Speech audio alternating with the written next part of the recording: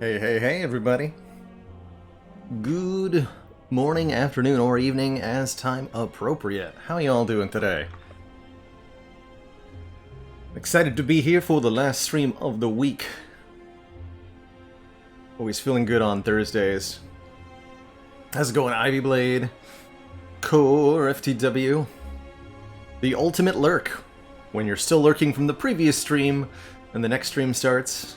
Some quality viewership. How's it going, Anasbana? Balthamos? Schmorf? Wiener Zaras, hello, howdy. Imaginary friend. By the way, Core, during the pre-roll there, thank you so much for the 29 months. Almost to that 3 metric years. Zizzy Vivi, how you doing? Killer Penguin, 6'4" Ninja.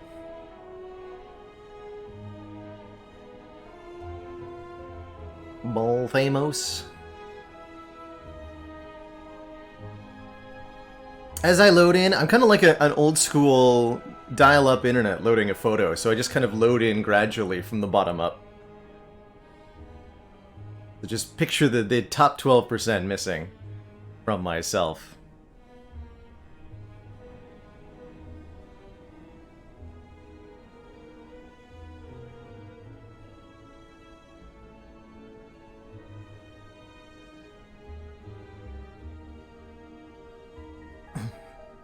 And Zizzy, I hope you've been getting your shots so that your Zizzy Viva vaccination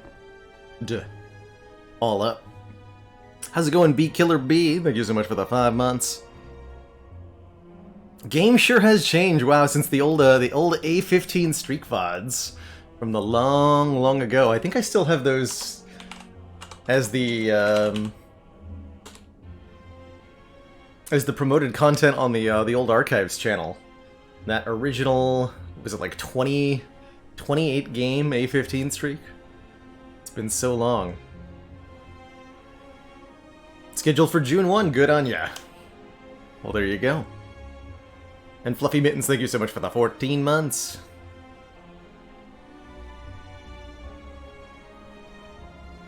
As well as that, of course, very generous Tier 2 sub. Much appreciation for those who do choose to sub at the higher tiers. For those bonus emotes, and of course, providing a bigger boost in sub points to the channel, which is really appreciated. Plus, fun fact, did you know if you sub at a higher tier, I get a higher percentage? And Twitch takes a smaller cut, relatively. So it's a better way to directly support me. Imaginary Friend, thank you so much for the Prime sub and the 13 months. Trying to get your new puppy to watch today. Adorable.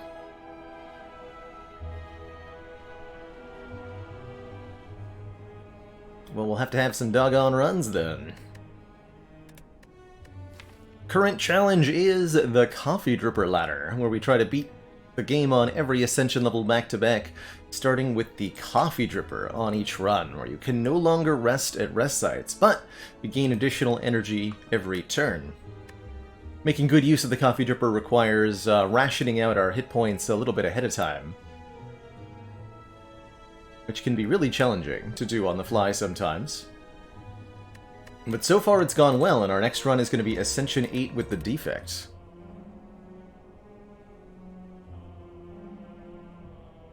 Defect, I think, does quite well with the Coffee Dripper. Generally speaking, I'm a fan of giving up the cracked core at the start of the game, and getting an extra energy in return is a pretty good trade, especially when that extra energy comes in the form of something that doesn't necessarily have a long-term downside. The Coffee Dripper. The Defect also has a couple of good ways to deal with the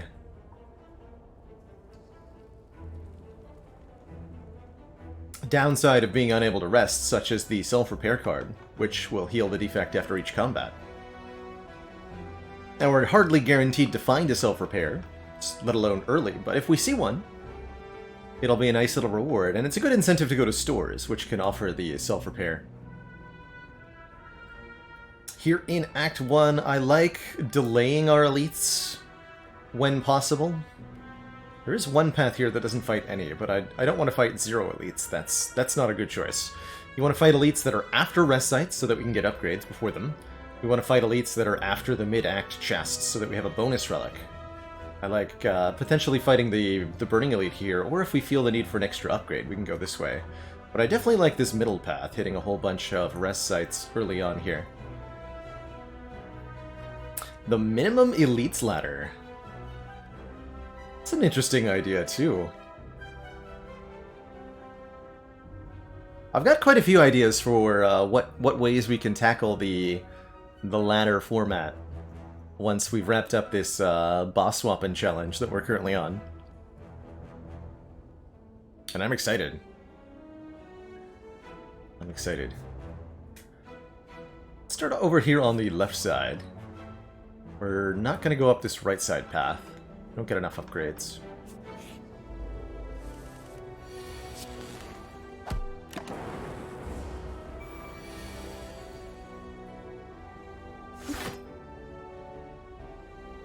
See, I think we dual cast here. This could be one of those situations where we choose not to, because of the likelihood of redrawing dual cast before we redraw our zap here.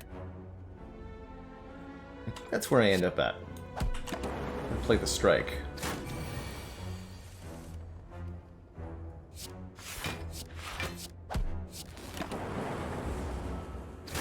And that worked out just fine.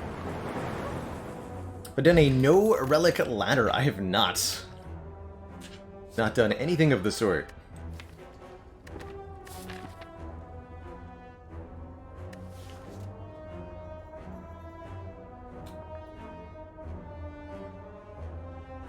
Cold Snap here for a Frost Orb.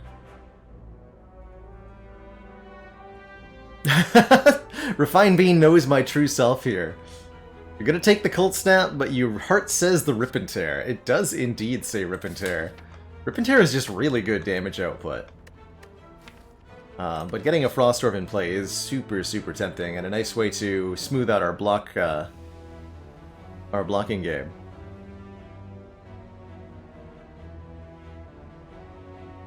I might actually take this Rip and Tear. Rip and Tear is also a really good upgrade, because it gets +4 on the damage.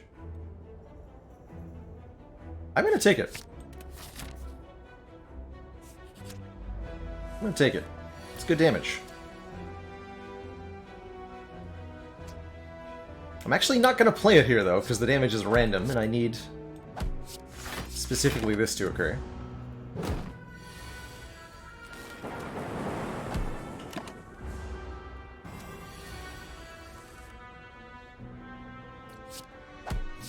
Almost.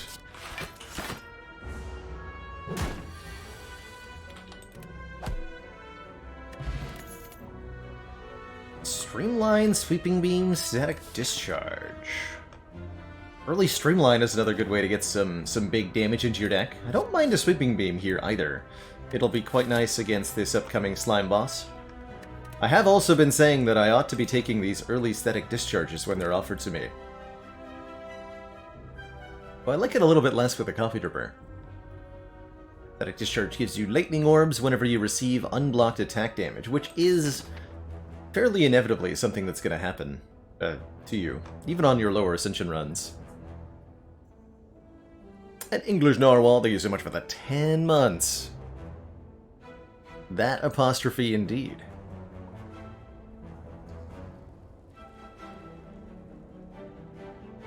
And Zerprium, thank you for the 13 months, the Baylor's Dozen. Streamline is doing something similar to Rip and Tear. Yes, it's not a terrible thing to have two such cards. Sometimes you want both, and we have the energy to play both on the same turn even. I think I am going to trend towards Sweeping Beam here. Get some just fairly efficient... We're going to get the opportunity to upgrade both the Beam and the Rip and Tear here, and then we'll have tons of front load for the rest of this act. Quite like that.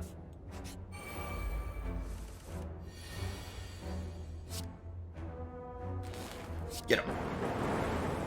Good.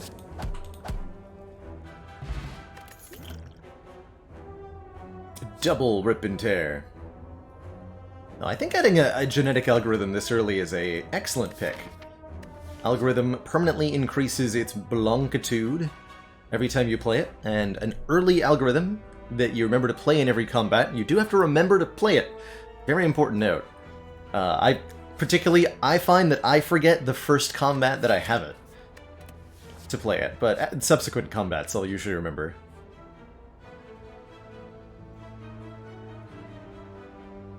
But by the end of the run, this will easily block for 50, even if we don't upgrade it. I think having such a card with a Coffee Dripper is a great idea. Now, it is going to make us weaker in this elite fight specifically. I'm not all that worried about such fight at the moment. Blue Slaver is a great role for our first hardpool combat here. This could have been Blue Slaver plus a medium slime, so I'm happy with that it's not that. Do I take 2 to play Sweeping Beam? I don't think that I do. I'm just gonna full block here.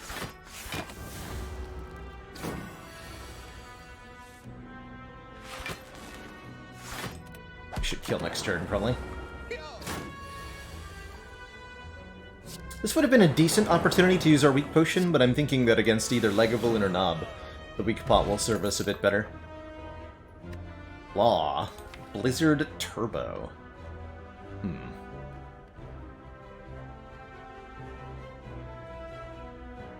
First Claw is always a sketchy addition. Could pick it up for a little bit of damage, although I like it a lot less with the Coffee Dripper here. It does encourage us to pick up additional card draw.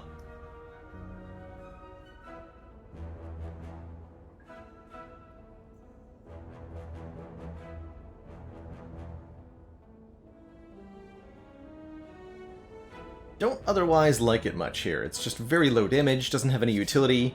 Would much prefer a Beam Cell or a Go for the Eyes in place of this card.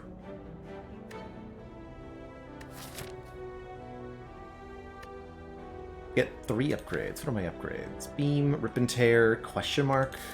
Whatever card I get from the Elite. Yeah, no hollows yet, although we'd want one for sure. No rebounds, no skims. I would take any of those cards before I take the Claw. Okay, I'll just take those cards directly. Ooh, banana. We're only missing 16 hit points. So we lose out on 9 of the hit points from the banana, so heal 16 or heal 5, and gain 5 max HP. I think in our current position, we can get away with the donut here. Delicious donut. We will upgrade. Let's start with Sweeping Beam, I think. We'll Rip and Tear next. You roll a Lagavulin. Let's get our algorithm down and play at least one Zap Orb here. We'll definitely use the Weak Potion, possibly also the Speed Potion. Isn't it always Donut? Sometimes Banana is much, much better if you need the immediate heal. I agree that it's pretty much never the box. The relic.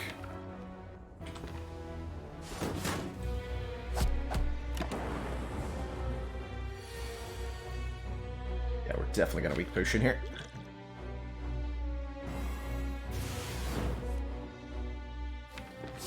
And I'm gonna need this Lightning Orb for now. It's gonna be a long fight.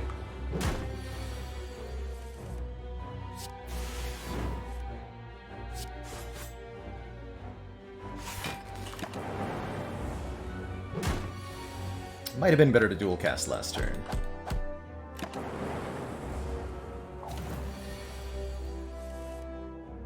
But here we go. Ultimately not too much damage taken. And we get a White Beast statue as our first relic. I feel like we've been seeing this relic early on a lot. Wow. Lately. And certainly with Coffee Dripper, we're going to appreciate a potion to use in every combat. It'll encourage us to use our potions to prevent those 2 or 3 points of chip damage that we would otherwise be okay taking, since we have no way to recover those health. Lots of opportunities to get Frost Orbs here, and I think a Glacier, especially on full energy, is excellent. It does put us in a little bit of a questionable situation against a Knob, and I think that's a reason to maybe avoid the Burning Elite and go for the extra upgrade. And we're likely to upgrade this Glacier too, right? I'll upgrade Rip and Tear, and then of what's left, don't have a lot of good upgrades. Maybe that means we shouldn't take an extra fire? Question mark? Food for thought.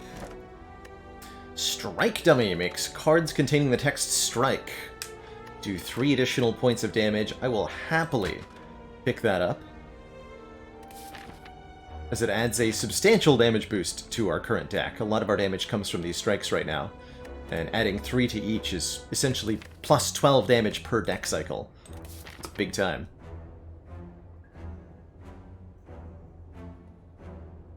So is it better to take an event, or is it better to upgrade Glacier or something else? I guess becomes my question. Certainly don't dislike an upgraded Glacier. That 3 block per time we play it is going to be valuable for sure, right?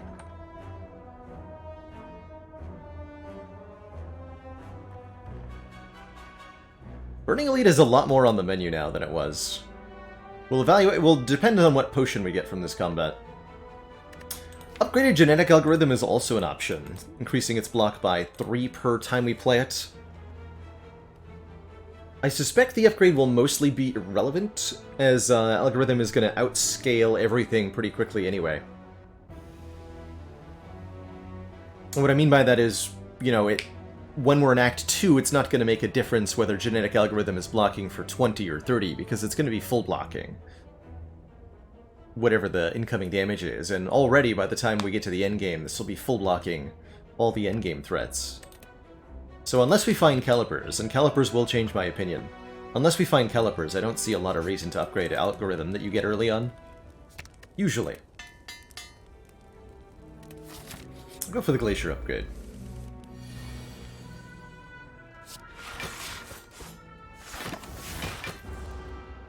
That Algo Blade. Should have plenty of damage for this nerd. Yeah, definitely. Just with Strike Dummy, we're easily beating this guy.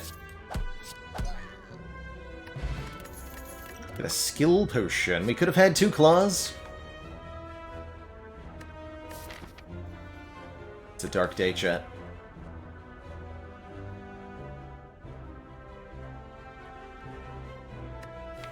Do I want to add lightning orbs to this? Kind of?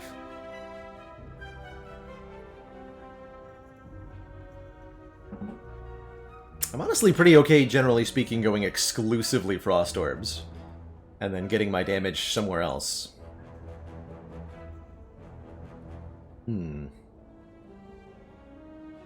Maybe I do want claws.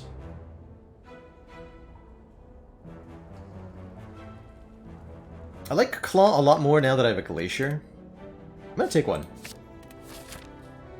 And I think we do go for the Burning Elite. I don't have any good upgrades here.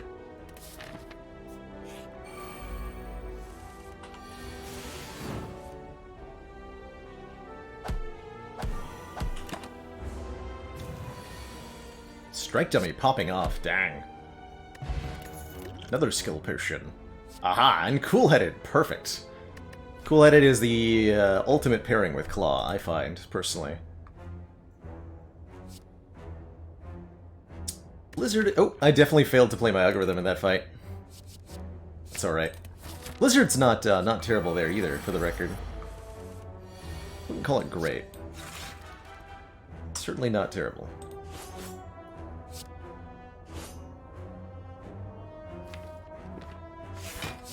Take a little bit of damage just to make sure we kill this sentry quickly.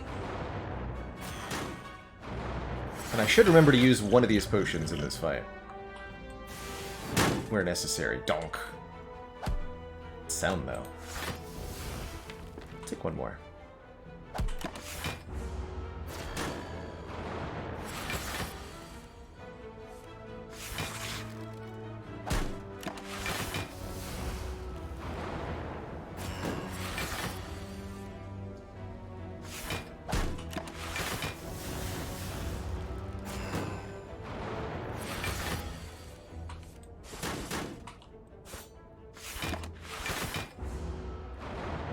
Of course, I need a situation where a potion will save hit points to want to use one, right?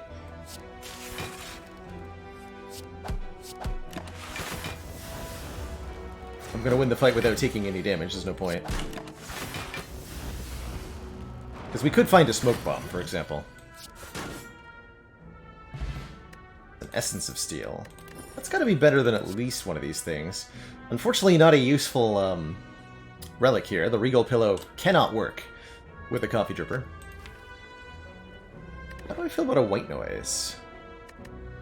Random powers can be pretty dang good sometimes. Pick one up. I guess I'll lose one of these skill potions. Orin Loth. It's an idea.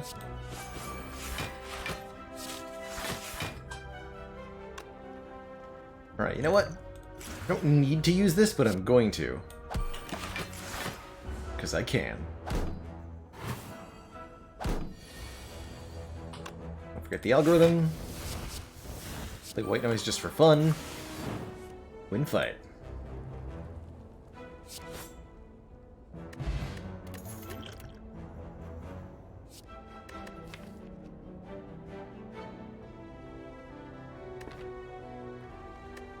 I don't trust that Blizzard. I kind of want it, but I don't trust it.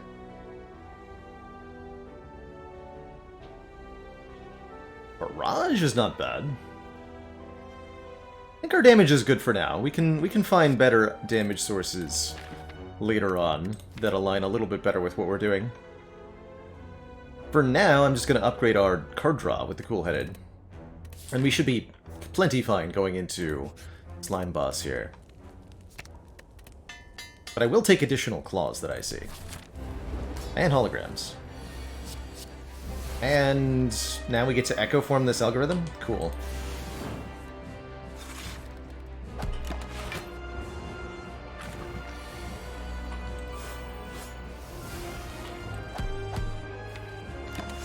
Double Rip and Tear makes for a good split.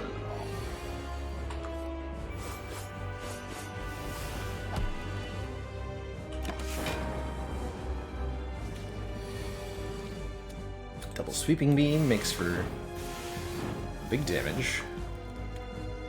Let's prevent ourselves from becoming frail, since most of the cards in the draw pile are blocks.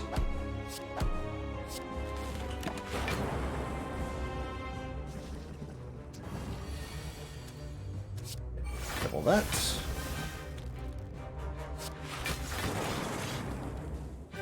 Mercilessly murder the small slimes.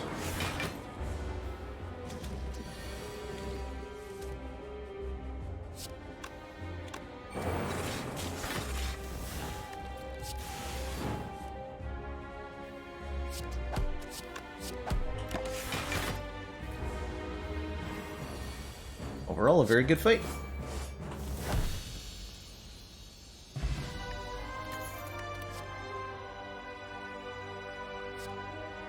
Buffer jumps out immediately here as a really nice defensive option for us. We don't have any powers to be duping with Amplify, other than White Noise.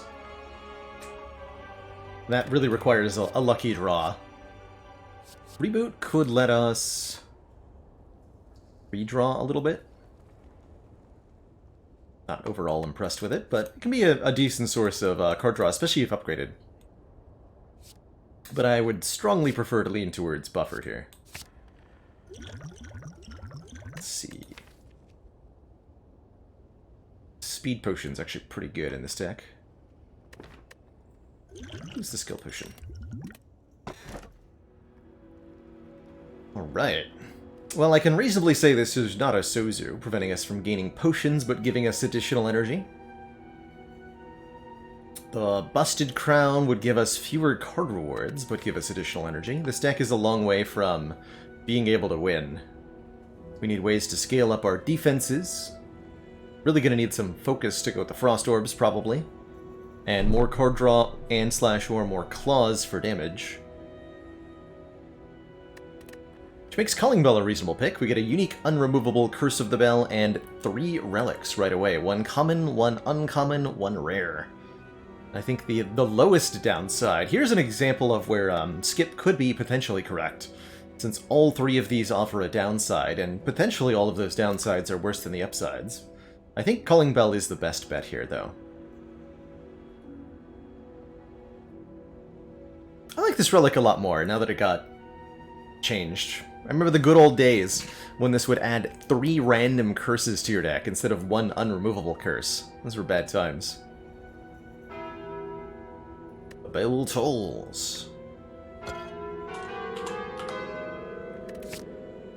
We get Art of War, rewarding us for not playing attacks. Kunai, rewarding us for playing attacks.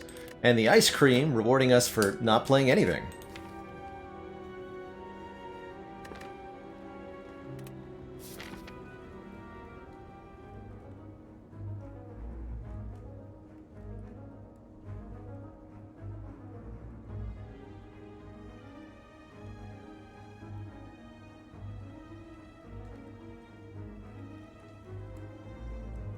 So we took out the Burning Elite already, right? That was smart. Good job, me.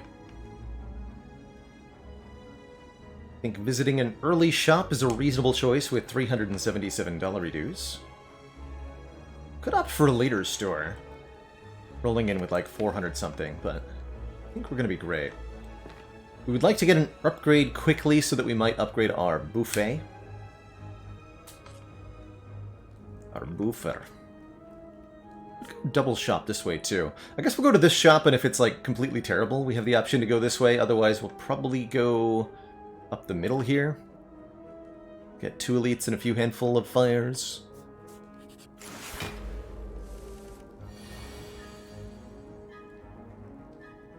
Alright, so in this case, we don't want to play the Sweeping Beam, both because it costs us 1 energy immediately that we would bank with Ice Cream, and because we'll get to get an extra energy from Art of War, putting us at 6 here. This deck really wants a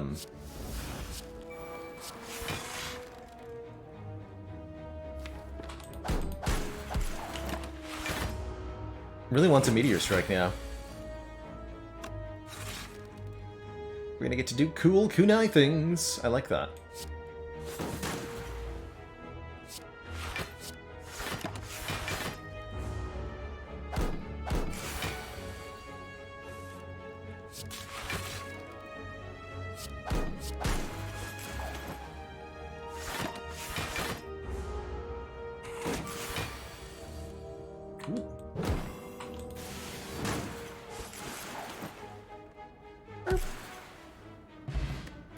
Clean fight.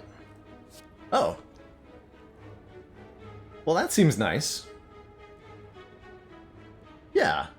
I will take a Defragment Plus, so that our Frost Orbs may be ambigified. I also like a Potion of Capacity quite a bit for this deck. Although, currently, more of a boss-killing potion. Good against Champ. Let's leave it on the ground for now. We're going to see a lot more potions. Speaking of orb slots, how about we get some real orb slots going with a Runic Capacitor, giving us 3 additional orb slots every combat. That seems pretty okay.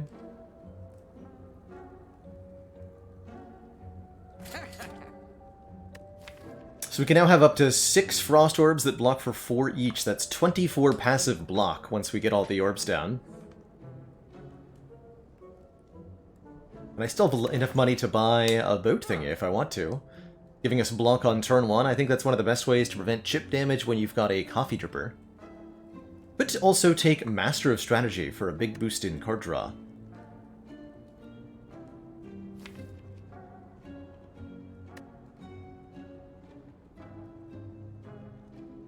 That might well be the removal here. I like both the strikes and the defends with this kunai and the strike dummy.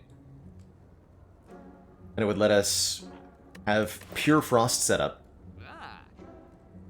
Equilibrium is an option too, letting us retain our hand and being a really solid block. Currently not feeling a lot of need for more block though. Now that we have Frost plus Focus plus Orb Slots plus Buffer plus a big genetic algorithm plus kunai. We're really good on defense, and it's our offense we gotta start focusing on.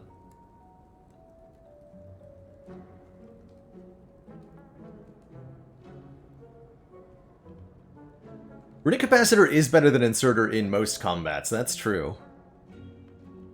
Let's see, we can afford Anchor plus card remove, but we can't afford Master Strategy plus card remove. Let's start with the card remove. Yeah, I would buy this now, but let's go with a boat thingy. How's it going, Valhalla Bound? The mods that we use are Relic Stats and Slay the Relics, which give mouse over text on the actual stream if you're on PC. UI sliders, which lets me move the draw and discard piles in combat here. And the Filter the Spire mod, which is what allows us to start each run with a boss relic of our choosing, the Coffee Dripper in this case.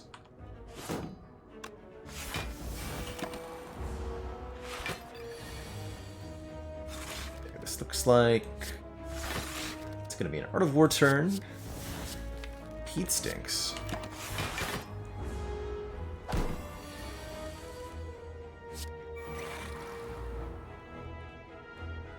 Okay, and we're already taking nothing. Let's just get a kunai proc.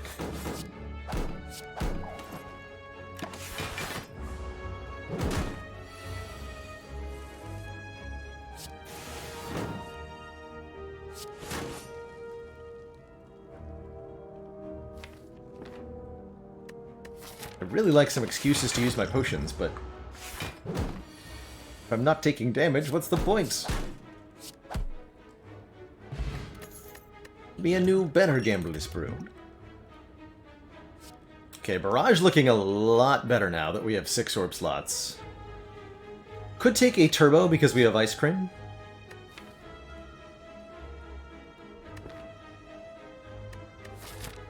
Barrage does not say plus on it.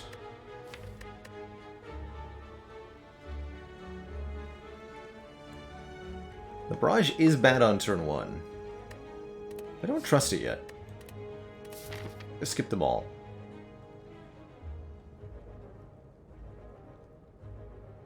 giving me combats for the moment. We'll take events in the second half of the act. I guess maybe just one. We'll take one event. How's it going, Frogan? Howdy, howdy.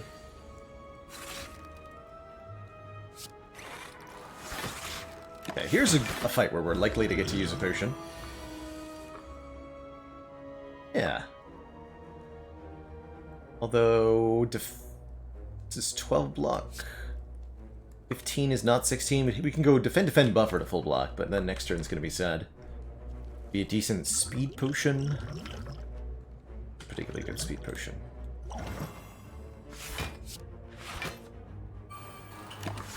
Bank some energy here.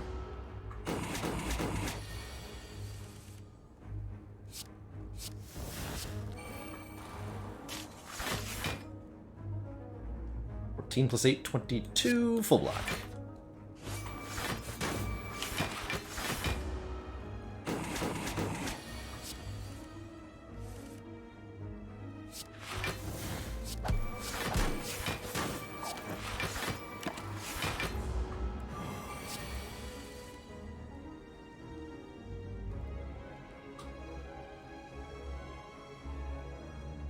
Hey, Johnny Latrim, I think I actually have a video on this.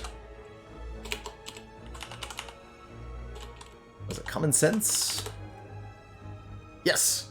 Yes, I have a YouTube video for you. My personal recommendation for class would be to use the defects, because I think this this robot boy has a really, really good set of common cards.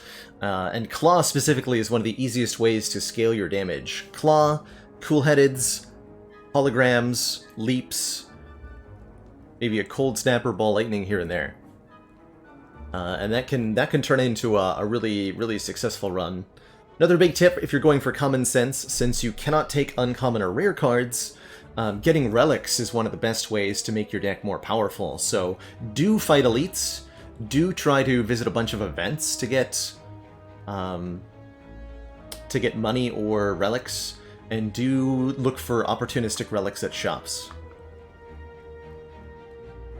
Common Sense on Ironclad's a little bit tougher. You can get there with Perfected Strike, believe it or not. But he definitely has a hard time with it.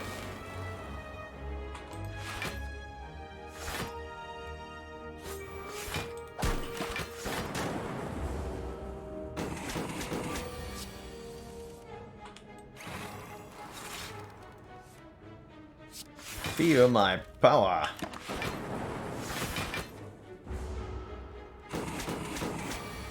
Attack was great, but just not enough defense. Ironclad definitely struggles to block with only commons. You've got Shrug It Off, I guess. True Grit. That's really all you can use. Wow, some interesting choices here. Hard to go against a Charge Battery Plus when we have Ice Cream. Could take a Kunai to give us an artifact charge, though, and that could do some cool stuff. Man, I really like this Charge Battery. For that free upgrade. More than anything else.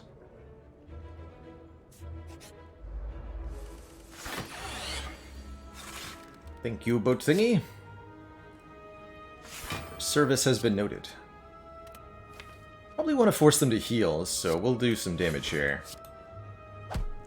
Whether Mystic heals in this fight is not random, it's based on the missing hit points of both combatants. Taking damage here. I refuse. Distilled Chaos, to my aid, please. That's more like it.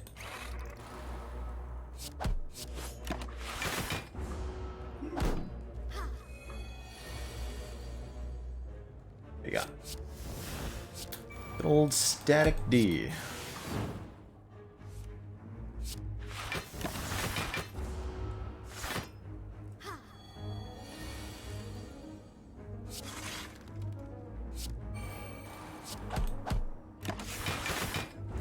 Oh, sorry, Anasbana. Yes, I owe both you and chat.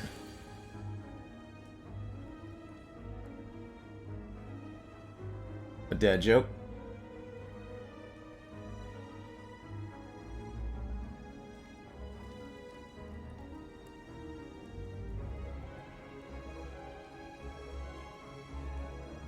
Did you... Bit of an oldie but a goodie here. Did you hear about the man who used to be addicted to dressing up like a nun? He was able to kick the habit, finally.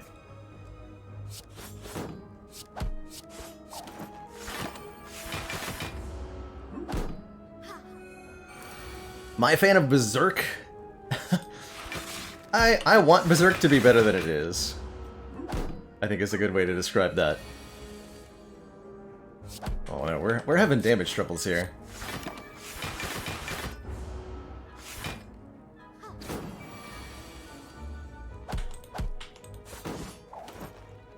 There we go.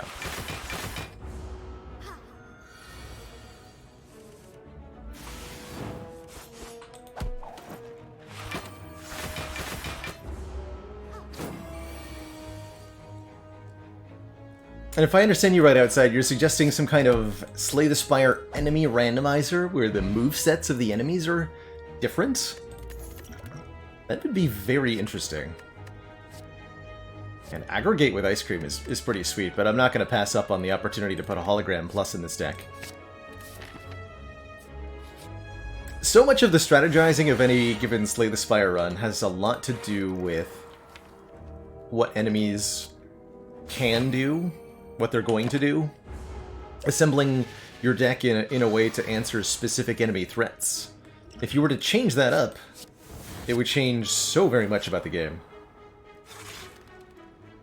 Could be very cool. Okay, just give me a kunai proc, and this is perfect luck. Fortunately, I had to use all my energy there. Play one card. Choose wisely.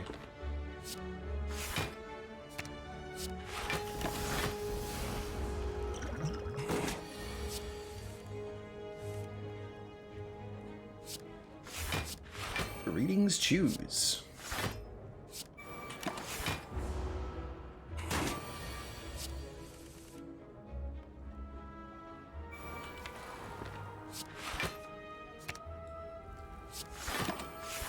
Really leaning on Art of War in this fight. There we go.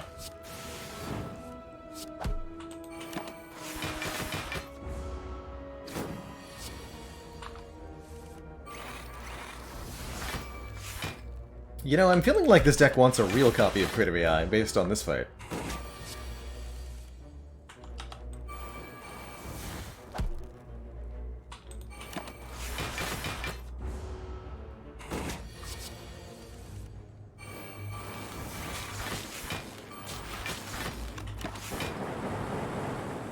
Zippity zappity.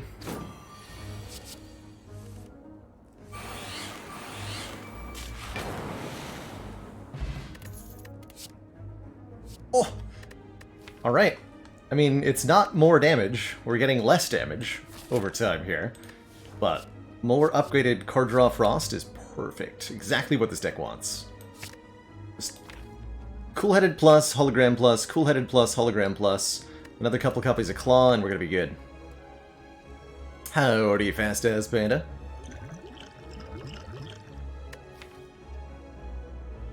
This Blessing of the Forge can permanently upgrade our genetic algorithm by 1. So I'm going to take it here. And we're going to get Buffer upgraded. Now I'm going to fight an Elite. We're going to see how this goes with very low damage output. Can we deal with Gremlin Leader? Signs point to maybe. I think we should start with the Power Potion, because the Electrodynamics would make this fight a lot easier, but I suspect an Echo Form will do something similar.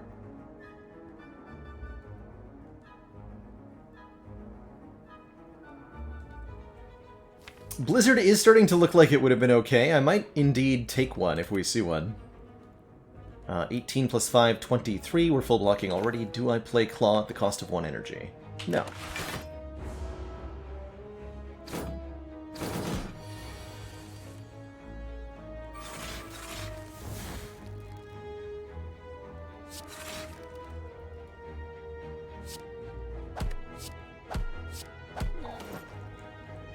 Kill the Wizard.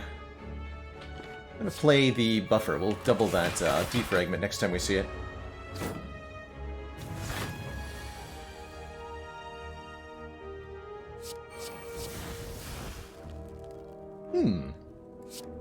Okay. Claw 0 energy, yes, but... Art of War. If we don't play any attacks during our turn, gain an additional energy on the next turn. So if we haven't played any attacks on our turn yet, playing the Claw costs us 1 energy from the Art of War, which we do get to keep with the ice cream.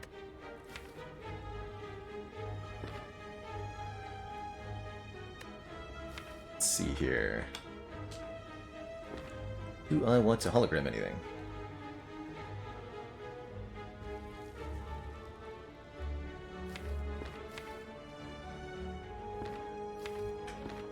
I'd much rather have double Sweeping Beam next turn, so let's just end it there. That's right, Claw is officially a 1 energy card. You heard it here first, folks.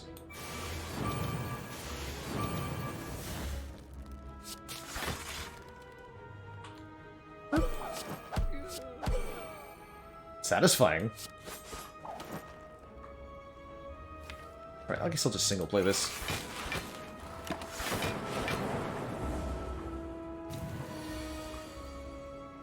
How dare you!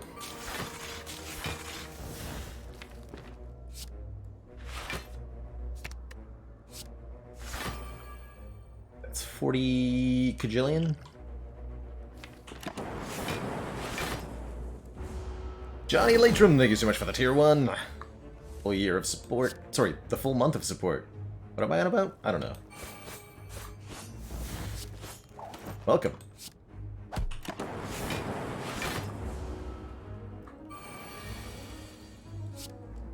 Oh, since I'm going to be doubling this, let's use the Blessing of the Forge now, so that our genetic algorithm gets +6.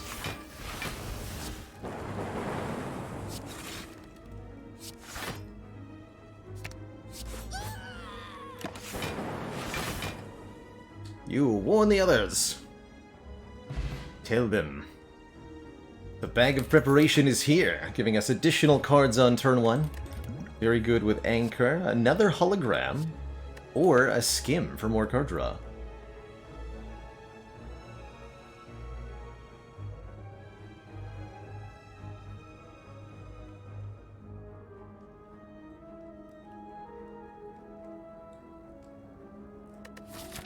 Skim feeling pretty good here. Grab the card draw. And a potion belt with White Bee statue. Heck yeah, 2 more potion slots. Very good. Let's take one event here. This could be Gremlinob. Or it could be a free upgrade on our skin. Sweet. Also value the white noise upgrade for the energy reduction pretty soon. Let's just get all the frost orbs in play, apparently.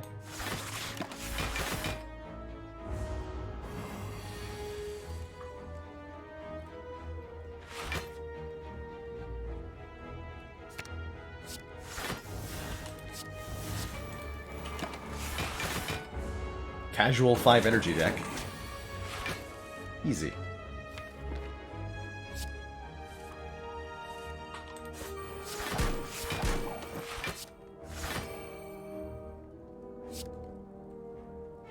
+4 is not enough. We do lose a buffer charge here.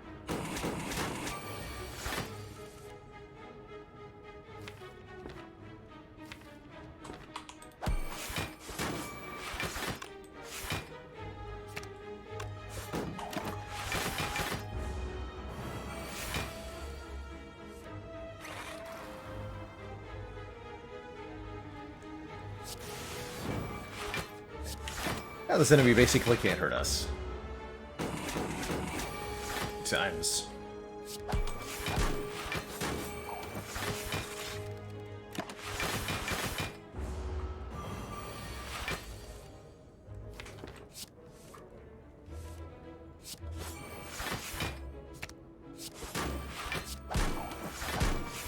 Feels like we may need a X-cost card or something.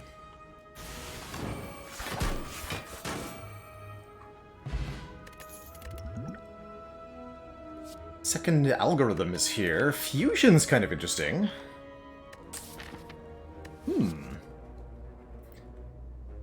Channel a plasma. Gives us more energy, occupying one of our orb slots.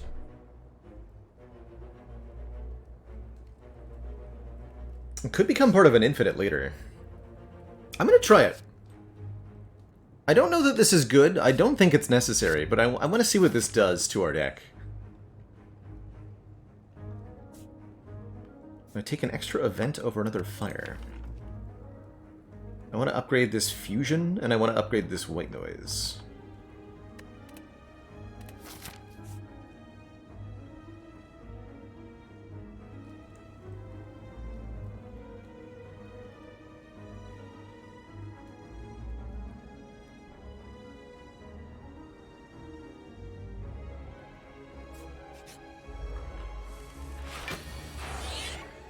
Okay, these guys are going to be an interesting challenge for us. They require you to do damage quickly, and that's not a thing that we do. Really? We do block a hell of a lot.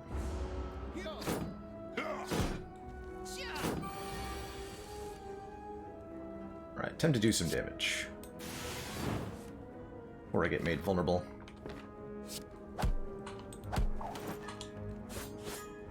Nice. Okay, I'll plan on using Gambler's Brew to ensure we get a kill next turn. No need to, actually.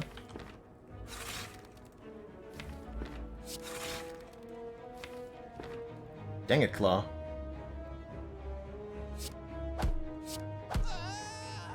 Incoming damage 12 plus 10. Dual cast full blocks.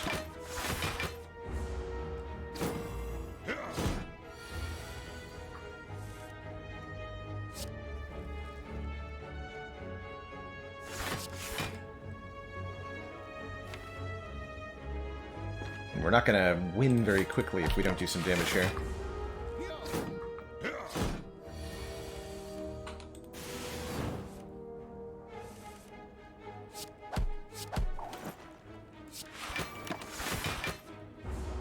Going for the middle guys, because with how slow this deck is, we really need to stop these wounds from being added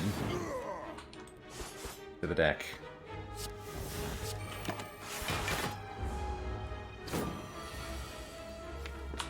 Alright, good fight. Ancient Tea Set's great with Ice Cream, giving us 2 additional energy after visiting a rest site.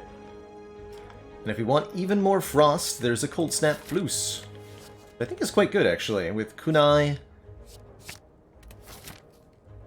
etc. I will take it. All for one, a little bit sad, unfortunately, since we have very few zero-cost cards, just the one Lonely Claw.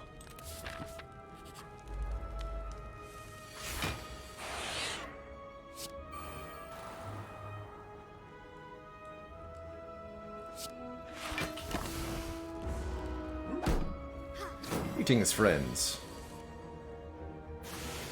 May I interest you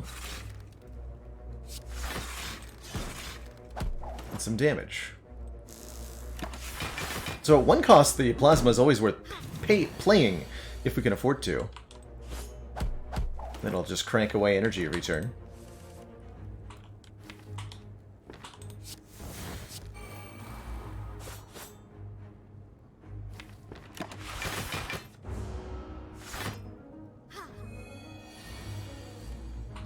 That's energy for us to use.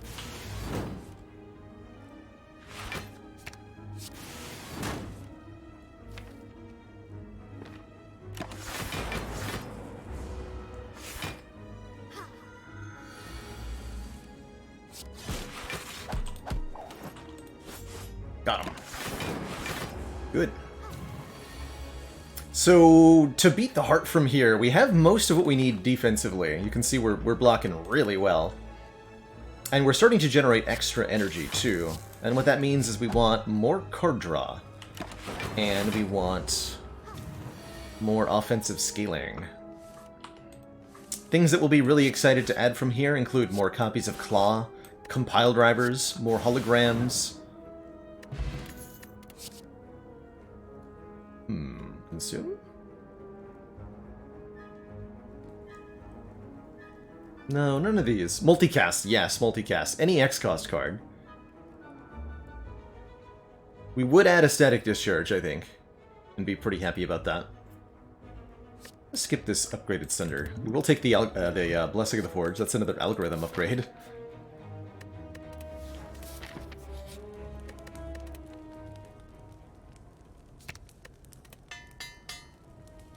Alright, Mr. Chump.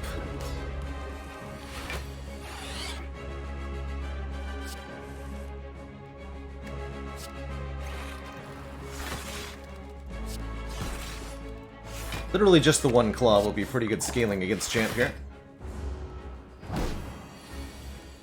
That with the kunai, that is.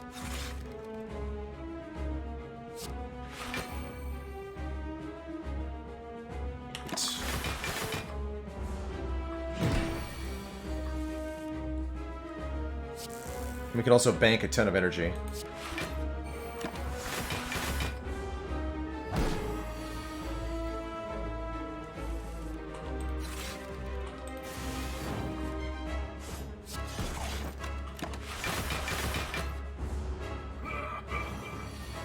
Come at me.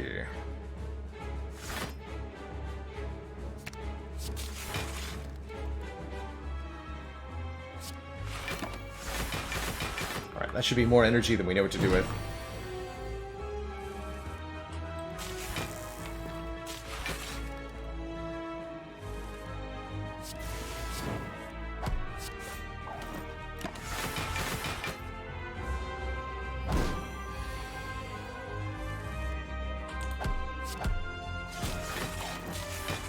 This will get an additional +2 whenever these are evoked.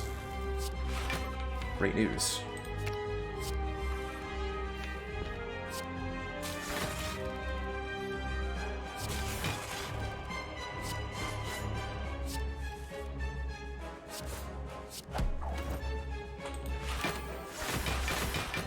Nice. Would Recycle be a strong addition to this deck? Recycle would allow us to go infinite. It is one of the best things we can find.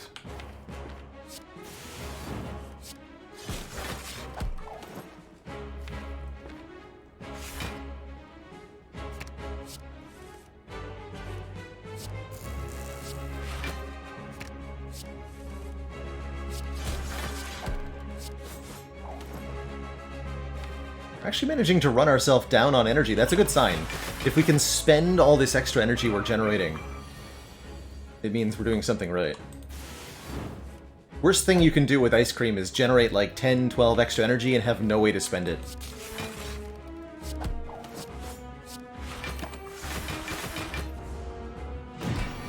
Sorry, so to explain on an infinite combo with Recycle, what that would be is we exhaust the deck down to 2 Cool-Headeds and a Fusion.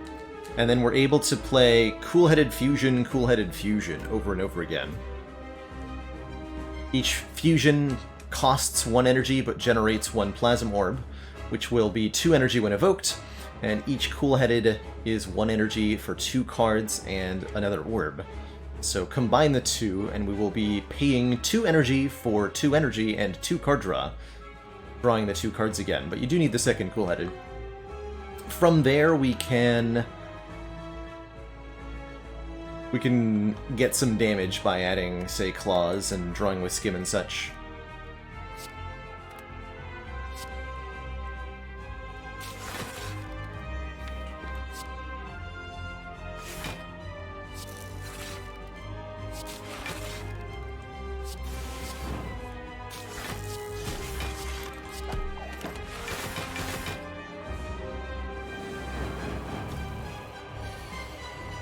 Impossible.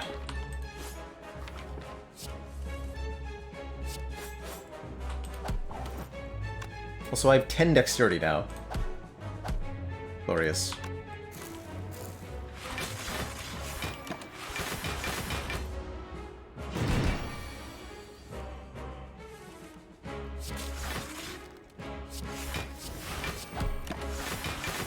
Never metallicized.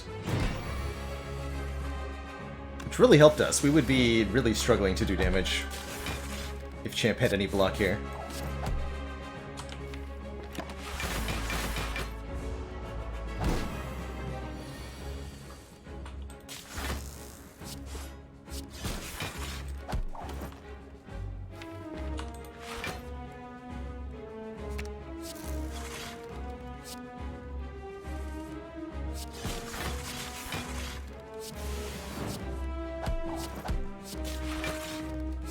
GG.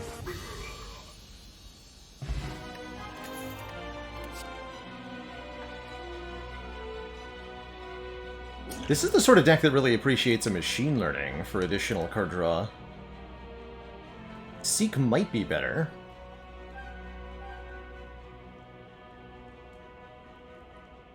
Although honestly, I think the card draw is actually the best. We would even appreciate an upgrade on the machine learning so that we always draw it on turn 1 with our Anchor Bag of Preparation.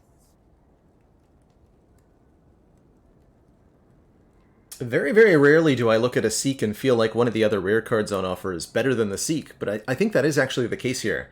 Given how slow that champ fight is, we're going to be in fights for a long time, and so the value of machine learning goes up quite a bit because we're so slow. I'm going to take this. And we're going to not have a smoke bomb.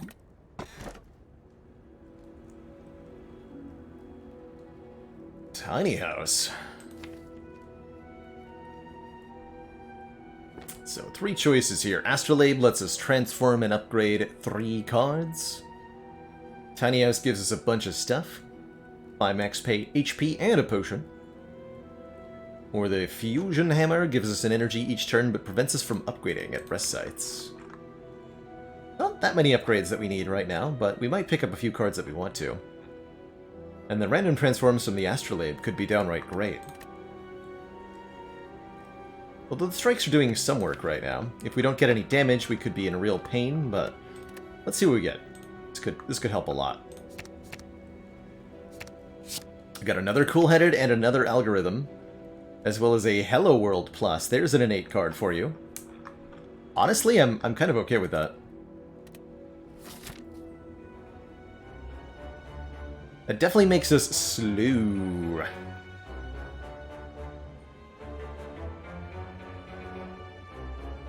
So how is Slow Roll Deck gonna beat Elites at Act 3? Just by blocking everything, I imagine. That's one way to do it. I really would like to go to a store. Could save all our money for the Act 4 shot. Would like to look at a lot of card rewards right now.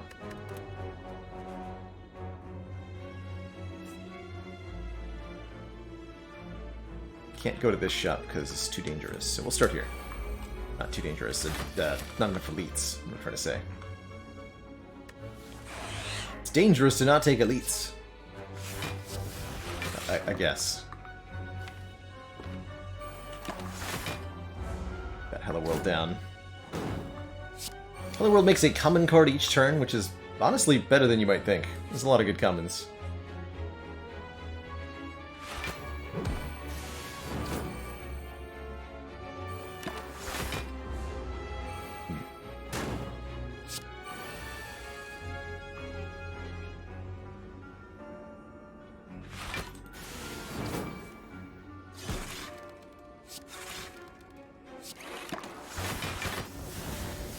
No exploding.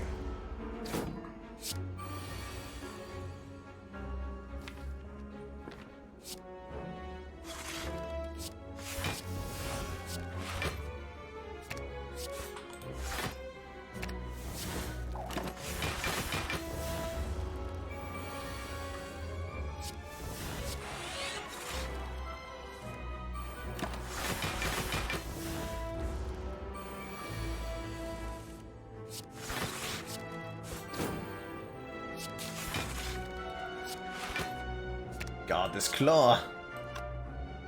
Popping off.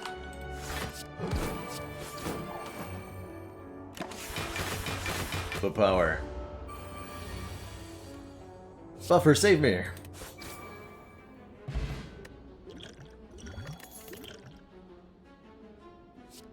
take an upgraded Streamline. That's a damage card. Are we in desperate enough straits to take this as a damage card? Not yet, we're not.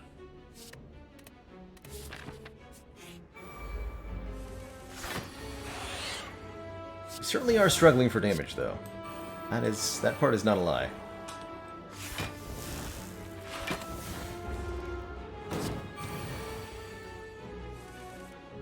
Hold the bonus claw.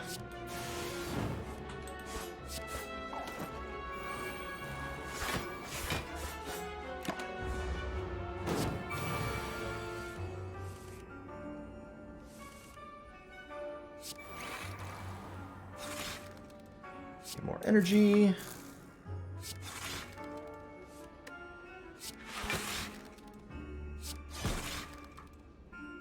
See what about this deck? It sure frosts up quite nicely.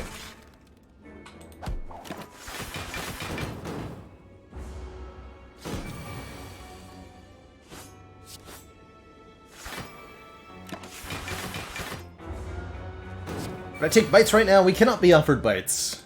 It'll only appear in Act 2. But even if we could get them, no, because we don't have enough. We've removed most of our strikes, so they would pollute the deck. And we don't need the healing either. Ooh, here we go. I'll definitely be adding one of these attacks. I particularly like the Compelled River. 10 damage, draw 2. Beam Cell for some Vuln is half decent as well. Wow.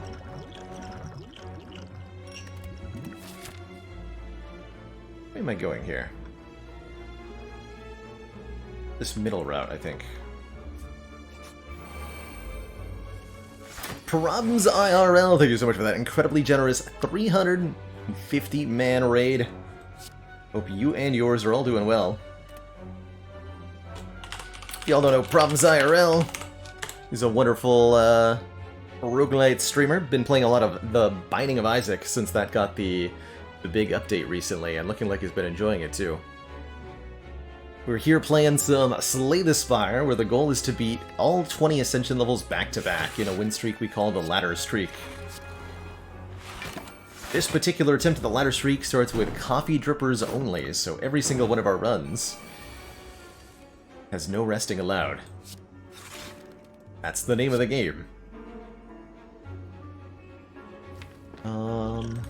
Gonna not do any math here. Math is for stinkies.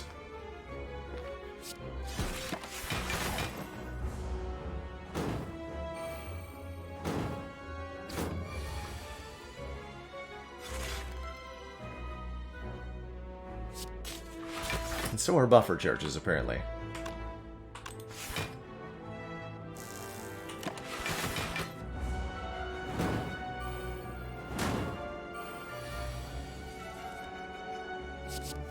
Sweet, Electro will solve this problem for me.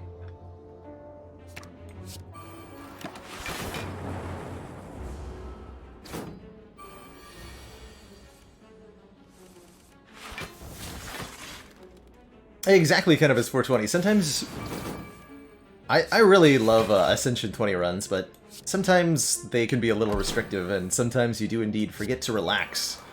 They are challenging as hell. Always good to slow down every now and then.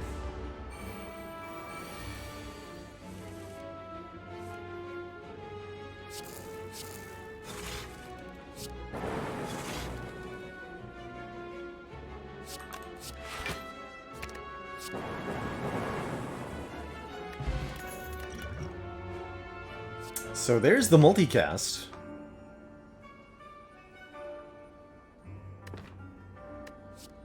Evoke your next orb X times. I'm going to take that. There's a lot, just with Ice Cream alone, there's a lot of different things we can do with that. Especially if we can add any damaging orbs to this deck. I want to go the way of the shop. Yeah. Hey, Chrono. Hey, hey, hey.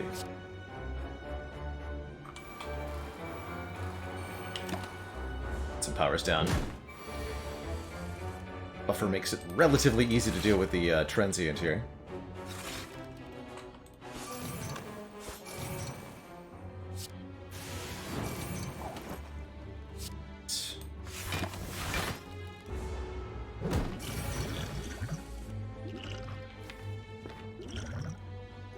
That much damage, though?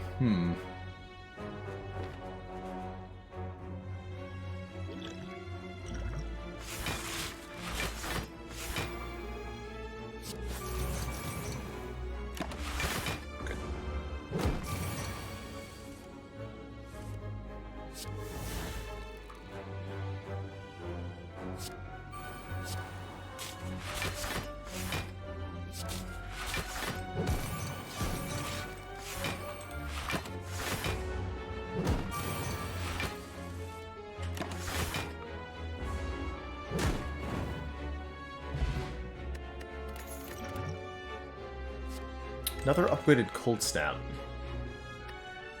We're gonna have a really hard time killing Heart with upgraded Cold Snaps. Just gotta be honest. That's not exactly a lot of damage.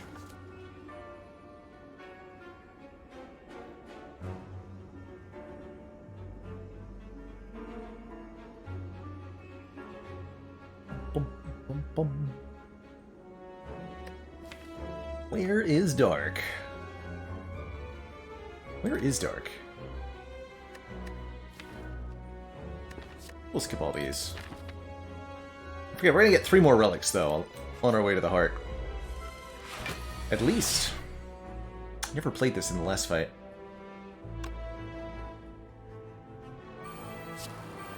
I don't remember to play this time. Although, again, playing the 3 powers on turn 1. Let's go ahead and buffer this. Turn this into energy right away.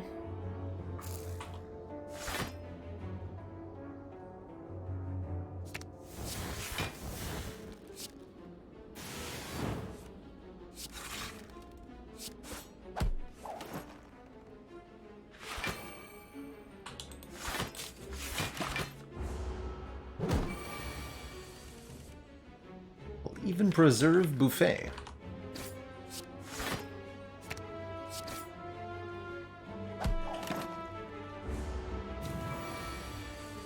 Be careful with Ma. This enemy is very dangerous.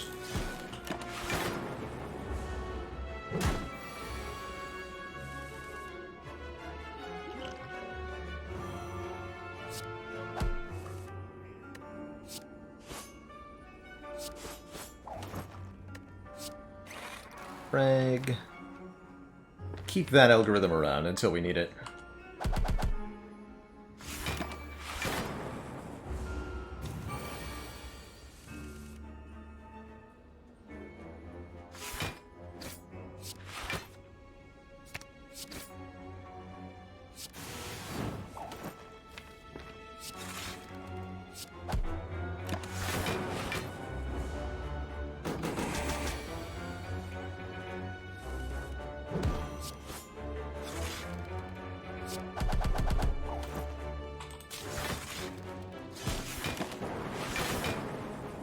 Now we just want to find algorithm. If possible. Hey, good.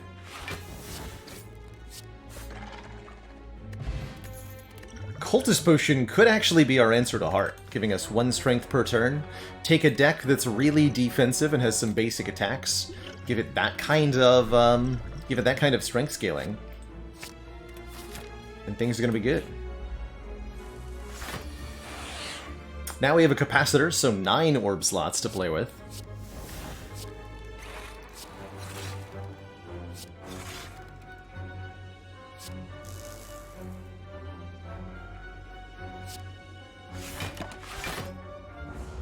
I'm having a hard time playing all of our cards on turn 1.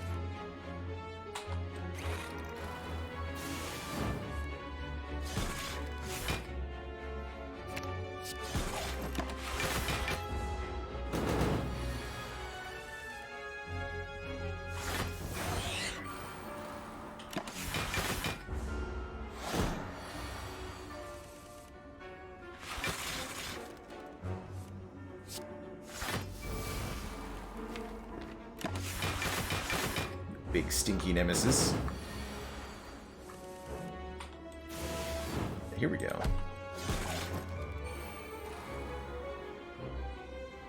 Seven, 8. Only blocking for 40 per turn passively, currently. Someone will have to change this.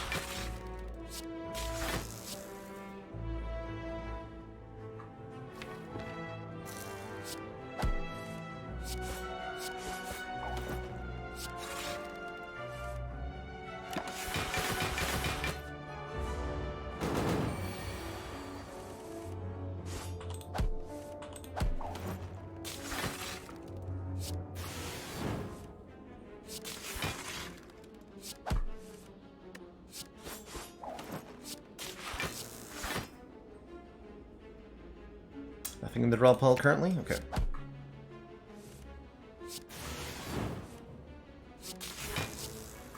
Look at this turn go, man. Wow.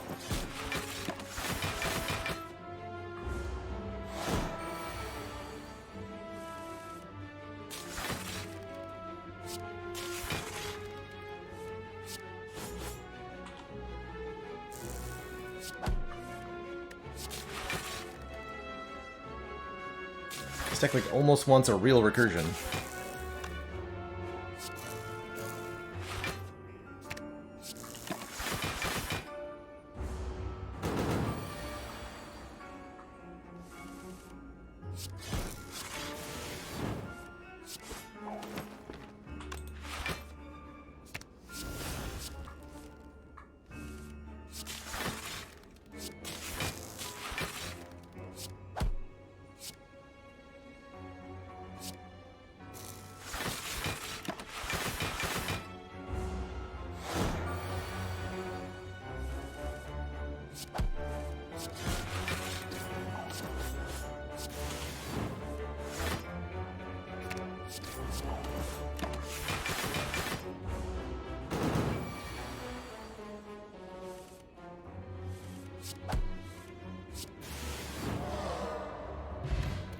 More blocking. Perfect.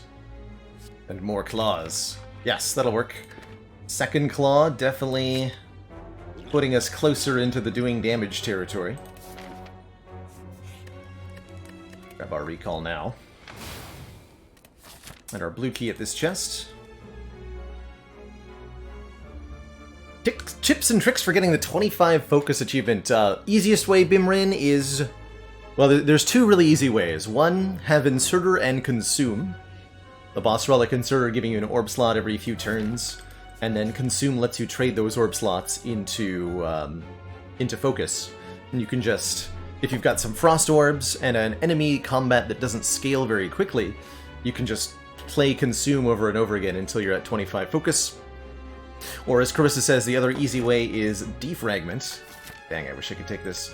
Sorry, not Defragment. Creative AI to generate multiple copies of Defragment or Bias Cognition and slowly get up to 25 focus that way. Both get the job done pretty well. Oh yeah, we have Ancient T-Set to give us that turn 1 energy we need in some of the important fights. And a free Echo Form for Reptomancer, which we will definitely appreciate. Like, big time.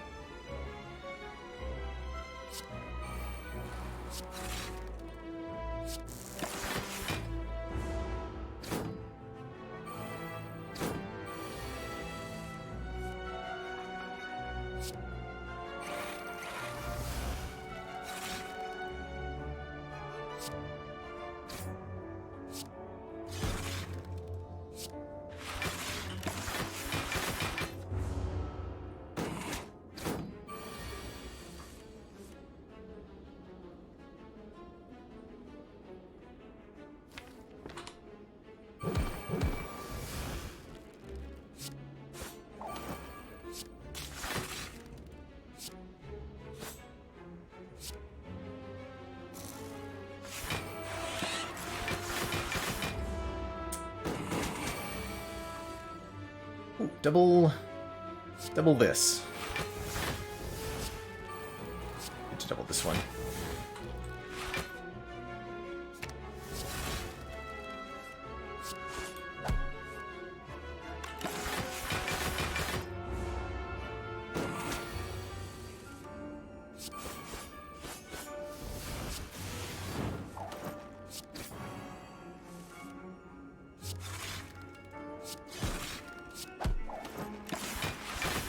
Very obviously in desire of a real Echo form.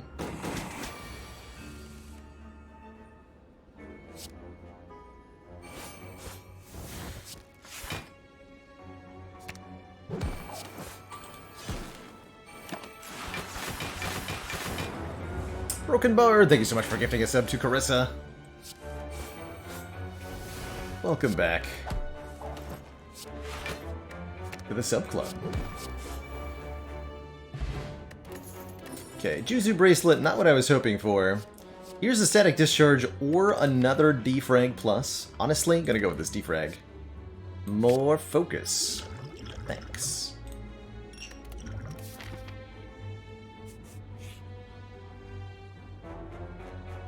Upgrade all cards.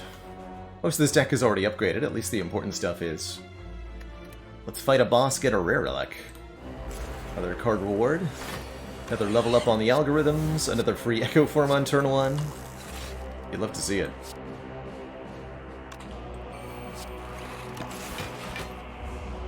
You should have multicast there. Shouldn't matter.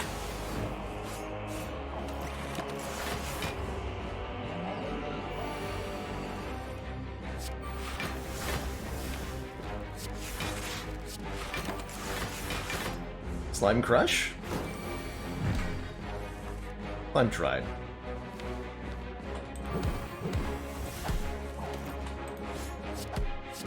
Okay, don't double that one.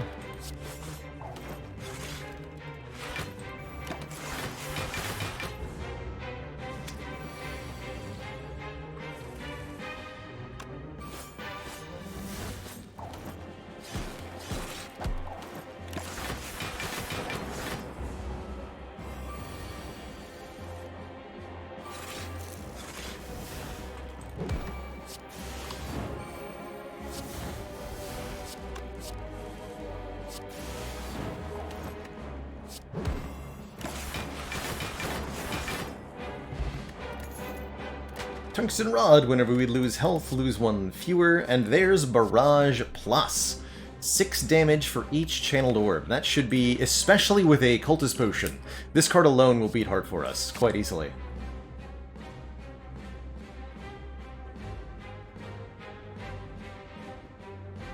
Don't feel like I need 2 regen potions, even though they do stack together very nicely. Maybe double regen for Heart. No, we're not going to need that. Don't be ridiculous. Oh man, and Third Claw, that's also a real damage source. And Data Disk. Giving us 1 more point of focus.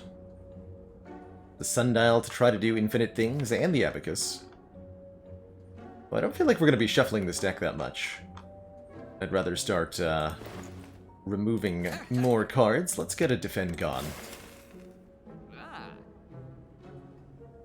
And I will take the Third Claw, because I'm a man of culture.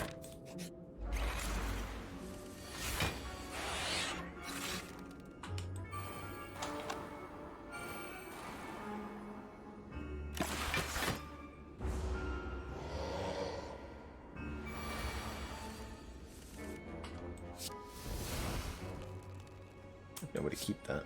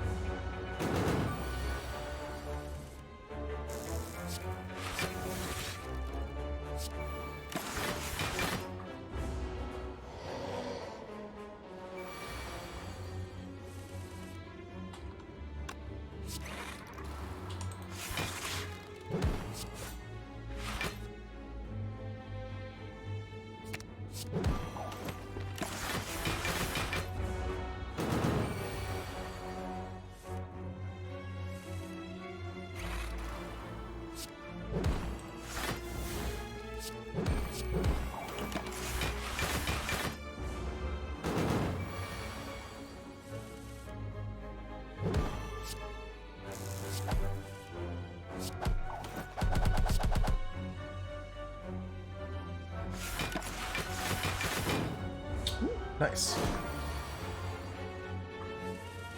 The Red needle making the difference there.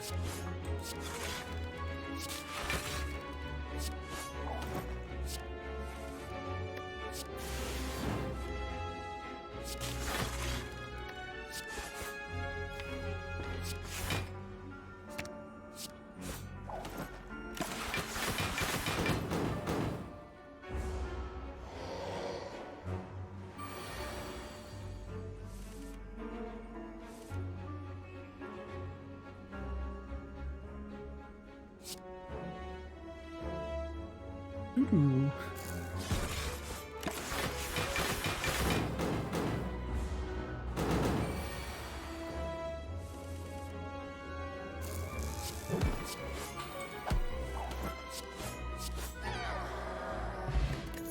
Question card will make it easier to find more claws, except we got one anyway. Hell yeah. Claw number 4. I'll take a focus potion, too.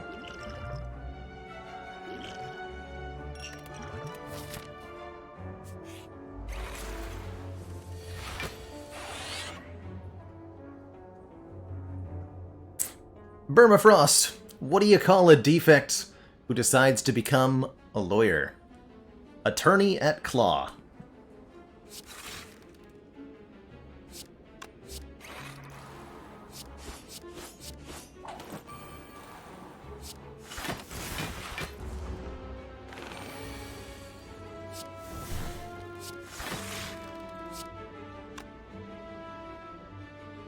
Numbers? Numbers are good.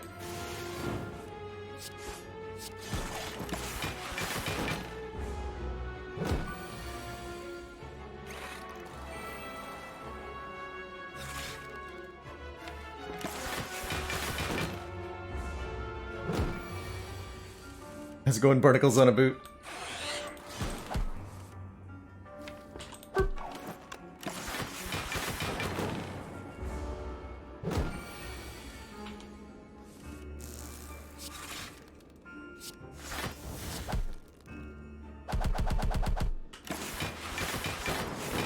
Bonketing.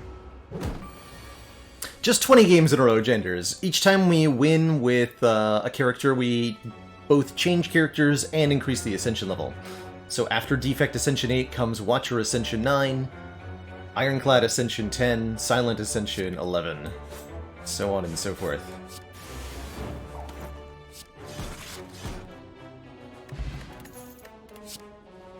Ah, and there is a real Echo form hiding in this card war. The first card we play each turn gets played twice. We've seen from White Noise that we really, really appreciate having a copy of this. So we will take it, and I love this Ancient Pot to block Vuln against Heart. We're turning into a really good set of anti-Heart potions here. Question is, what am I going to use against Spire Spear and Spire Shield? Hey, Gary and Wolf, welcome from YouTube. Glad you found your way here to the live stream content. Oh yeah. We're just gonna play all the powers. Awaken 1 does gain 1 point of strength per power we play. That's okay. For today. Do some damage to birds. And currently I am taking a little bit of damage. Let's try to prevent that. Broken Bard, thanks very much for gifting us up to Gary and Wolf. How's that for a greeting to the community? Heck yeah. This is now 30 damage. Sure, we kill one of these guys quickly. Getting the birds down is one of the more difficult parts of this fight. At least it can be. Okay, incoming damage is 44 plus 10, 54. We're blocking for 20, 30, 34. I need 20 more block. Multicast gets there. I think Cold Stat Multicast gets there, actually.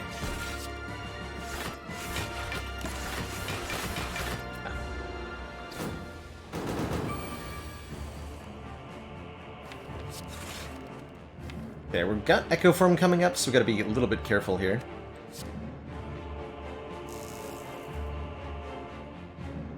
$39? Already exactly full locking, good.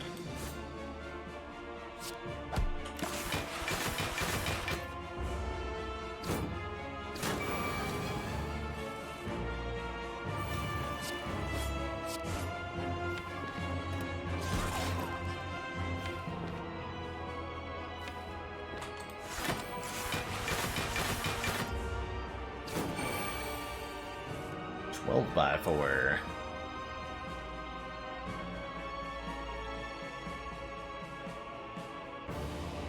Only short by 4 block already, so good. Let's just do some damage. 108, to be precise.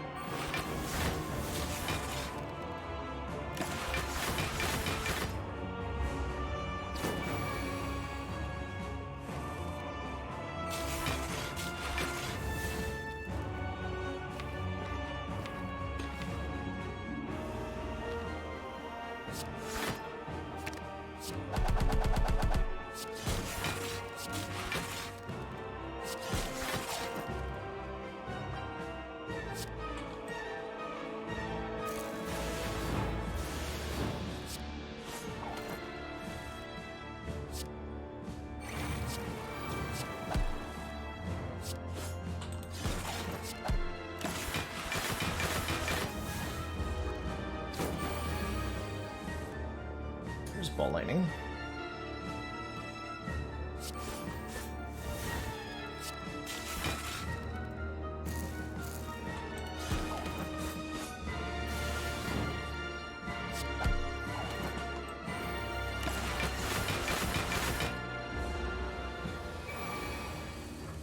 Porville, thanks so much for those 100 bits.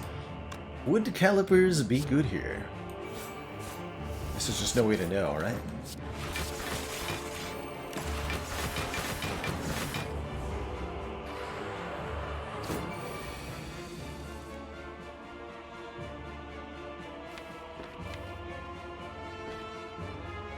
Enough energy anyway.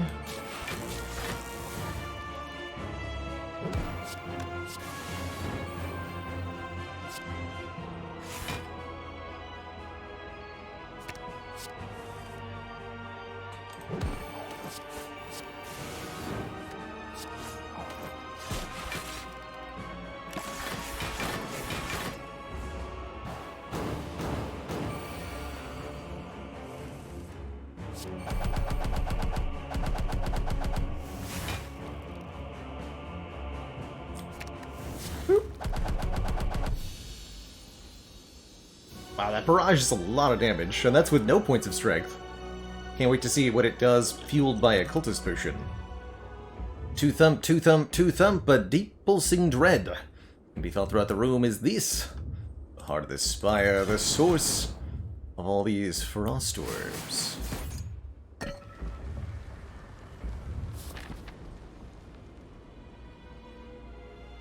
Would calipers ever be taken as a boss relic? Occasionally. I think it would be a pretty tough sell a lot of the time. But I can envision, you know, at least a defect with algorithm or something wanting to take it. Not a bad idea to upgrade this Echo form so I can draw freely. Yeah. Also, the other consideration would be dual cast here to make it free, but I like just making sure we can't accidentally draw Echo form and lose it. No good names remain. Thank you so much for the Prime sub and the 8 months. I was wondering if we might see a Frozen Eye. There's calipers. Unfortunately, I can't afford them. Speak of the devil, and they shall appear. Mechanical precision leads to greatness.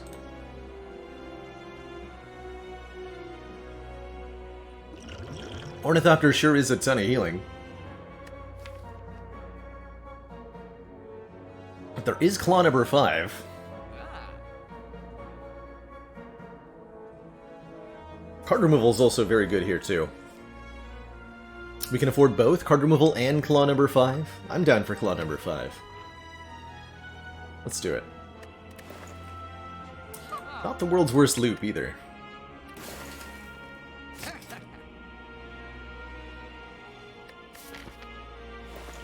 Don't feel like I need it. Yeah, do we even need healing with this much block? I suspect the answer will be no.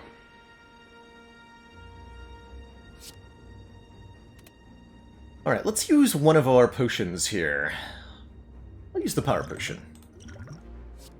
For a free turn 1 echo form. That'll make my life easy.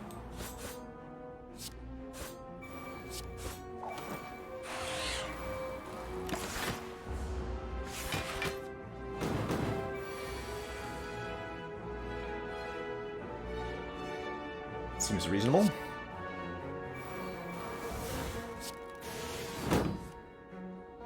Still take damage, actually. Stinky.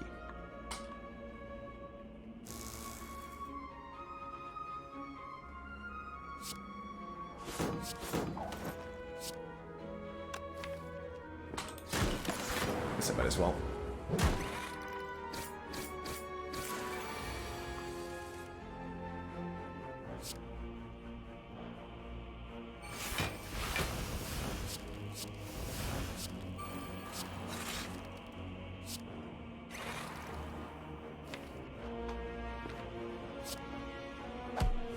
I'm gonna go for the shield first. Their lower health makes them a much juicier target overall. Easier to kill, by far. Although the block they gain makes it a bit more complicated.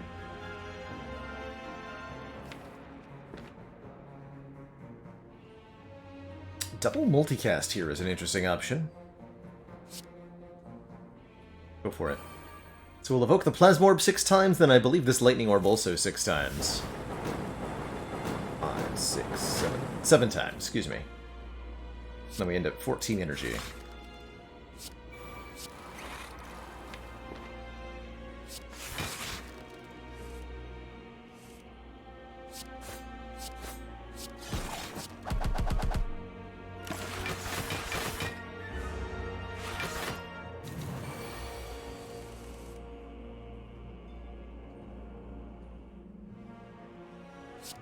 Likewise, we'll cast the multicast for lots of Blanc and lots of energy.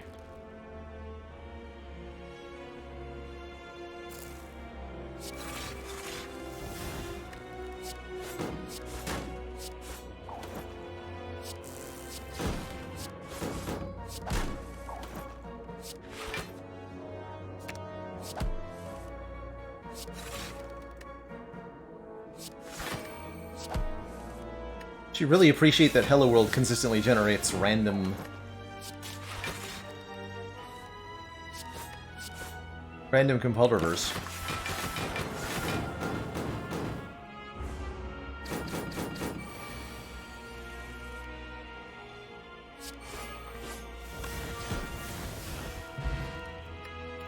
Alright, I'm gonna Flex Potion, which may or may not do anything. Go for the eyes if we want to try to apply Weaken, which could be nice. Don't have any other status cards, so we're gonna have a hard time actually getting it the status applied, though. Consume could be a good way to get some more focus, but I think we're gonna have enough focus, too. I'm gonna skip all of these. If there's any attack we're opening with, it's gonna be a Cold Snap, just to make sure we have one guaranteed Frost Orb. That sounds good. Alright. No, I don't think we have a Fruit Juice command. I think that's Sneaky Teak.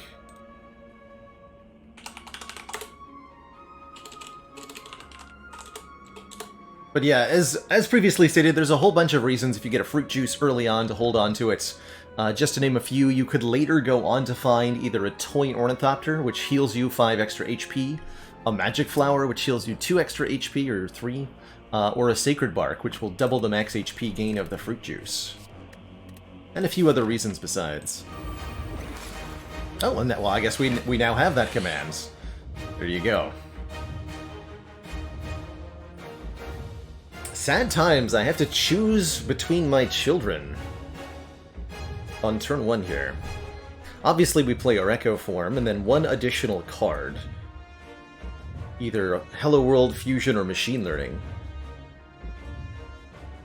Card draw or energy. Tough picks. I think I'm going to want to get the Plasma Orb down. I'm also going to drink 1, 2, these 3. We could go Flex Potion, Ancient Potion. I think I'd rather block the Vulnerable, though.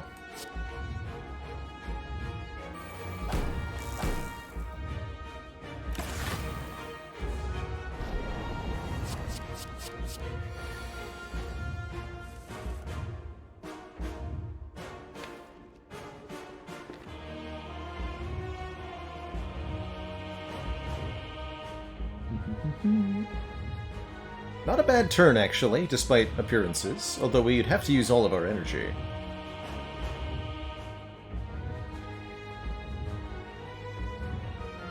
I'm thinking Echo Form on Hologram, fetching Machine Learning and Cold Snap. Play the Machine Learning, play the Cold Snap, dual cast the Plasma Orb, multicast the Frost Orb, full block. Could also use our Swift Potion, try to draw into maybe Glacier or something. And that could potentially allow me to get both Machine Learning and Hello World in play. But then next turn could become an issue. Next turn we'll have more cards in play. Oh god, that only got worse. Okay, well let's go with what we had in mind then. And I get to play 3 Claws. Hooray!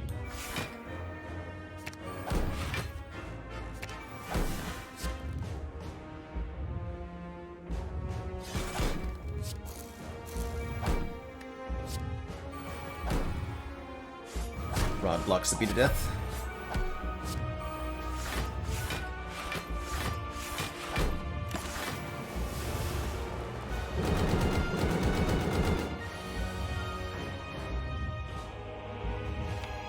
Let's go double cool-headed.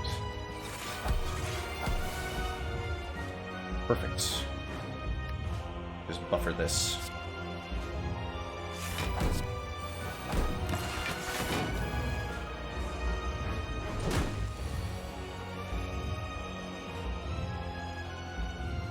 Okay, if we play a card without any block, even though it's only 1 damage from Beat of Death and we have Tungsten Rod, we'll lose the buffer first. So I'm going to double charge battery here. Take a Creative AI pretty happily. And I'm going to play...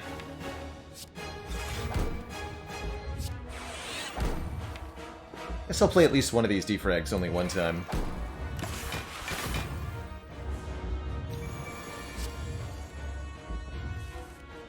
Storm could be a fun way to get our damage done.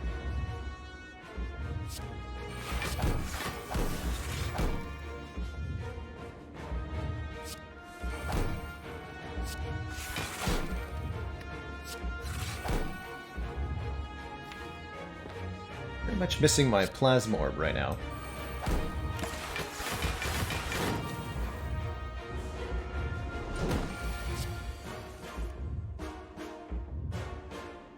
Here we go.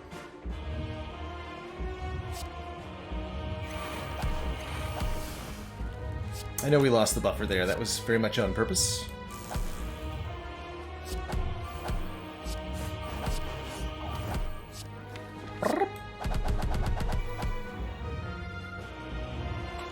Sure. Give me more random barrages.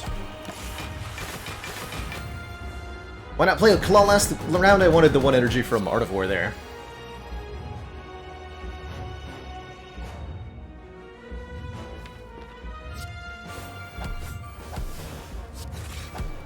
Was the reason.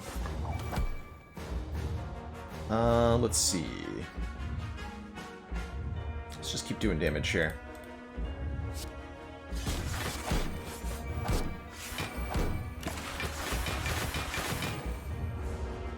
Biased, certainly unnecessary at the moment. We can play it again on a future cycle, but for now it's totally unneeded. Double some claws here. Straight Beat of Death is 1 now. My perfect fight! No.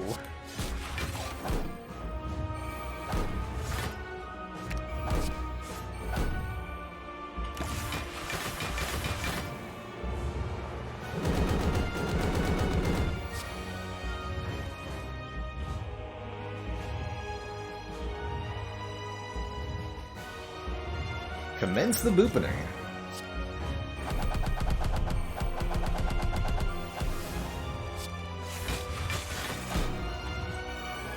Okay, now bias is no longer a trap.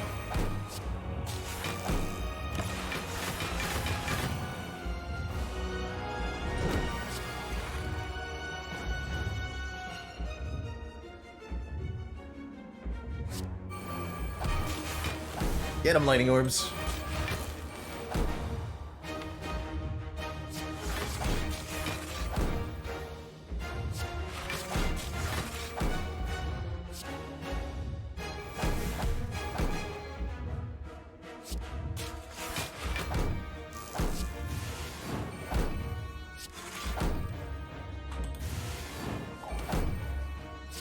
GG.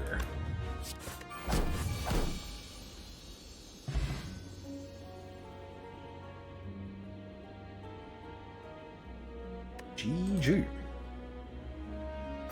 Sure, after that fight, the heart feels positively clawful.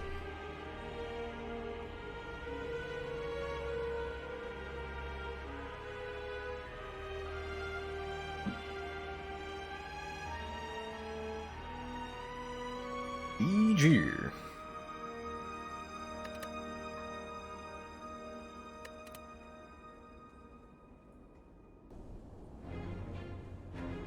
Beautiful, beautiful run of Slay the Spire to start out the day. Always love to see when the claw comes together. Although we honestly, I don't think needed the claws.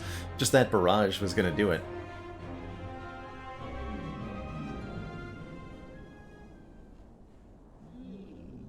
Please, please, hold your claws. There's no need for standing ovation here.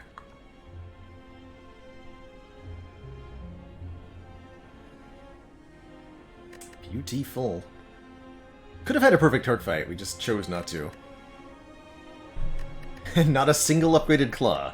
Everything else was upgraded, but not these cards.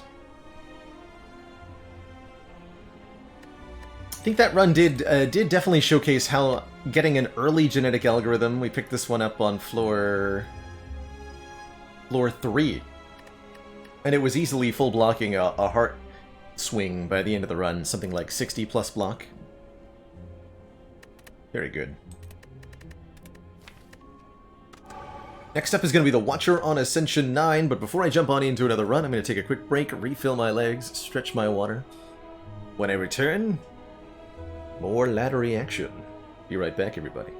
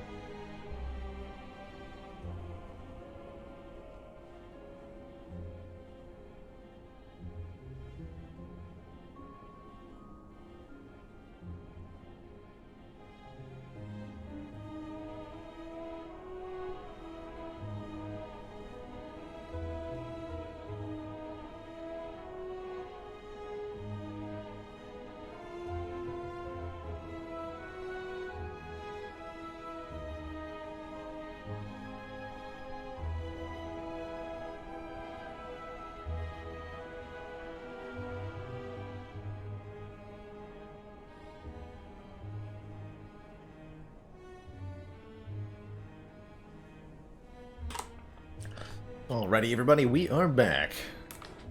Thank you so much for that patience.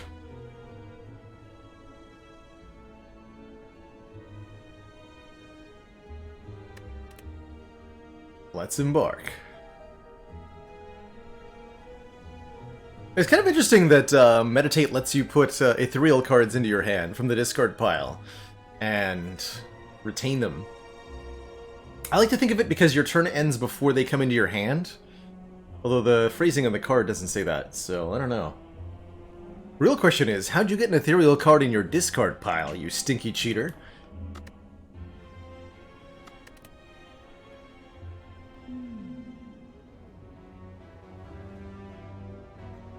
Oh, give me that coffee dripper.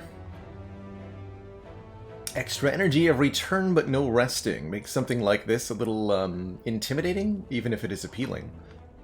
I think I would probably go this way on a normal run. With a coffee dripper start? I don't know.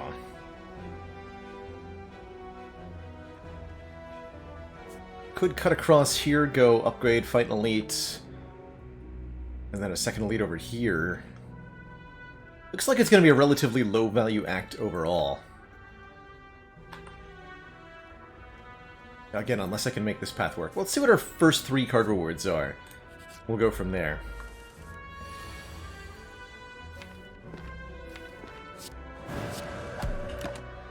More energy means lots of damage for Watcher's starting deck. Able to very easily play those 2-cost eruptions.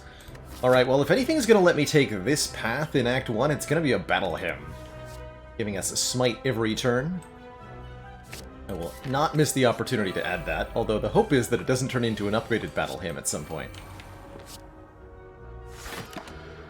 We'll see.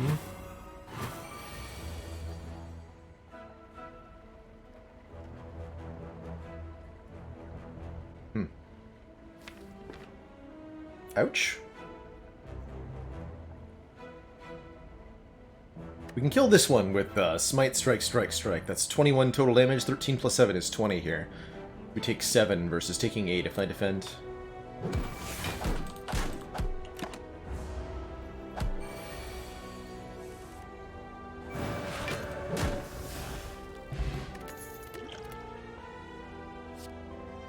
Love an early Bowling Bash, letting us deal with multi-encounter fights pretty easily. Not opposed to the idea of a Protect here either. Just some beefy block, good on 4 energy. Decent with the Battle Hymn, too. Helping us get it in play. But I think I'd better take the immediate damage option. We should have a pretty easy Jawworm fight here. Yeah. Guaranteed kill next turn. Okay, call that a pretty good first 3 encounters. We're offered a Third Eye, which I think is an excellent block card to add. But I guess look at the top few cards of the draw pile. And blocking for a bunch. Sanctity's not bad either, but I generally think I prefer Third Eye to Sanctity. Scrying 3 better than drawing 2, and the upgrade on the Third Eye exceptional, making it Scry 5, an entire hand worth of cards. I'm feeling more capable of going for the Burning Elite now.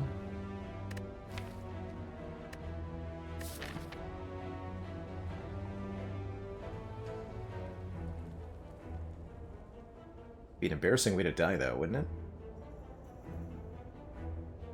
Sure would be.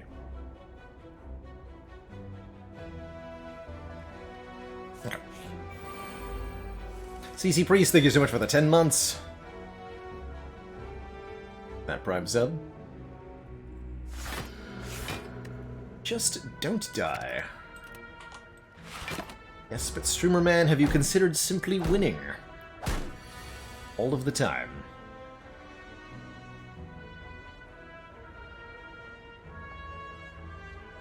I think you will find that it makes your life rather easy.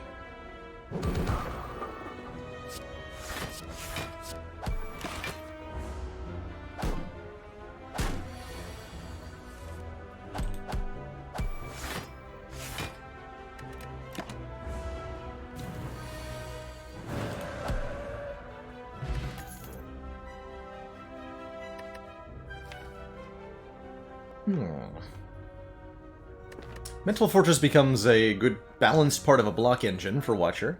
Always nice to have. And I think we can get away with it. Normally I think this would reduce our short-term abilities, but because we took the more safe pathing, we can absolutely take this. Not so interested in a Tranquility, maybe Worship. Worship is nice with Battle Hymn. Upgrades to be 5 Mantra Retain, halfway into Divinity.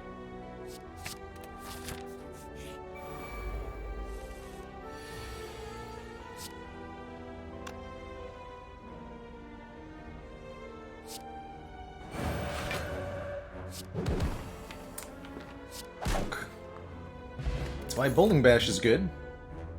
Is that enough reason to take a second copy? Actually, since we took a Mental Fortress, let's grab this inner piece. I think a mistake I'm making is not getting enough stance control in my early to mid game to set myself up for the later game. I'm going to upgrade our third eye for that aforementioned 5 scry, which I think is extremely valuable.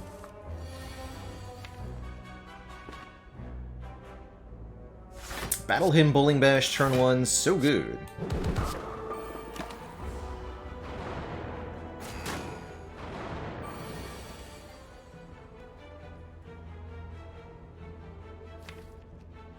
Okay, next turn's a good turn to Erupt.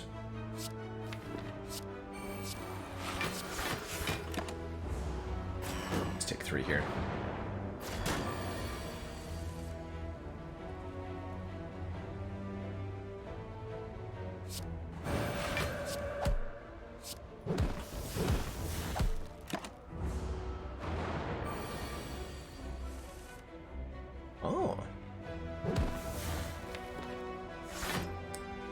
Swift Potion to save 6 HP.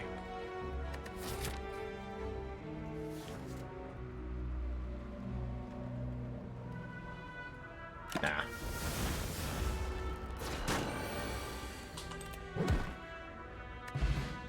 But perhaps I should have. We're now on 3 potions. And I think I will take that Protect. A little heavy on the defense. Maybe? No. A little heavy on the defense.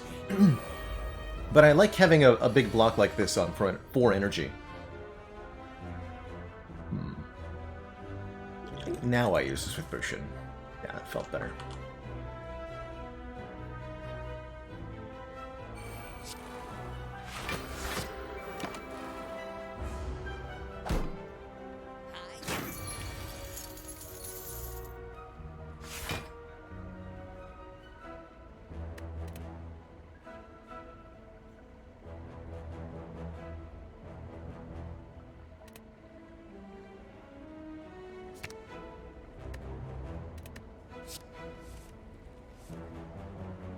Third eye again.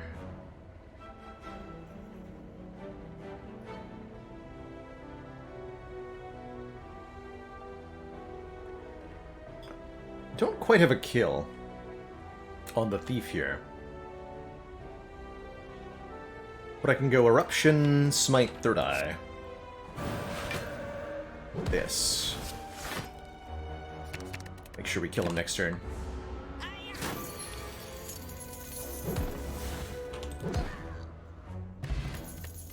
Locking and Wrath Stance can be pretty good. We want some miracles here. Deus Ex adds 2 miracles to our hand when we draw it.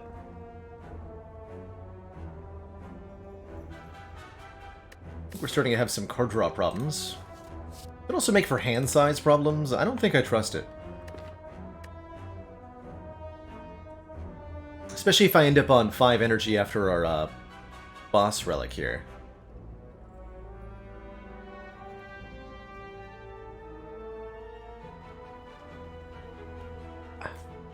Don't think we need another block card. An Ink Bottle will mean even more card draw. Every time you play 10 cards, draw 1. It actually makes me want the Deus Ex back a little bit. The good old Trader Bottle. That's right.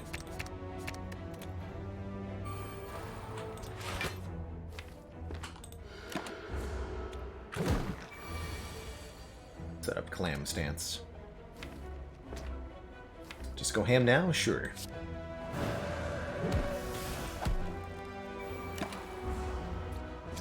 Smite Bowling Bash kills them both, right? Could be setting that up.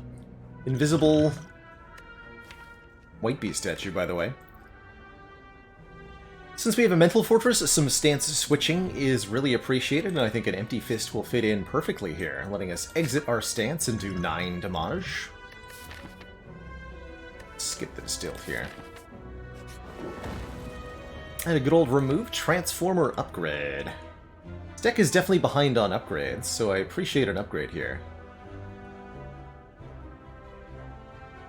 Transform could be pretty good as well, letting us turn, I think, a defend into something else.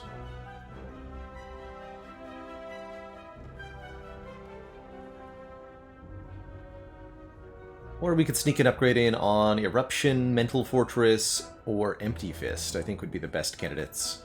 Eruption gets cheaper. Mental Fortress becomes 6 blunk. Empty Fist becomes 14 damage.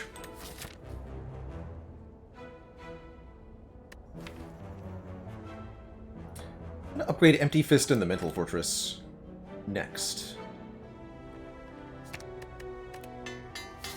Make our short-term life a lot easier. Empty Fist upgrade helps a lot in Act 2 as well, or quite frankly helps right now. Letting me KO Sneaky Gremlin with 1 clean hit here. This is a good time for an attack potion. Got a lot of gremlins to look at.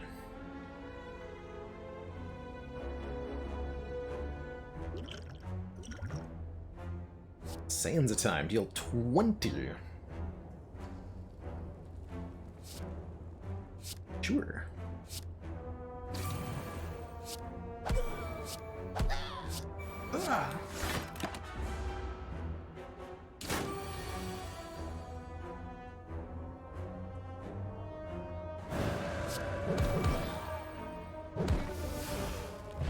Easy.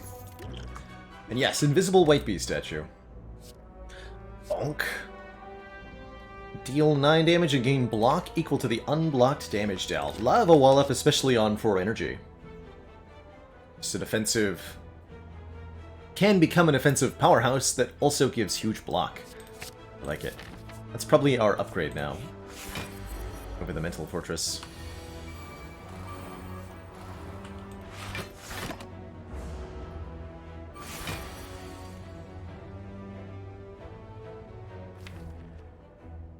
These are pretty good defensive draws. Let's use Eruption now.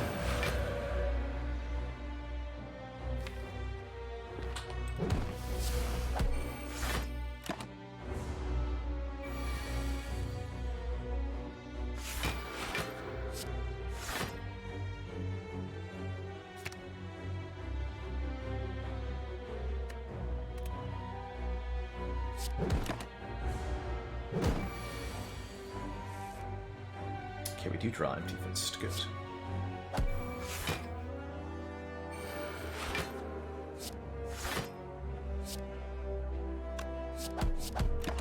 Guaranteed kill on this turn.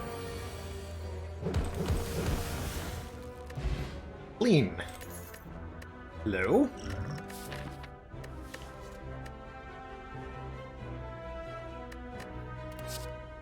Who's putting all these potions in my deck? Since we're switching stances quite a bit, a Flurry of Blows ain't bad. Does some damage and returns to our hand from the discard pile whenever we change stances.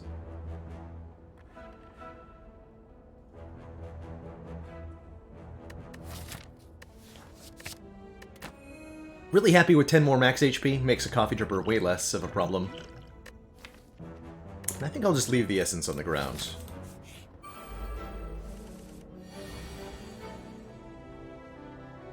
Although it would have been nice right about right now. Nice.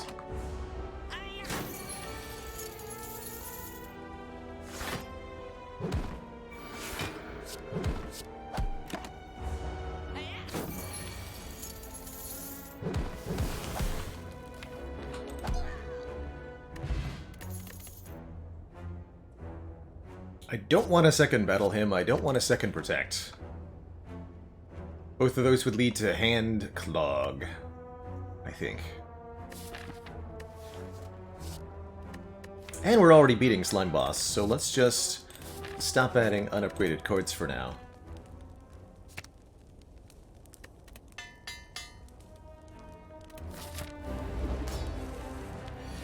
Upgrade the Wallop.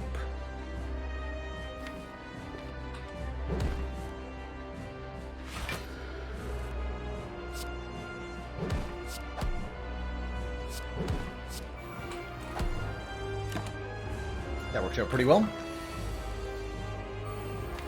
We have Eruption, Bowling Bash, and Wallop next turn. That's perfect. Oh. Well, I could have known not to do that. Oops. Alright, in that case I'm going to discard everything except the Wallop. Is that why it's called the Trader Bottle? Yep. Sure is. Yes, it is. Alright, that said, I don't feel compelled to use a potion here. We just can tank this hit and heal up next act with a regen potion.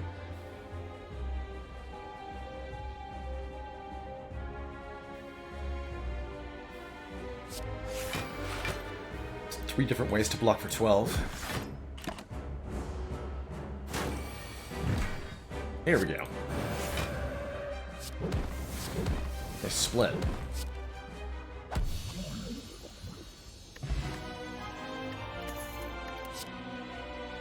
GG.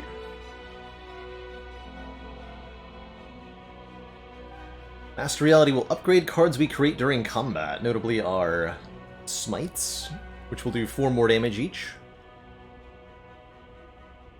Wish allows us to gain additional dollars, or plated armor, or strength, whatever we need. Lead to having a lot of money. Or Judgment, which can pick off low health enemies, performing a similar role to Bowling Bash.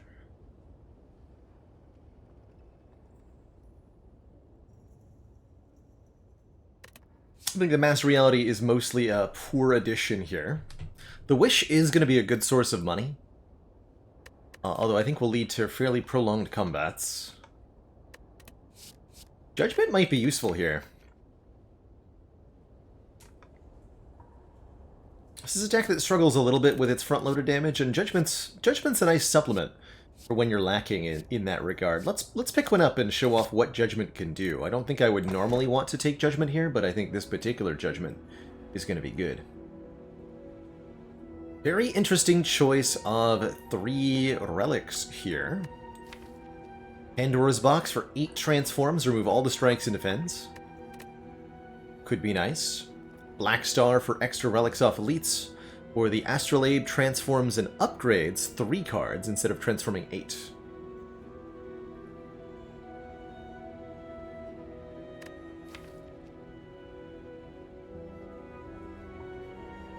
We're not particularly good at Act 3 elites, but we're not bad by any means.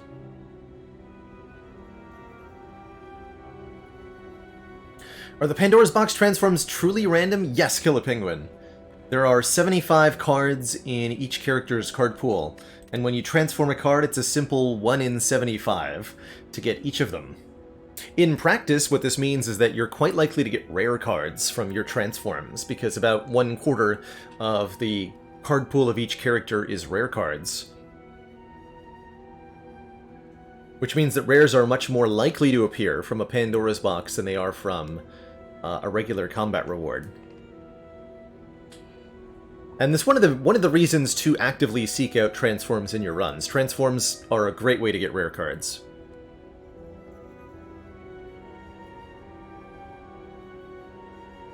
This is quite a spicy Pandora's. We certainly have block in this deck. You know, the Third Eye plus, the Protect, the Wallop plus, the Mental Fortress.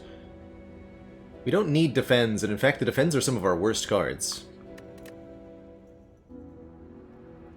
Transforming doesn't exclude the card itself, and so I guess it's 1 out of 74. And you also can't transform into a strike or a defend, so 1 out of less than that.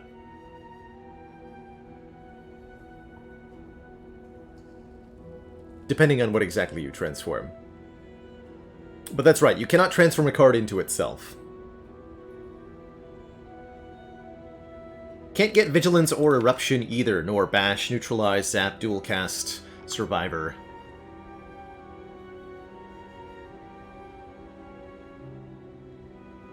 It's a tempting Black Star, though.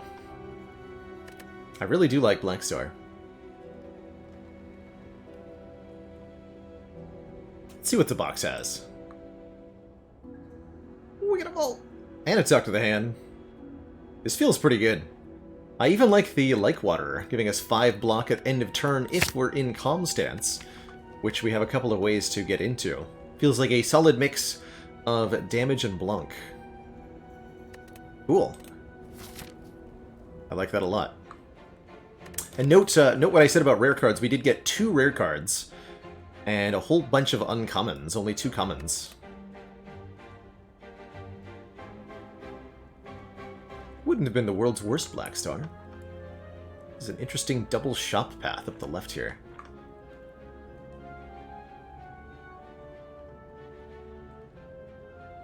These are the only shops in the act? That's not exactly what I would call ideal. One of them is in the middle of nowhere, and the other one is 2 in a row. So I guess 2 in a row? Question mark? I guess.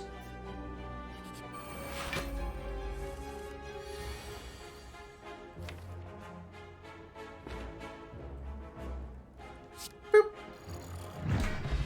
Good fight.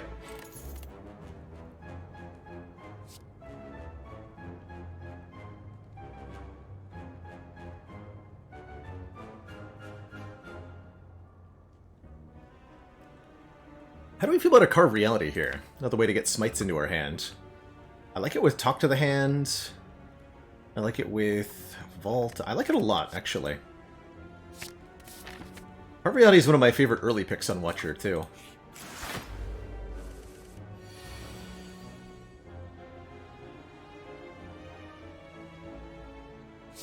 Let's start with this Evaluate. I think this is going to be our regen potion fight.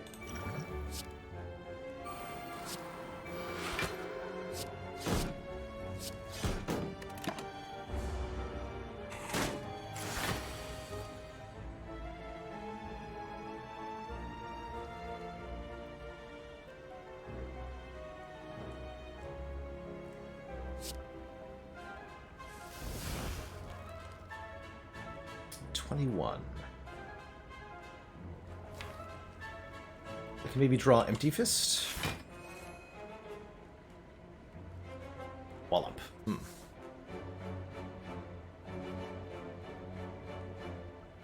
Choices, choices.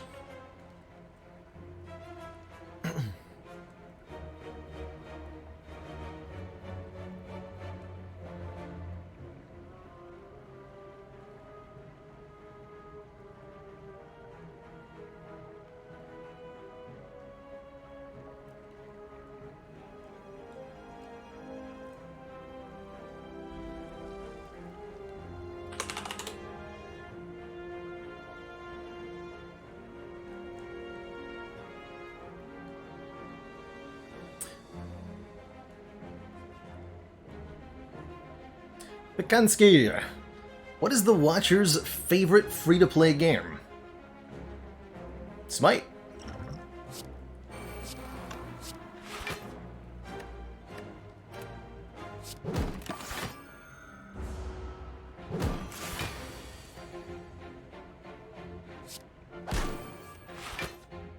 Well, that actually got Reach Heaven into my hand. Interesting. Probably gonna Vault here. Heaven Vault.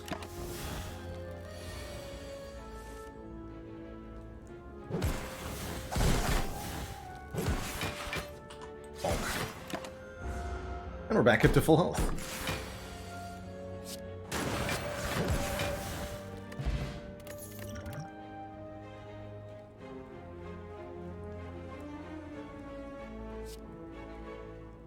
Empty Body upgraded is a nice block card slash stance control thing, although I'm less inclined to want empty cards with this Lake Water. More scry and more block on this third eye, also very appealing. That's what I'm going to opt into. Even though the Empty Body says Plus.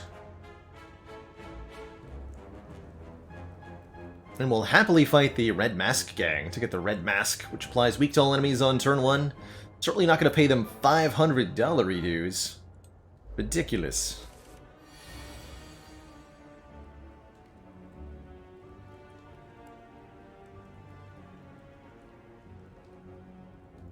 This is a pretty okay turn 1 draw. Question is, do I want to stay in Wrath stance? More like Dead Mask gang, am I right? The Eruption Empty Fist kills Pointy here. But then not in Wrath anymore. Very much a fight you gotta end quickly. 9+. 6, I could also go Eruption Carviati Smite, and I can't battle him.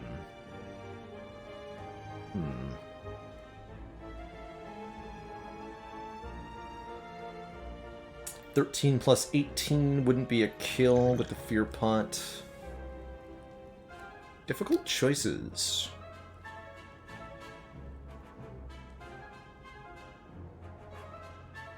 I might have to use Empty Fist on Pointy here. Certainly we're going into Wrath.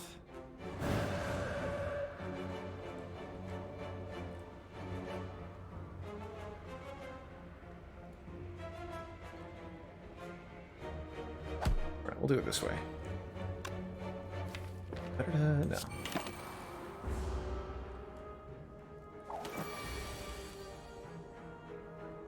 So we do lose some decks here. I think I'm going to Speed Potion this turn. Set up my draw next turn. We can pick off one of them with Judgment, too.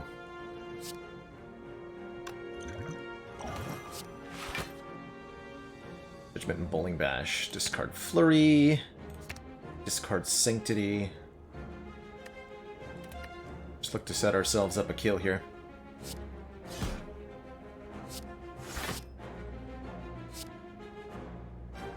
Bear's gaining blocks, so we'll make Bear the target of Judgment here.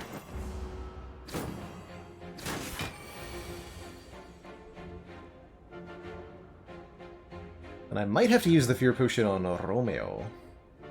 Also just go Vigilance Protect and take only one. Just take one. Keep our potions. Or wait, no, I can't do that. That's too much energy. In that case, I think I will Fear Potion you. And we'll get our Fear Potion Mac, as well as the Red Mask, applying 1 week to all enemies on turn 1. Could take a Pro straight if we wanted to go into the Mantra direction. Not sure that we do. Black Shy Guy, thank you so much for the 2 months and that Prime sub. So glad you're enjoying the content enough to continue that support.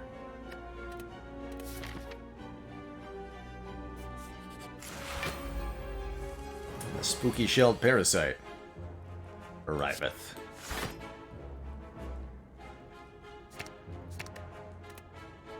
Just get our defensive powers in play. Should be pretty good here. Should be. Let's see. Does this full block? Yes. Order? Apparently.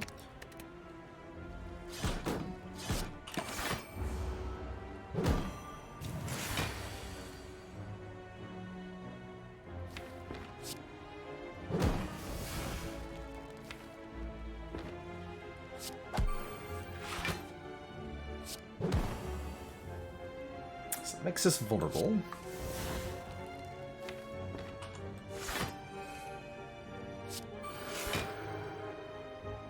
By taking 1. None. Judged.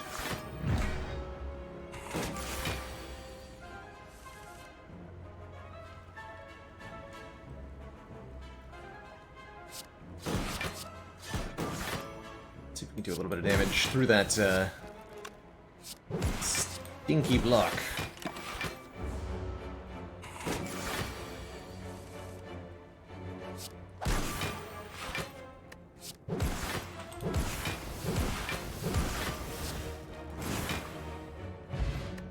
Entropic Brew is even more potions, as well as another wallop being offered here. One wallop good, two wallops better? I'm in. And how do we feel about event versus combat right now? Event could be a free removal, it could be apparitions or bites, could be the Forgotten Altar, could be library. Most of these events seem like they're bad for us. Be Ritual Dagger.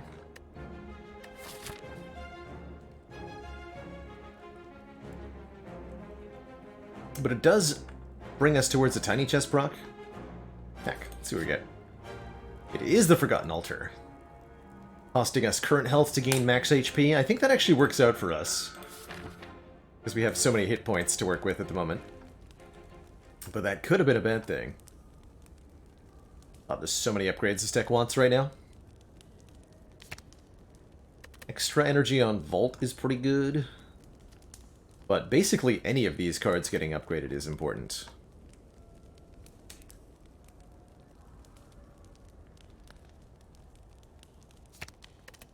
Let's start with Vault and go from there.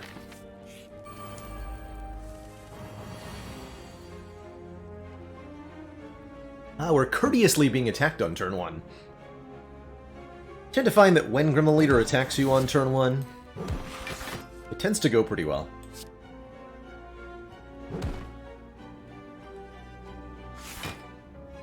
Like a free turn, usually. This is a small amount, you can block it.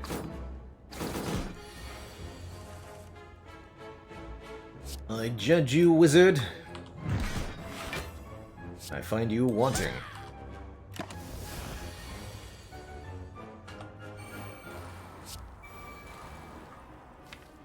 Okay, we want to set up Eruption? Chivin Battle Hymn's Sanctity.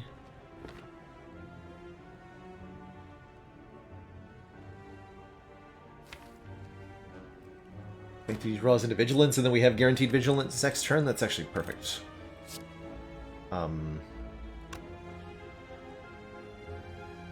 But Trader Bottle is here, so I'm not going to play this Brilliance. We are getting attacked. Means we'll just draw the Vigilance.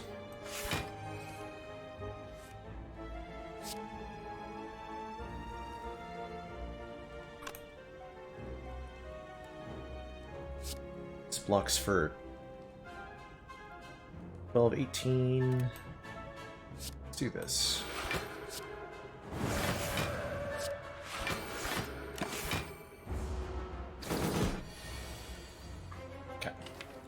Missed out on the ability to do a lot of damage there, but then we get an off turn.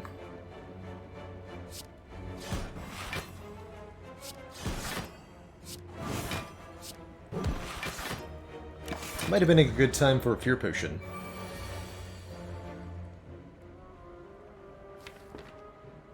Let's see, we can do 8, 20, 34, 46...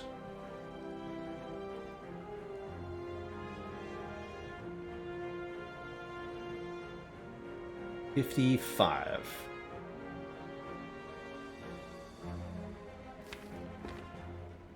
$55 damage brings the leader to 32 HP, so Judgment will not kill this turn.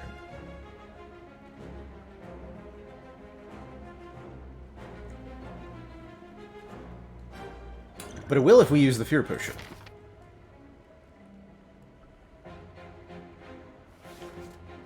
And that is accounting for both flurries already. Doesn't feel like we need to do the thing, though. Just keep our potions.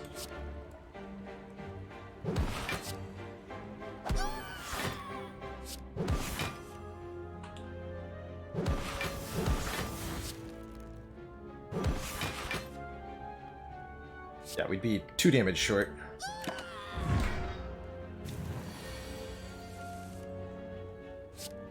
So far, this Judgment has been pretty good. I have to say, I'm quite impressed with it overall. And the consistency with which it do fun stuff. Get a gambling chip, allowing us to discard any number of cards on turn 1, as well as a second upgraded mental fortress. I'll take it. I'll swap out the deck spot for a strength pot. We're gonna go this way. Get a couple of upgrades, 2 removals at 2 shops if we want it. Definitely a couple things that could go here. Not in love with this Reach Heaven.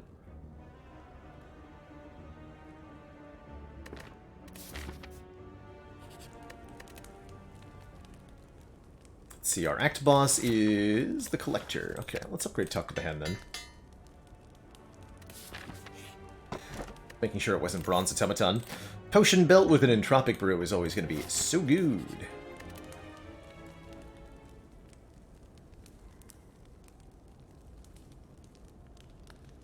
Really like the Judgment upgrade. Well, let's get the other third eye up. That our scrying engine is complete.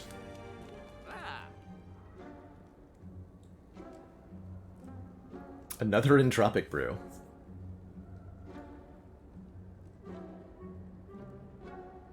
Not the world's worst singing bowl, letting us skip cards to gain more max HP. Could take the medical kit to let us exhaust statuses. I don't feel like statuses are too much of a problem for us currently.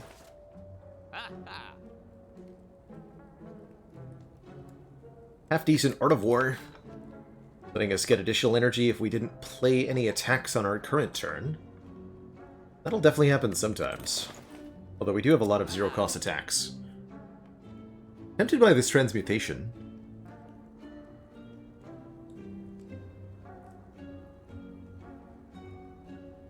Krogzar also believes in the transmutation. As they should. Heck, let's do it. Just a weird card. Add X random colorless cards into your hand that cost 0 this turn. Could be a surprisingly powerful effect. Especially if you've got some half-decent energy to spend on it.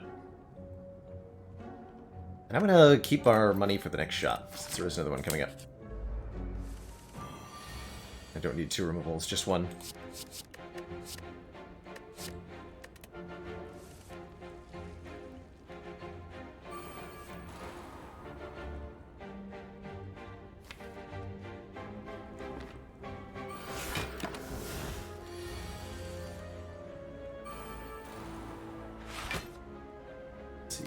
Judgment, Empty Fist, Talk to the Hand sounds good, though. Probably shouldn't have put that inside the draw pile. Perfect.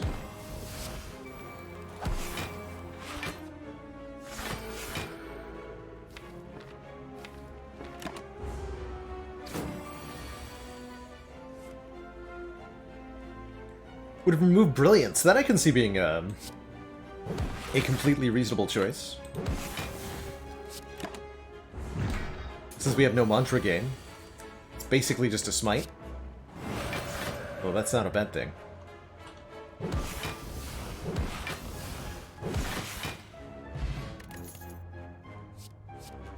Well, up number 3 with an upgrade. I'm in.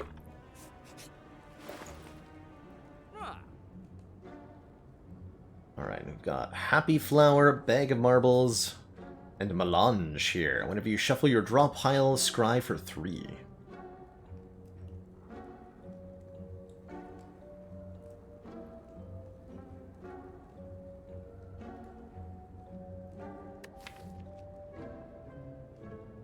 I'm going to remove the Reach Heaven before I remove the Brilliance. Anything in particular making Transmutation good here? Our high base energy is the main thing, really. But other than that, not really. I think we do want some more energy, so I'm going to take this Happy Flower and cut the Reach Heaven.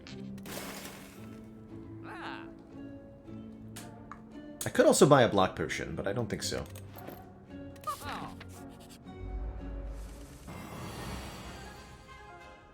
It's not happening on turn 1. We don't need this either. And then a fear potion gets us where we need to be. Oh man, Vault. Even better.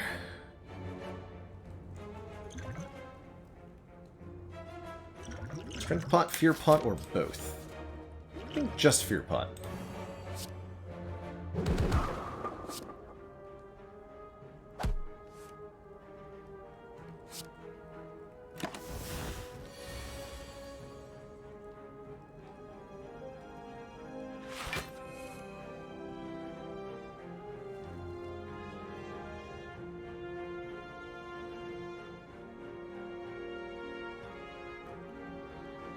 I think I go Carve Protect. Feels a bit underwhelming, though.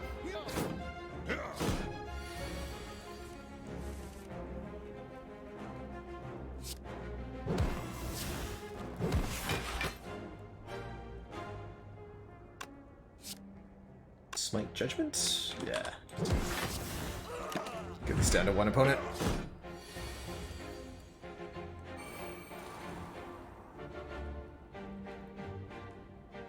To shuffle the deck.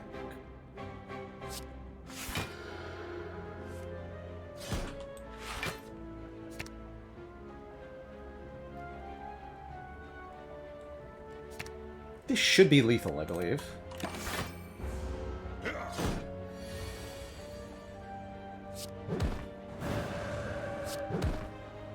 Definitely.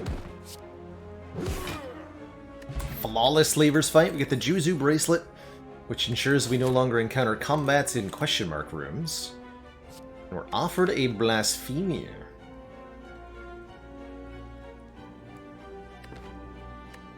Enter Divinity, die next turn. They're one-stop shop for triple damage. Blasphemy is very good, generally speaking.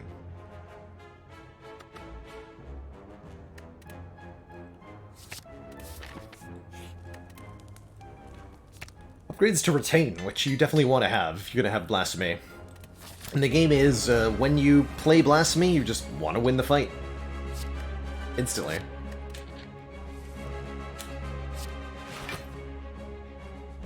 Okay, Mental Fortress, Vigilance, Consecrate, Bowling Bash, all good next turn. I think I am going to use my Strength Potion, too. Get a little bit bonus damage here. Thank you, Ink Bottle.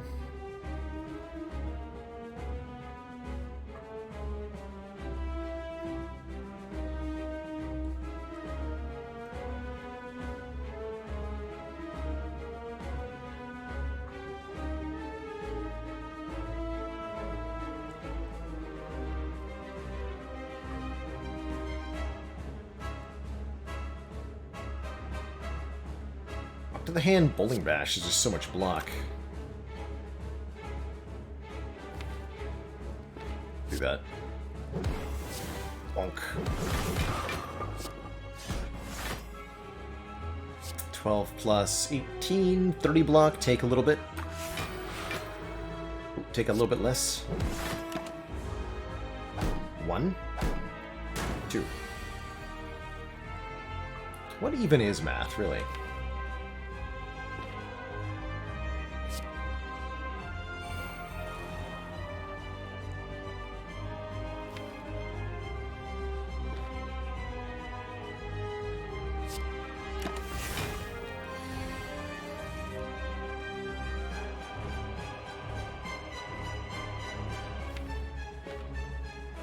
Draw that, battle him too. Probably gonna play Transmutation. We have a lot of energy to spend on this turn. 16 plus 14 is only 30. But I'll get back Flurry of Blows, so we can kill you. Blasphemy Vault kills you, yes. Yes. As I have learned the hard way. Alright, show me what you got. Transmutation. Add 4 random colorless cards to our hand that cost 0.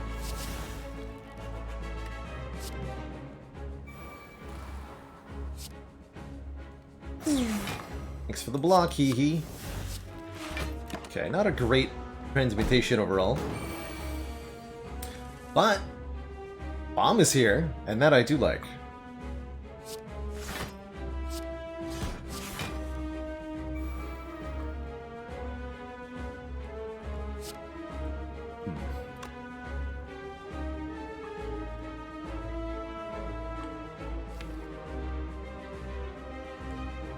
Let's get into calm here.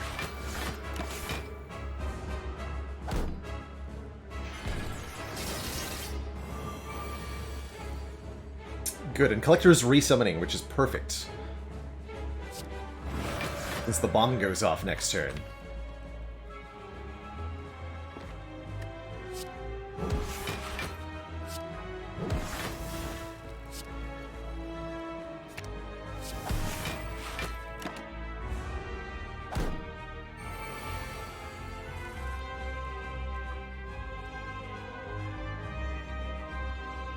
And now 31 is a bit challenging to blunk against.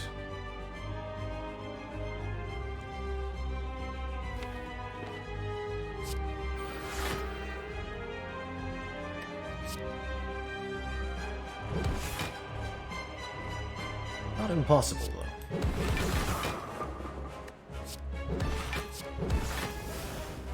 Come. Boom!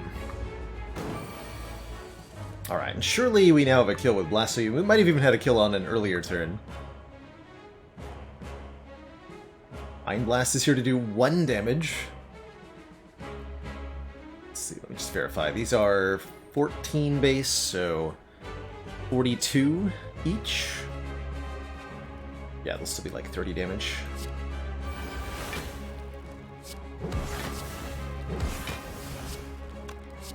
And agreed. Brilliance. GG.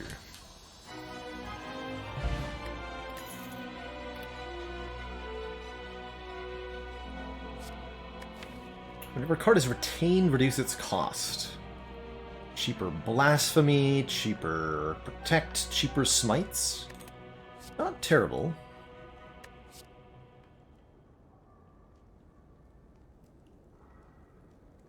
Conjure Blade lets us shuffle an Expunger into our own draw pile, turning a lot of energy into a big attack.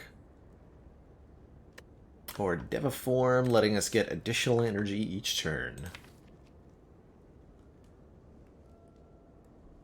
I do like Deviform with Vault, specifically. This deck would appreciate additional energy.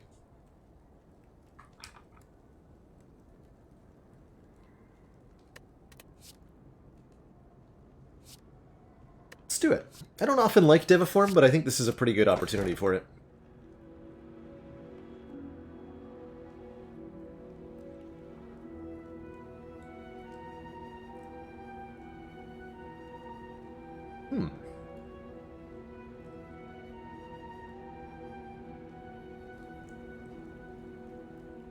Cursed Key. Gain an energy at the start of our turn. Whenever we open a non-boss chest, get a curse. We have Tiny Chest on 3, so probably 2 curses. 2 chests next act. Tiny House gives us a bunch of stuff.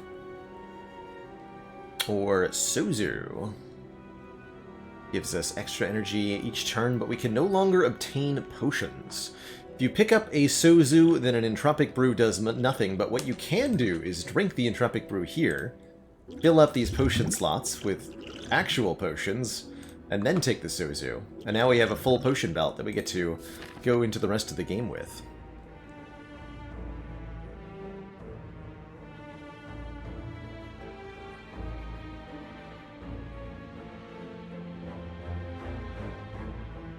Gotta go this way.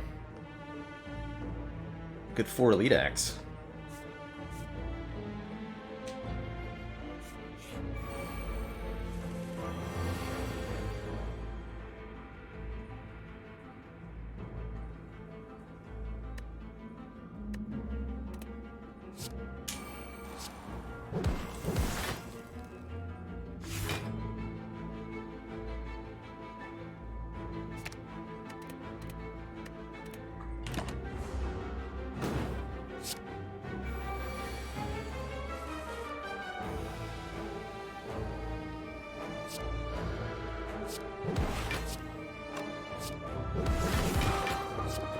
Alright, what do you got, Transmutation?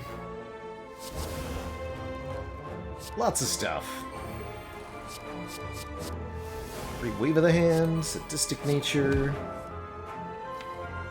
Secret Weapon for...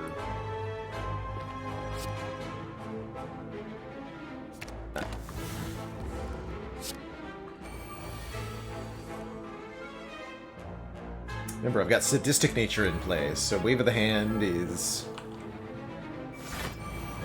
also damage.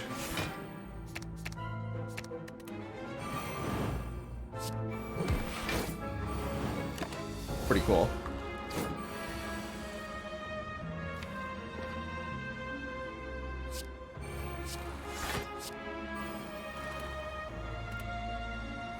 That's not correct. There's the wrong amount of things to do. Second Flurry. With only one Talk to the Hand, I think we're good with one. There's that tiny chest kicking in, giving us a Lantern for more energy on turn 1 with the Gambling Chip. Sure. Take that over the blue key.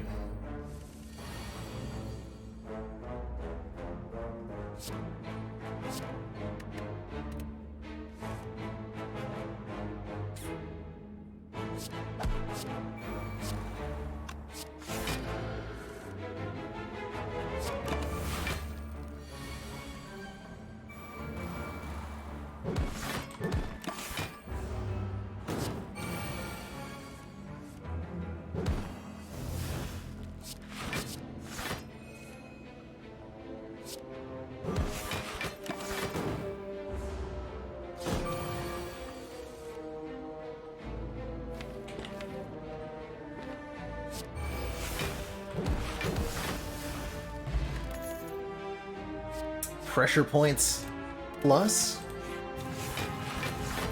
Amazing.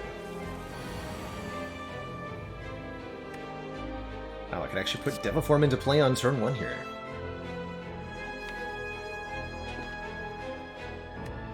I don't think I want to, though.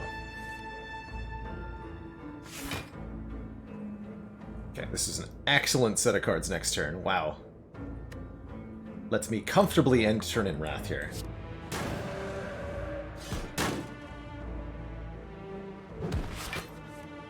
Uh-oh.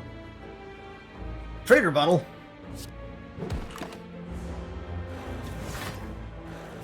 Shoot. That's okay, I'll just kill them all on this turn. Right? No. Great sadness. Transmutation, you have to save me.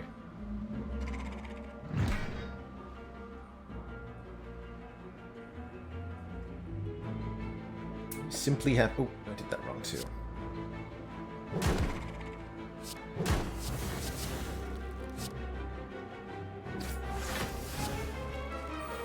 Ah! Alright. Second Entropic Brew that I can't pick up. Do I want a Fasting Plus, an Evaluate Plus?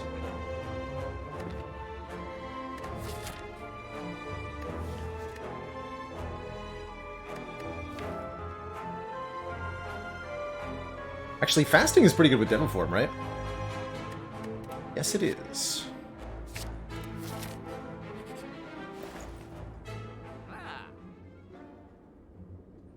Could take a third eye. Game is trying really hard to make me regret taking Sozu. This Cauldron.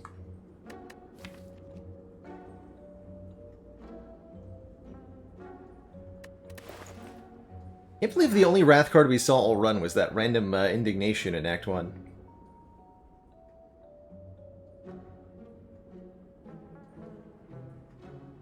Eternal Feather heals us at rest sites.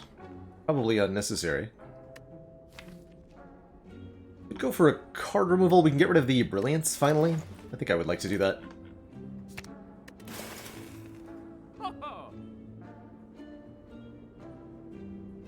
Not a bad card, it's just not helpful here.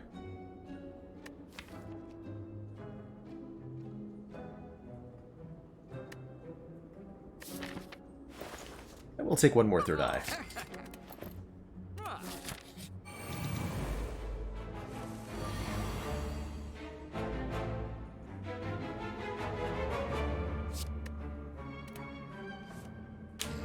Okay, not a bad turn one.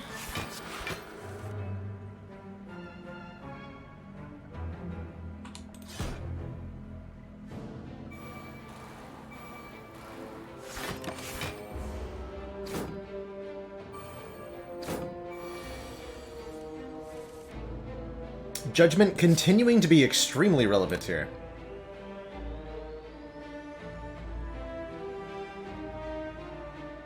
Letting us just pick off low health daggers, no prob. At opportunistic times.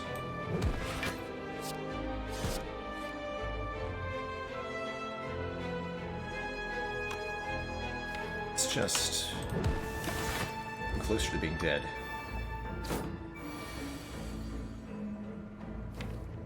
Perfect. No exits. I do have an exit, actually. Excuse me.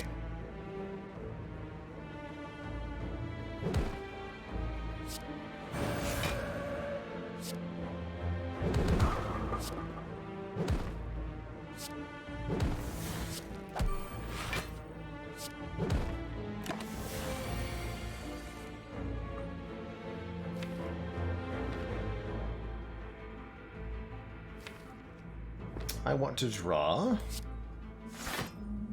third eye? Third eye.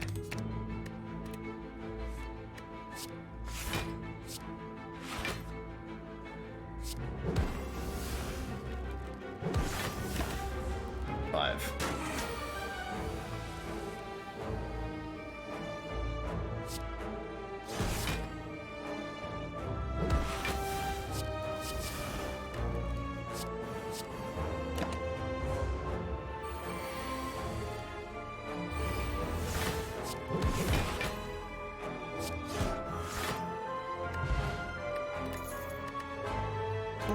Man, this Sozu.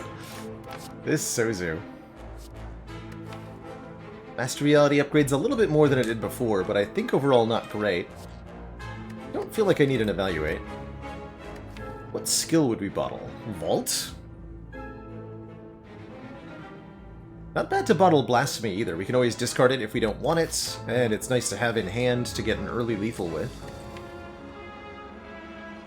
Not wrong to bottle a third eye either. Actually, also quite like bottling Transmutation, especially with Lantern. And we can always discard it. So I'm going to bottle the Transmutation, and I'm going to upgrade it. I know that sounds weird, but here we are.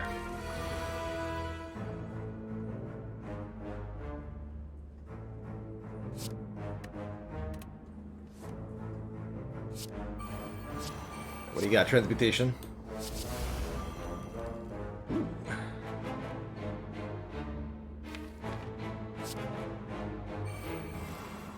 Something on top. So I can Secret Weapon, talk to the hand into my hand here. And we can use Thinking Ahead to put it... Well, not if I put the ink bottle at the wrong number. Or draw it again. Well, that was foolish. Oh well. We almost did that correctly.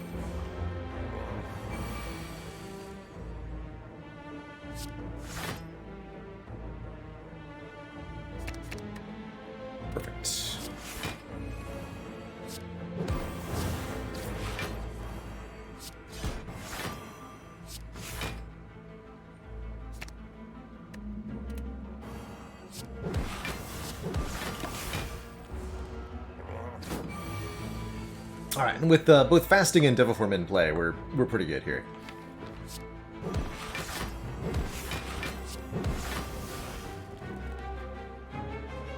Genuinely.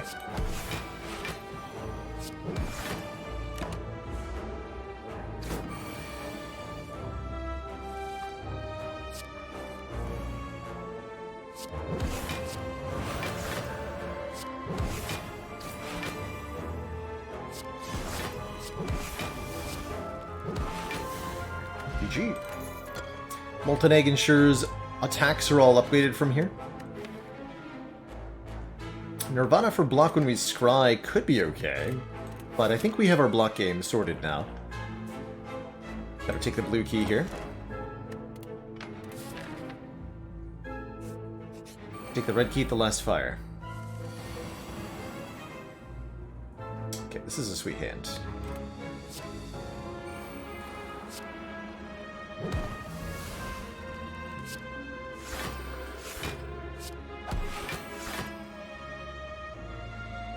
$16.22. Hey, there's the apotheosis. I knew that this transmutation was going to generate one of those eventually. Now everything's upgraded. Good. Good.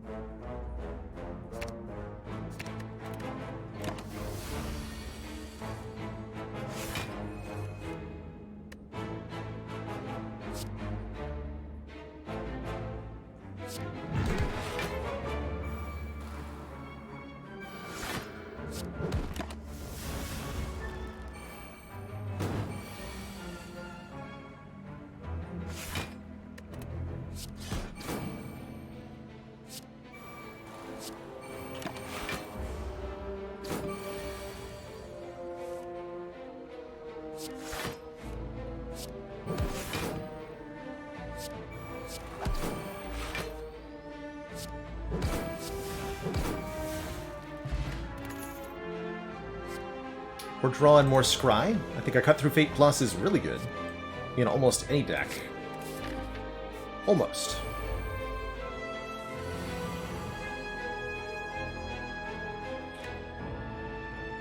Boy, how much do I trust Transmutation to save me here?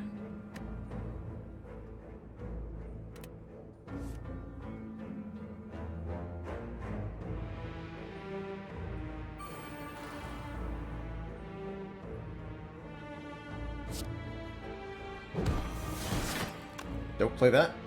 Play this card. Need to move cards from your hand to the bottom of the draw pile. I don't think I want to put all my attacks to the bottom of the draw pile. It seems like a bad plan.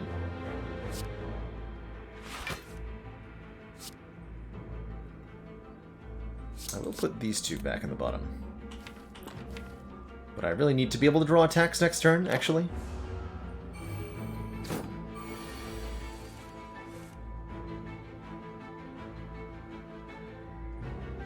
It's never a kill, right?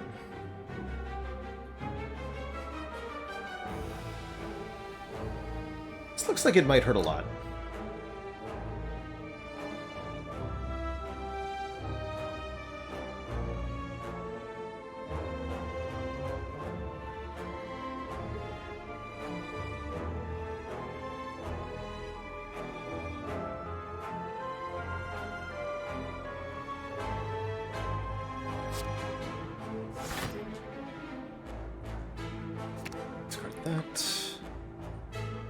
Consecrate is vaguely useful here.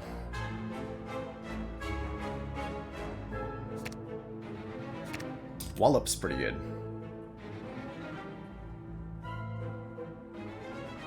Bowling Bash, Cut Through Fate, Wallop. Not kill everybody, unfortunately.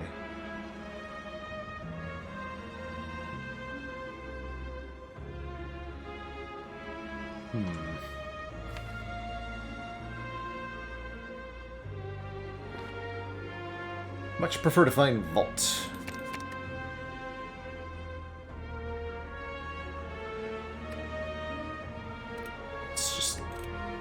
Could that be possible?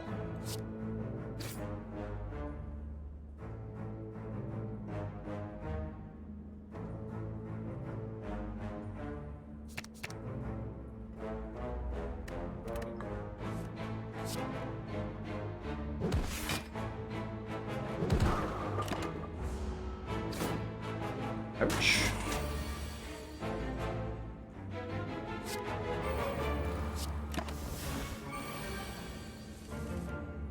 Okay, better. There's that zero-cost fasting now. Perfect. Welcome, vegetable bread and raiders.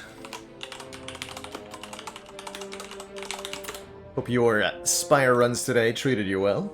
Good, sir. Oh, you just draw it with a trader bottle. Even better.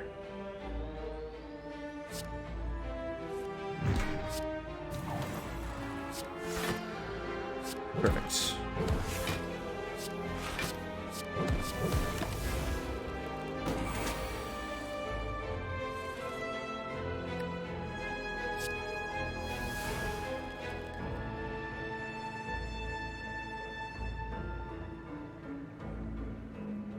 Pretty sure this is a kill. Yeah. Toyornithopter heals us whenever we use a potion. Definitely being trolled by Sozu now. Don't mind a Skrull here. Skrull is a lot of card draw, helps us get stuff in play. Good upgrade target too. Take that. Let's go one more lead. As we can.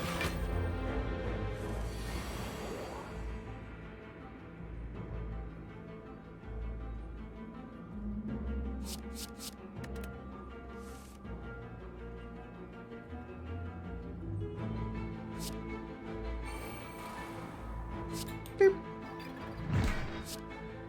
Can't play Transmutation without taking damage, unfortunately. I'm just gonna vault.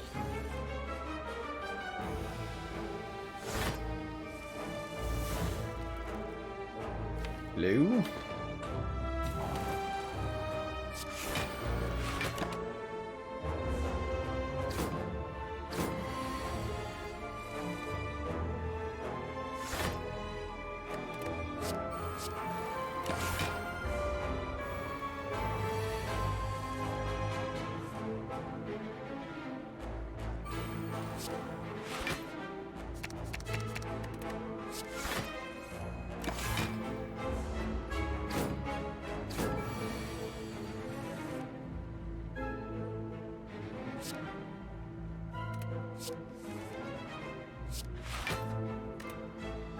Grey Max, thanks for those 100 bits.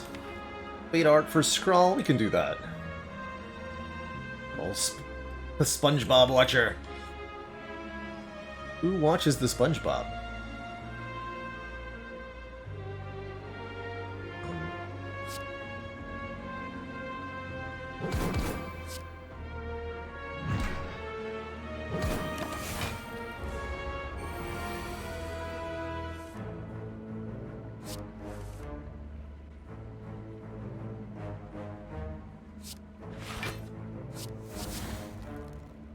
Yeah, no, not today. Nope. No, thank you. Not in this fight.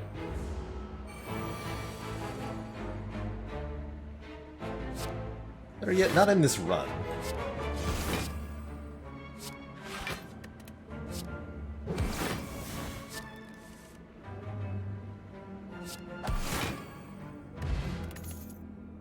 One more cut through Fate loose.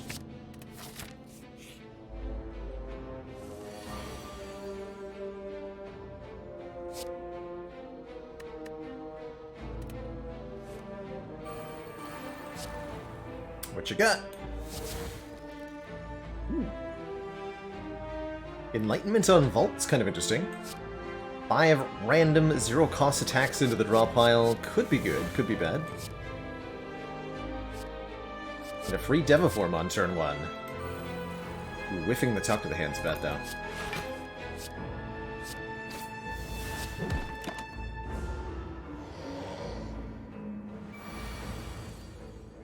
Ooh, and look at that, we drew all of our cheap attacks on a turn that they don't do anything, because I played Metamorphosis when I probably shouldn't have. Ouch. This might have to be a Gambler's Brew. That's a lot of damage.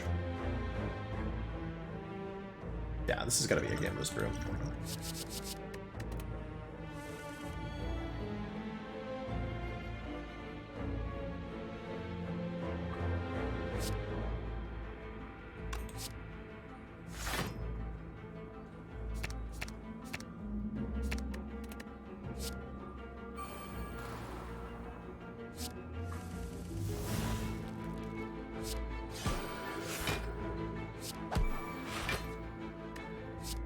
Much better.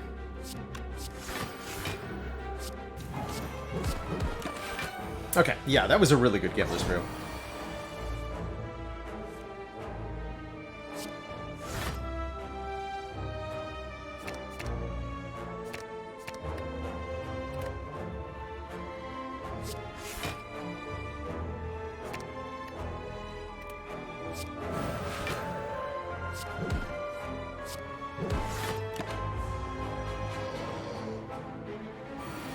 Able to comfortably go into Rat there because we saw the inner piece in the draw pile.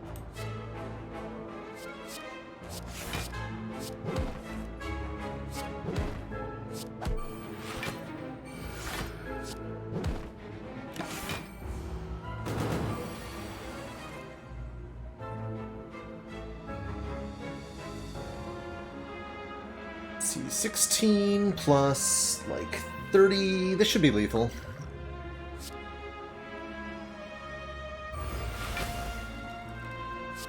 Oh yeah, definitely.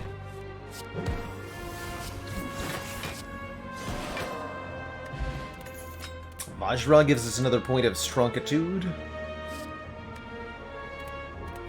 Don't think we want those cards. Our last challenge before the boss. Dreaded Triple Jaw Wormius.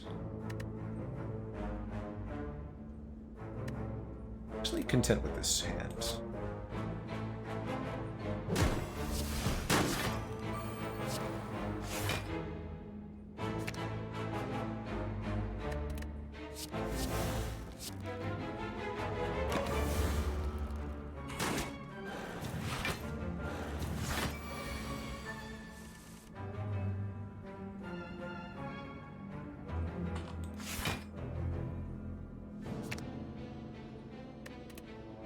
Double Wallop?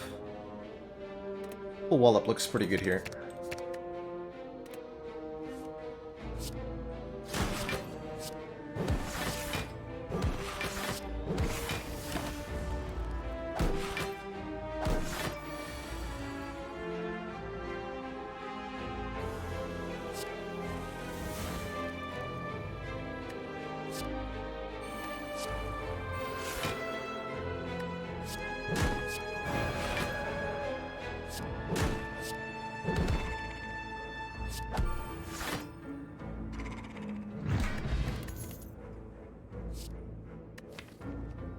I think we have enough cut-through fates.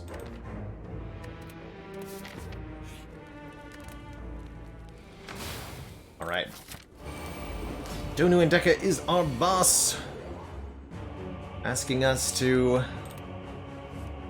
belonk real hard. Turn 1 Devil Form, I'll take it.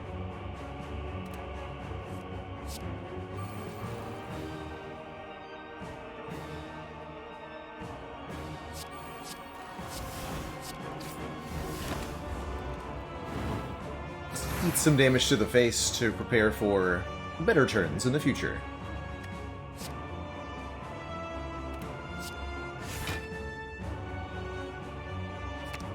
Just all of that can go right to the trash pile.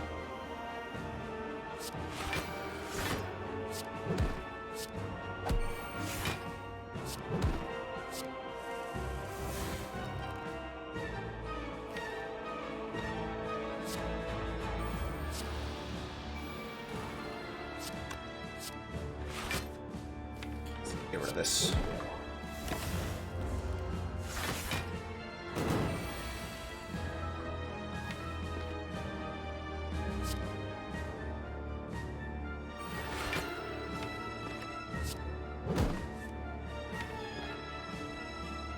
Draw that vault next turn.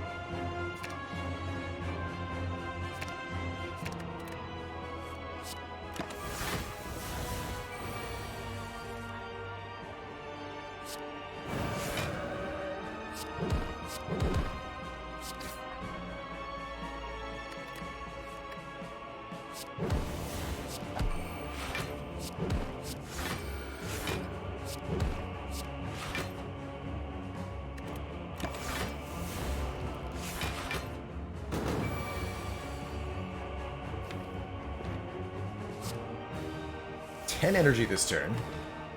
Just use this for draw.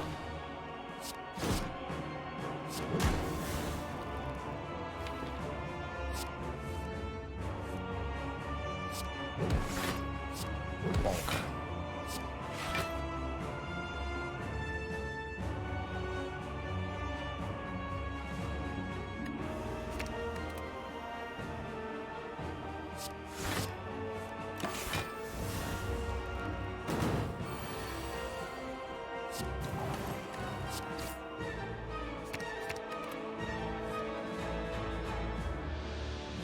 This might be a kill, but I'm not sure.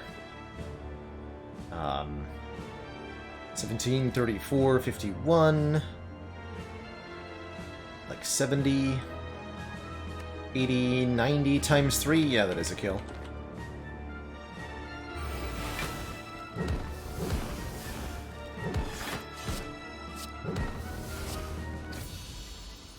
GG.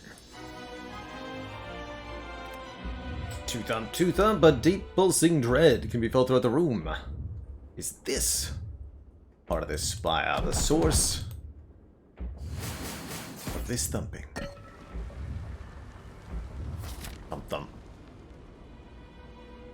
Okay, we only have a couple of potions left here. And we're missing quite a few hit points.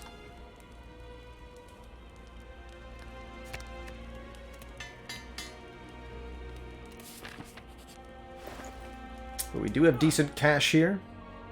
Able to afford Ragnarok Plus if we want it.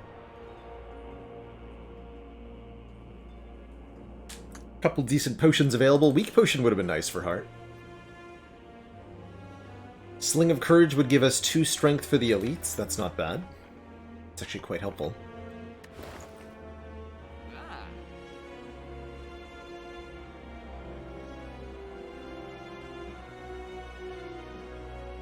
Or a card removal. Yeah, combos well with Fasting and Blasphemy. Combos well with the Talk to the Hand, too. Not a bad Ragnarok.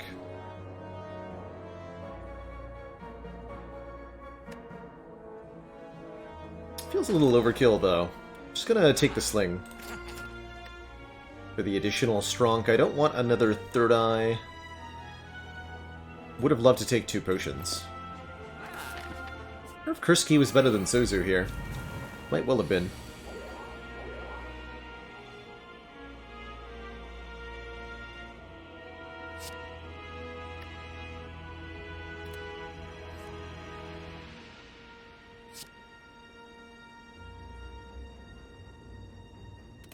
I want a Third Eye first because of Ink Bottle. Probably gonna potion in the Heart Fight.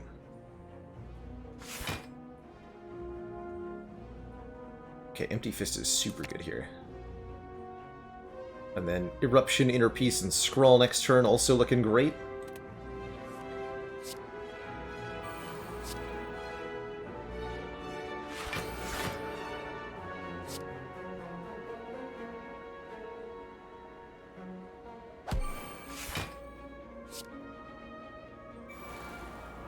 Could play this. We've already set up our draw as we want it, though.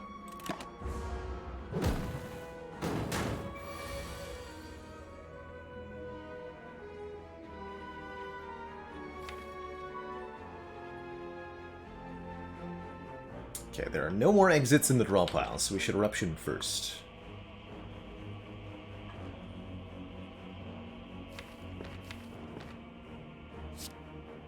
Scry first.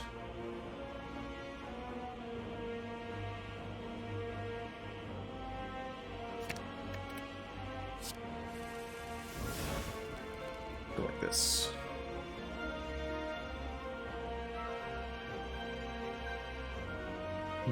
Maybe I don't even use the Eruption at all. Talk to the hand, Wallop Wallop. It's a pretty good block.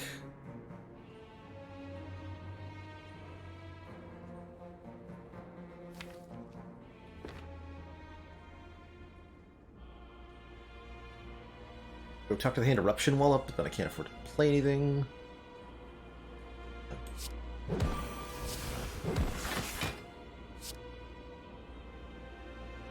Taking very little damage here.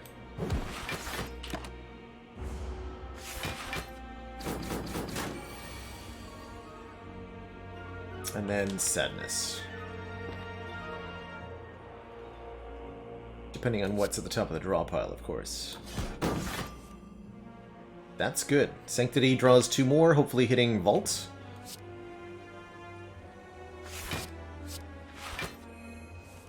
Yes, good.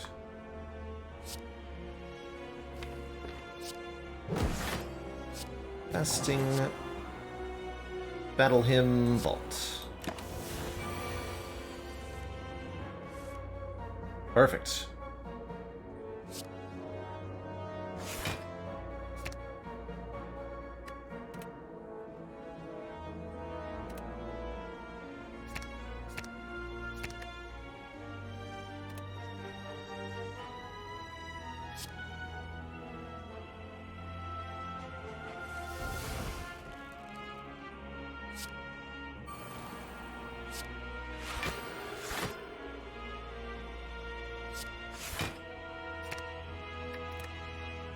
I can't turn around with that Consecrate.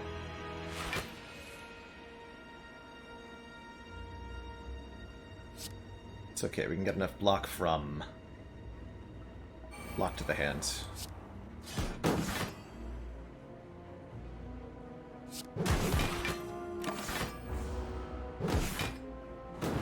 Just don't even face the guy who's attacking you. Easy.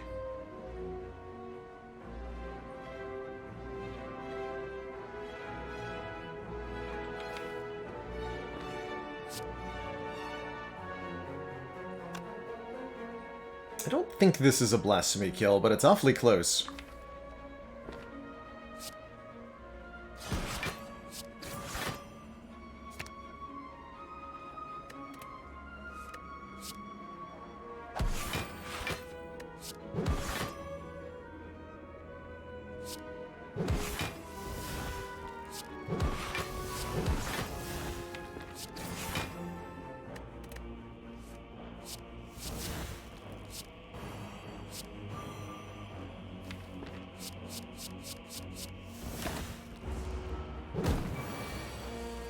I knew Spire Shield was not attacking on this turn, so it's okay to add 5 attacks to our draw pile.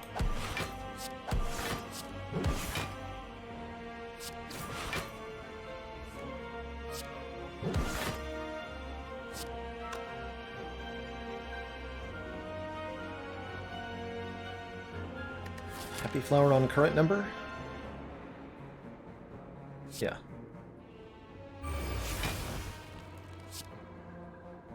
Optimize ink bottle.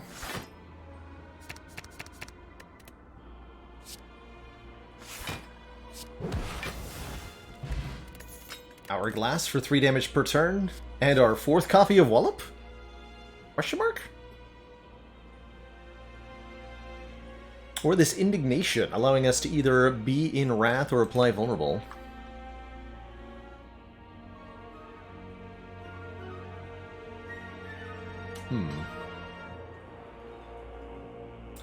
Indignation for a bit more stance control.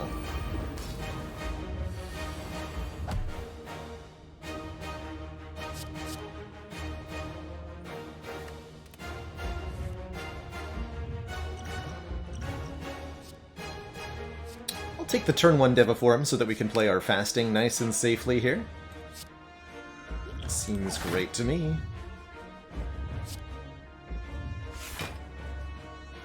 Okay, drawing into Protect is really good.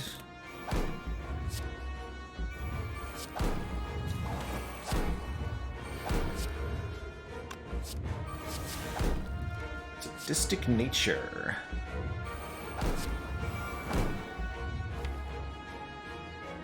Let's draw that Consecrate. Actually, no, let's draw Bowling Bash. Get that out of the draw pile. We have Art of War giving us an extra energy next turn. I'm gonna keep it that way by not playing this Flurry of Blows.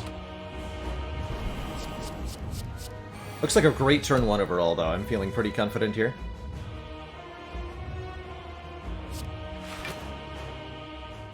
Get rid of that.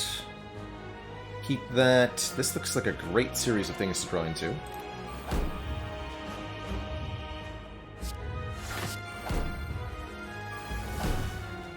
Here's Talk to the Hand. So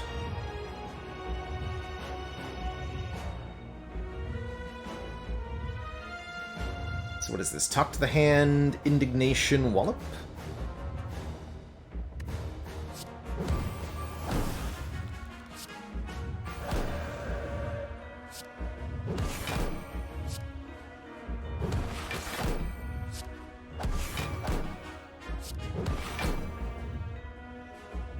Acceptable.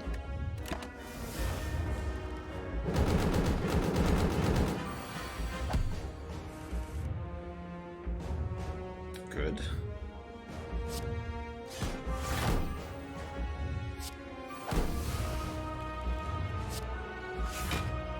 Good turn for Vault.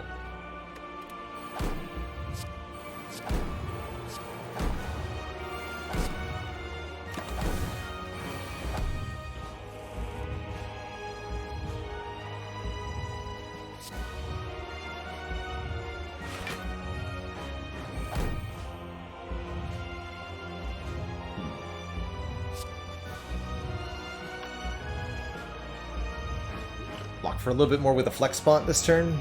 Only a little bit more, though. Wallop, Protect, Deviform? Yeah. With double Deviform in play, we'll scale up really fast. Do take a bit of a beating here. But 45 HP is plenty to spare.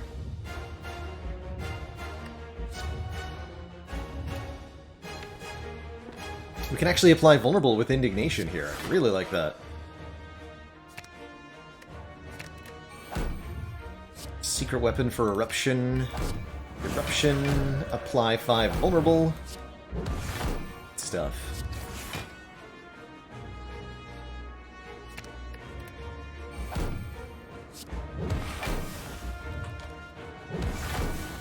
Slimed.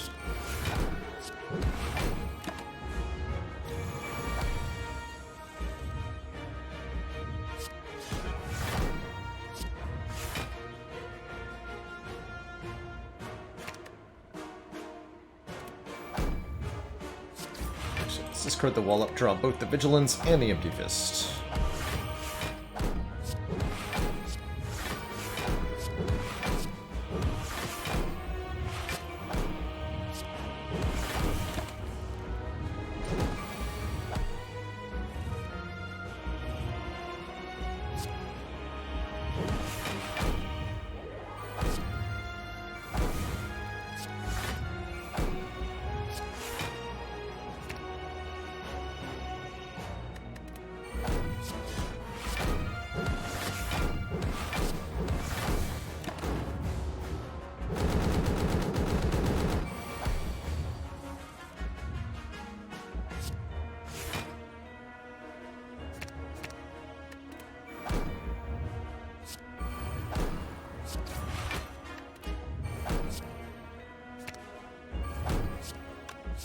First. Angry Mode. GG. Yes, Judgment can kill the heart even if the damage catch has been reached. GG. GG.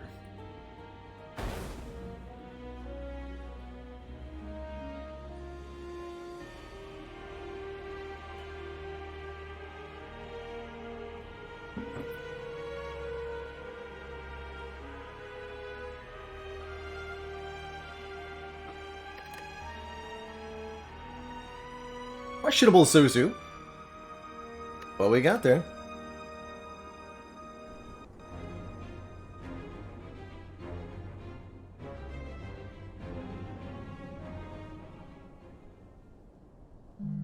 The Spire sleepeth.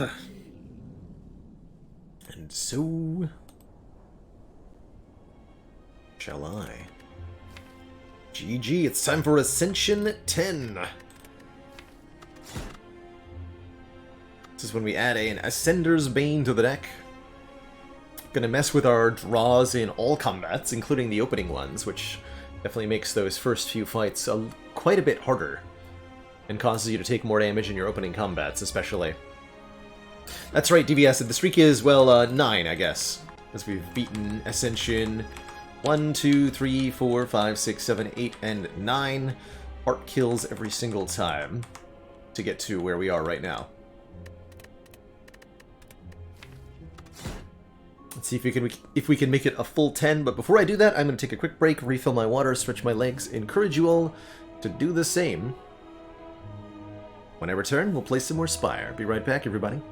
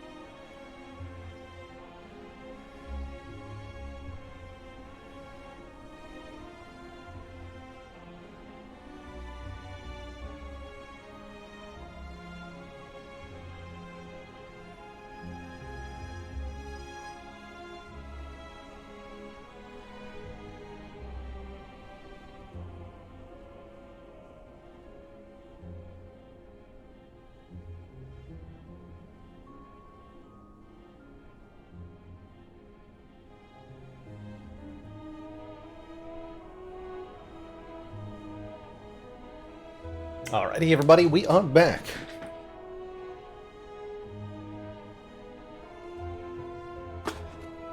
Let us embark with the Iron Dad.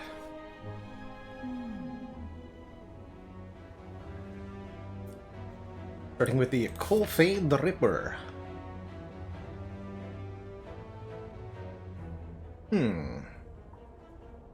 Curious. A lot of late fires here. Looks like we get a max of 2 elites, and we should take 2.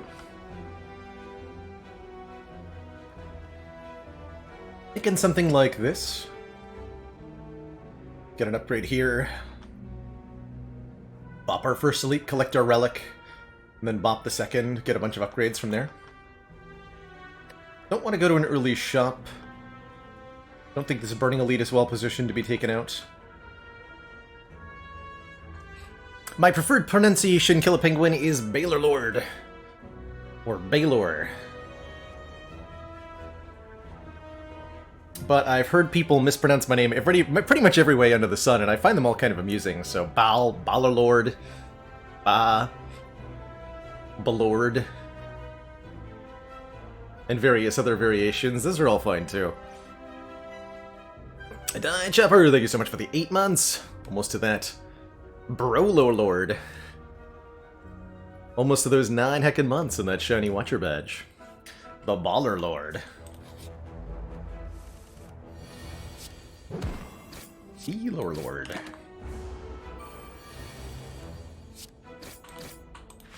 And 4 energy is just so nice on Ironclad.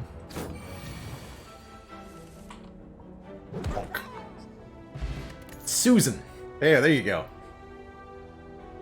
And I think a Shrug It Off is also pretty good with 4 energy. 3 different block cards here. These are each kind of good in their own way. Armaments lets us upgrade another card in hand. So I like to think of Armaments as 5 block plus 3 damage, or 3 block, or 1 energy, usually. There's a couple other different things that upgrade can be. And then, of course, upgraded armaments can be pretty good by upgrading everything in hand.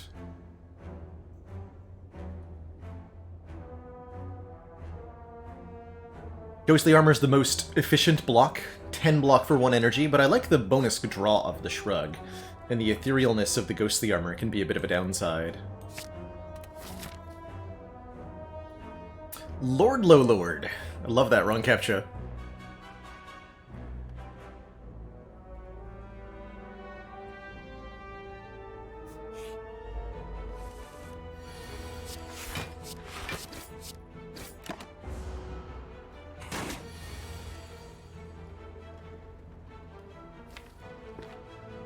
Either of those is good to draw. Good.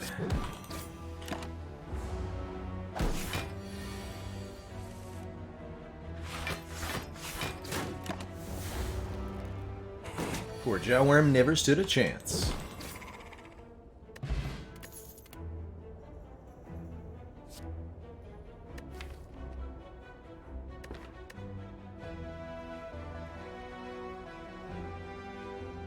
They say a man is happiest when he has 2 shrugs.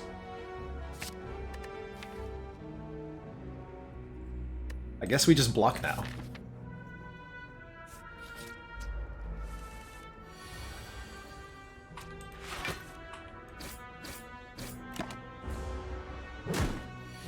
This deck really wants a body slam. In a way that most decks don't on floor 3.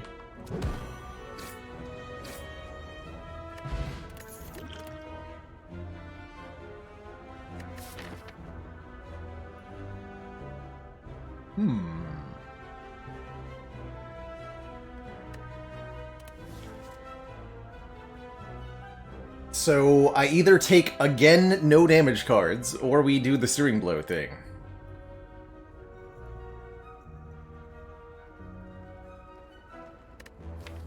Am I correct? Searing Blow is the only damage card we've been offered in 3 card rewards? These are the kind of starts you get in ladder only. It's so funny. We have 4 campfires the rest of this act, and I think that's enough campfires to get a Searing Blow started. I think 2 Shrugodoffs is also an excellent start to a Searing Blow deck, and I think that Coffee Dripper pairs extremely well with Searing Blow. So, as far as Searing Blows go, this is a pretty dang good one. And it's been a long time since we've had a proper Searing Blow run on the channel, so let's take it and let's lean into it. Searing Blow deals 12 damage for 2 energy, but the kicker is that this card can be upgraded any number of times. And what you might not have noticed is that the damage upgrade gets bigger with each upgrade. So the first one is +4 here, but our next upgrade will be +5, then +6, +7, +8, so on and so forth. And the more upgrades you accumulate, the more overpowered it becomes.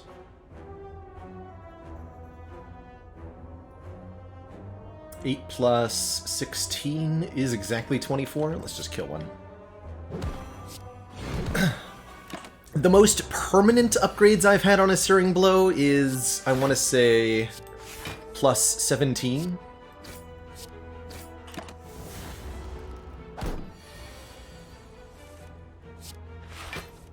But we've used shenanigans like an infinite combo with armaments to make a Searing Blow +100 before. At least within a single combat. That was pretty fun. There's the Body Slam I wanted. We could have just been in an all-block deck.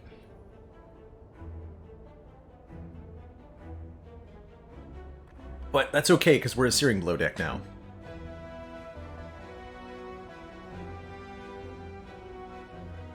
And a Searing Blow deck cares not for Body Slam. It only wants to play Searing Blow over and over again. Body Slam does work pretty well with armaments that we don't have right now. The Uppercut's not bad either. Although this Uppercut wouldn't get upgraded.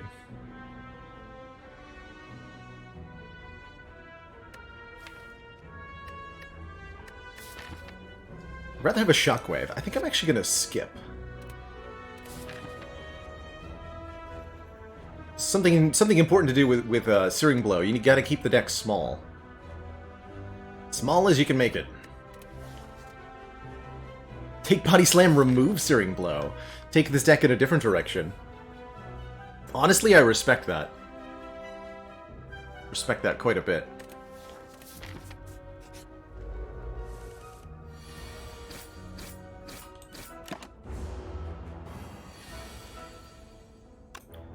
You split at 35. Right?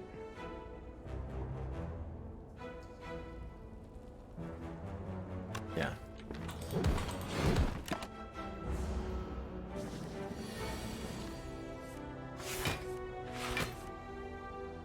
Attack the one that's... As a general rule, if you've got 2 enemies, one of them is attacking, one of them is debuffing you, and you can block, put your damage into the one that is debuffing you, as it's the one that's more likely to attack on a subsequent turn, like so, and then you can kill it.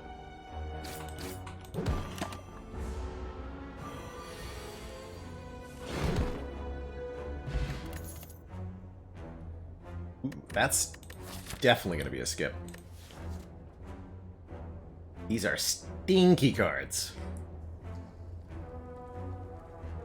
So Fire Breathing could be nice for Slime Boss. Actually, I kind of like Fire Breathing Searing Blow. The fights that Searing Blow struggles with most include anything with status cards being added to the deck.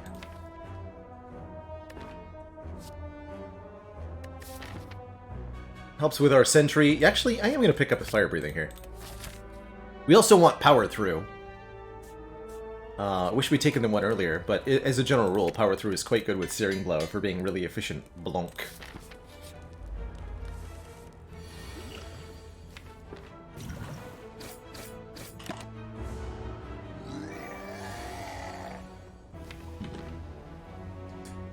Rorg to you too, sir. Say one shrug? Perfect.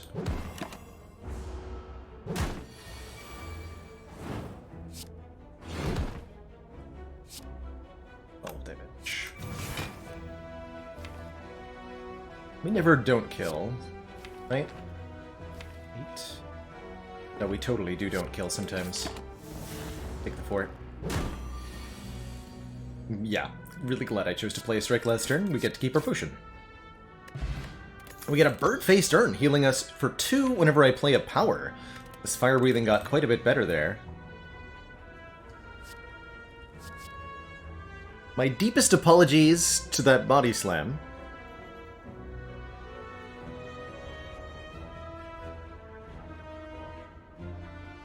Two rare cards here, by the way.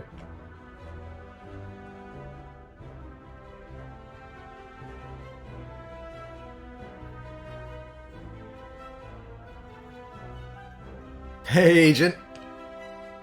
Honey don't grow on trees. Good memories of, Borderlands. The intro to that. Impervious is still great. I love Impervious as a block solution for Searing Blow decks in general. Really like it here. Really like a transform on a strike as well. Give me a second Searing Blow. Hey, the body slam! Welcome back. Oh my god, so this deck could have... This run could have had 2 shrugs, 2 body slams, and an impervious. That's wild. Shuriken. Play 3 attacks in 1 turn to gain a point of strength. We're not going to want to do that a whole lot. The Shuriken will help a little bit in the short term. I think it's a pretty good skip overall, though. Ironclad, although Ironclad really likes strength, Ironclad does struggle to use these ninja relics, the Shuriken, the Ornamental Fan, the Kunai. It's just really hard to spam attacks with Clad, and you generally don't want to be drawing hands full of attacks with Ironclad either. That's a scary time.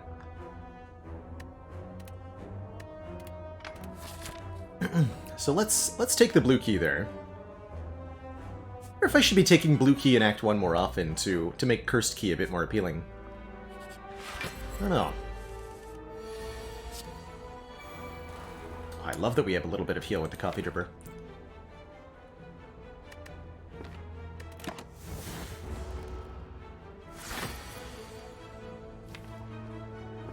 Okay, what's my hand next turn? We're drawing Bash and Searing Blow to wake up with? Perfect. If we're offered Barricade, would we ditch Searing Blow? No, but we would take the Barricade. I think we would take the Barricade and just continue to have the Searing Blow. Especially if we can get our hands on a Snecko Eye. I don't feel the need to use a potion here. Oh, crunch. What a beautiful body slam.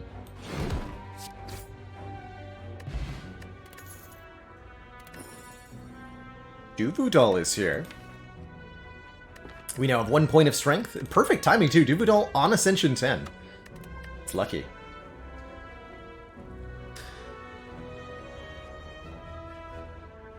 Don't dislike a clothesline too badly here. Pommel Strike's also quite nice. Just a little bit of damage and a bit of draw. Had we taken this Shuriken, I'd be all about it.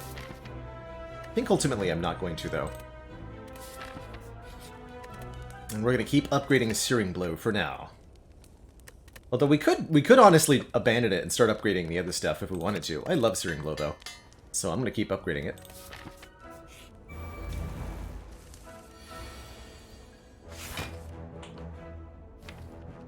We're not that good on damage, so let's make sure this guy doesn't get away with our money.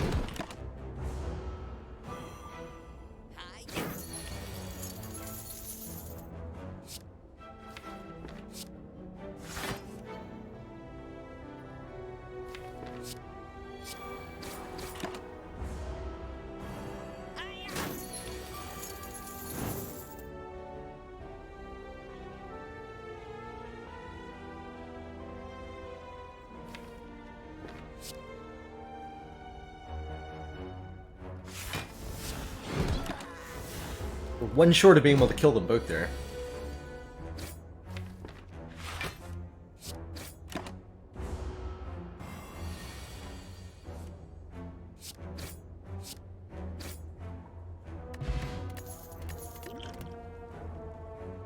The double Searing Blow.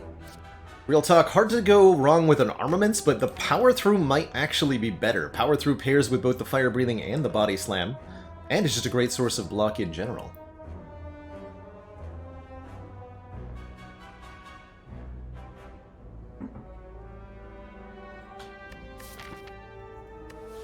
And then we'd be able to take an evolve pretty happily. I like that.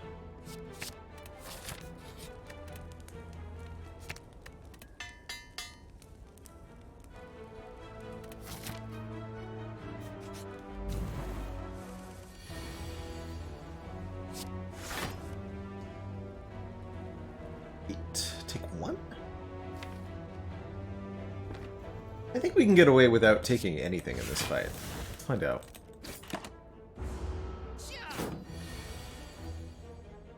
I was wrong!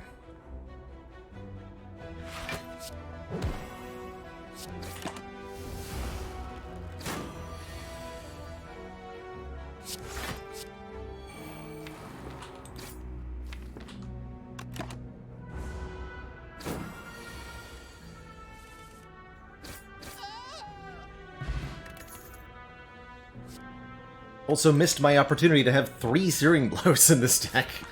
Let's not do that. No thanks. Alright, so the first upgrade on Searing Blow was from 12 to 16. But going from 3 to 4 is 27 to 34. This is plus 7 damage.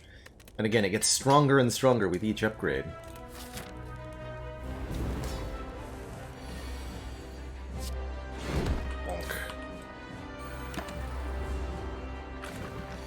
Could have had triple Searing Blow with armaments. Now you're thinking.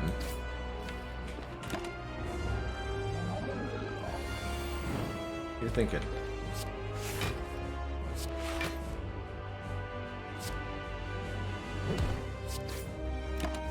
Shouldn't have to use any of these potions here, especially with a fire breathing in play.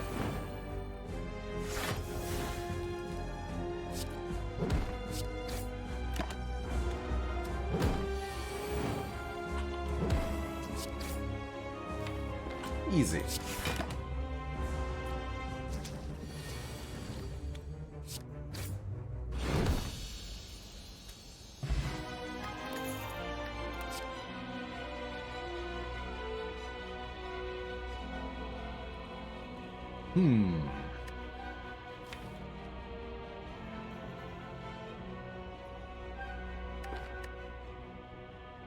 Interesting options here.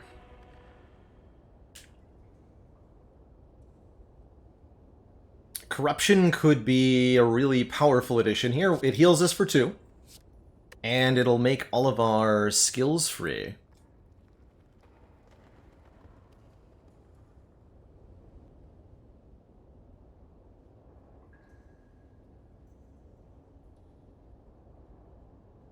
Which is pretty dang good, especially with this Impervious.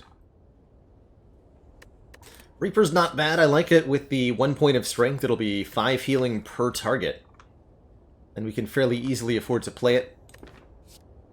So it's a little bit of sustain, but it'll weigh us down a bit, since it's not a hugely powerful thing. Pairs nicely with his Flex Potion, too.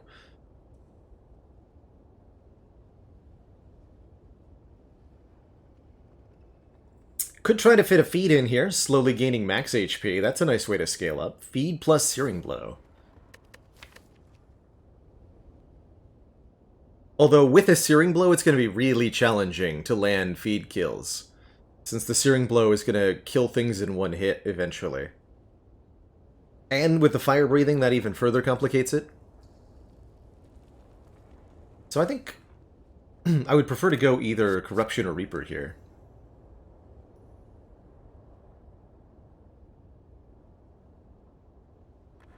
For the Corruption to really pop off, we'd also need to find maybe a Dark Embrace. Although one of the ideas with the Corruption is that once we've played all of our skills and we're only drawing attack cards, that means that we draw a Searing Blow over and over again, and that's exactly what we want to be doing. And again, Corruption does heal for 2. I actually do think I like this Corruption quite a lot. Pick it up. And we'll be really happy that we have a Corruption if we find a Snecko Eye here. Actually think I like these potions better than this potion. Oh man. Do we step up the spice levels by giving enemies additional strength? What is a status card? So, a status card is a type of card. You've got your attacks that do damage, skills that give you defensive effects, and then powers that put themselves in play. There's also status cards, which are any gray cards that get added by enemies during combat, or the Ironclad can also add their own status cards. Specifically, the status cards are Wound, Burn, Slime, Dazed, and Void.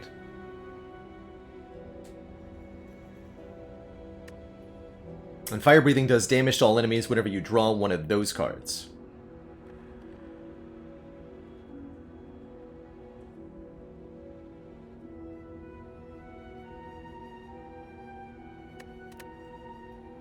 I think we definitely want to put ourselves on 5 energy here. It's going to make it so much easier to get corruption in play and to ensure that we can keep playing our whole hand.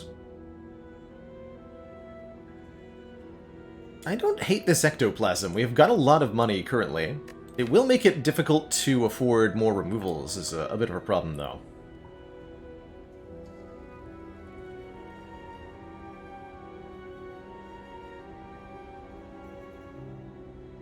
There's definitely good relics we can find, but in general we're going to look to avoid shops. Our pathing is going to prioritize rest sites over everything. I think this is an acceptable ecto. Let's take it. Alright, are we blessed with rest sites? Oh god.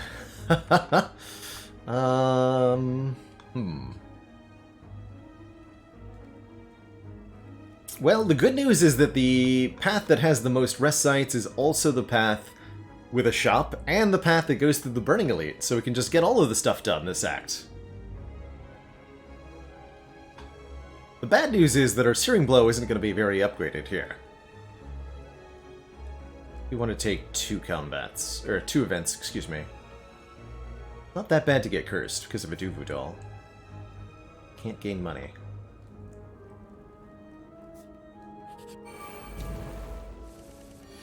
Can't regain money? No! Okay, we would like to kill one of them on turn 1 if possible. It'll save us money.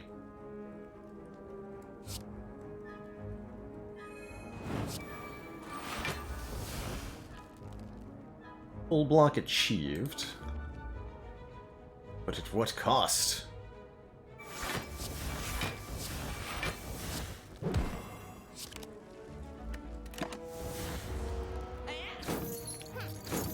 So that's money we're not going to be able to get back.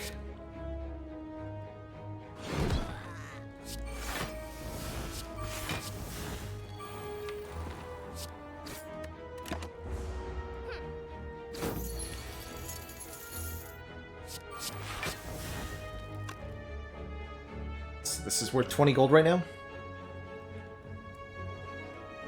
Yes.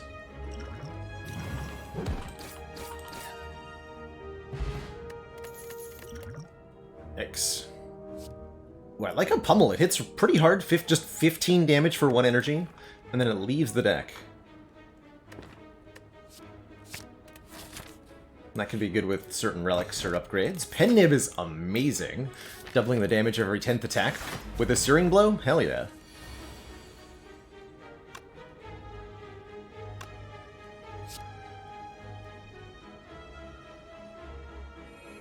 Didn't I have another turn to kill that guy? With the ectoplasm, every time he hits you, you're losing gold permanently because you cannot pick the gold back up when he drops it. So every hit that we can prevent saves us 20 gold. Or I guess only 15 gold on this Ascension level. 15 gold.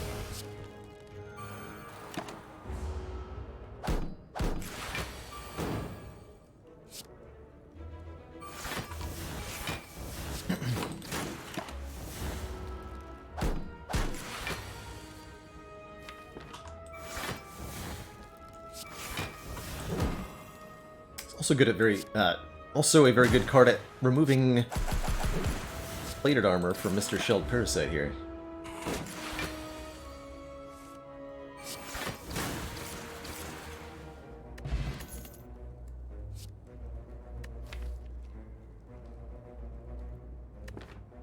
says plus on it.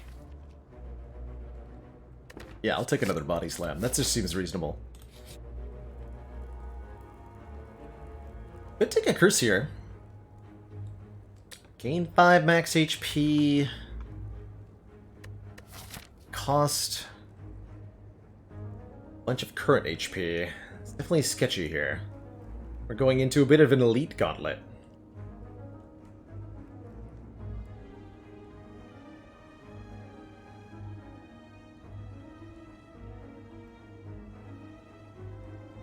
If we take a curse, we'll gain a point of strength. But we'll also gain a curse, which will slow us down. Works with the fire breathing, though. I think I'll take the max HP. It's only 15 current health that it costs.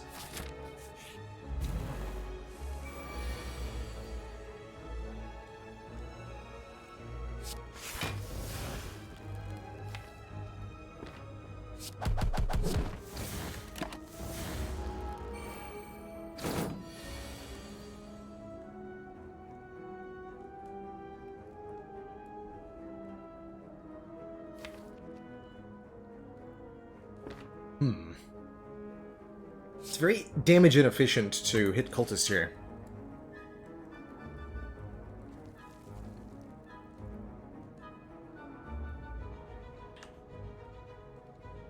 So I might do something weird like Bash Searing Blow of the Chosen.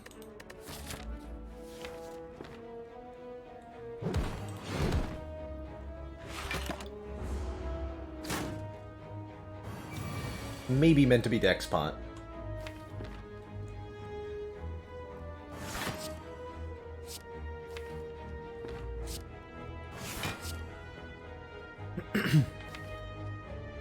Okay, guaranteed power through body slam next turn. Kills you.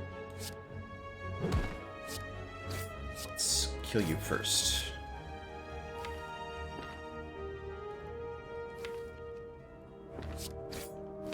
Actually, I think I play power through fire breathing, try to redraw the corruption for 2 hit points.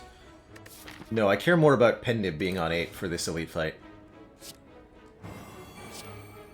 Bruce Thurlunk, thank you so much for the 3 months and that Prime sub. 3 streak get. Your potion get. And if you have a corruption and 2 body slams, there's no such thing as too many shrug-it-offs. Take another shrug. Alright, I'm gonna go this way. I'm a little scared, but we're gonna try it.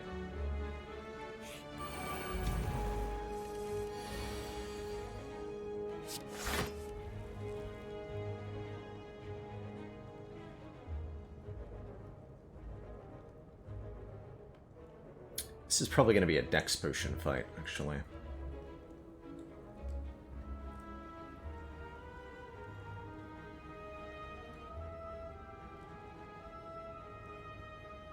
Okay.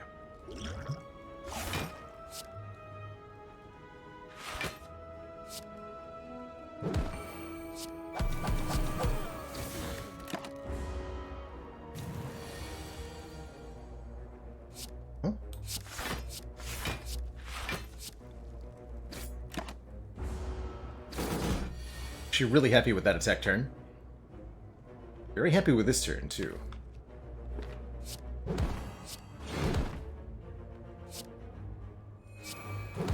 One damage. It's coming from our point of strength.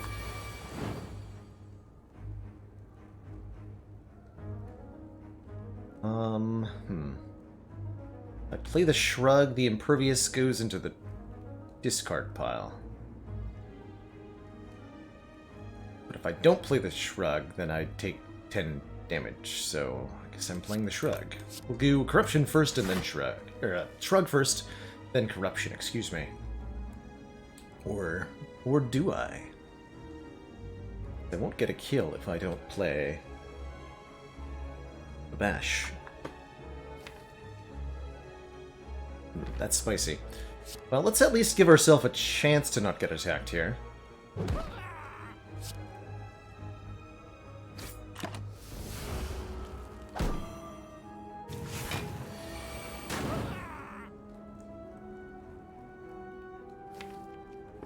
Well, that's bad.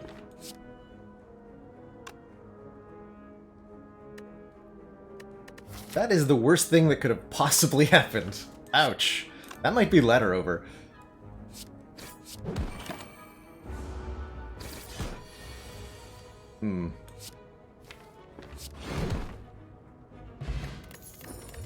Get a strictly useless relic, but we do get another shrug, this one with Plus on it. I think I like that over the disarm here. It's the best pathing from here. It's a hot mix of elites and everything else here. I think we have to keep on our current path. We could go to the shop and maybe try to fix things here or here. This, maybe. But we're completely derailed in this case. No, I think what we do is we have better elite fights.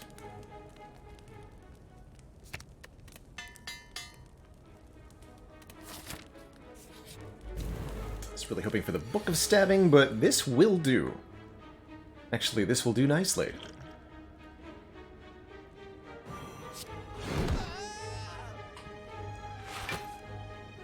Oh my.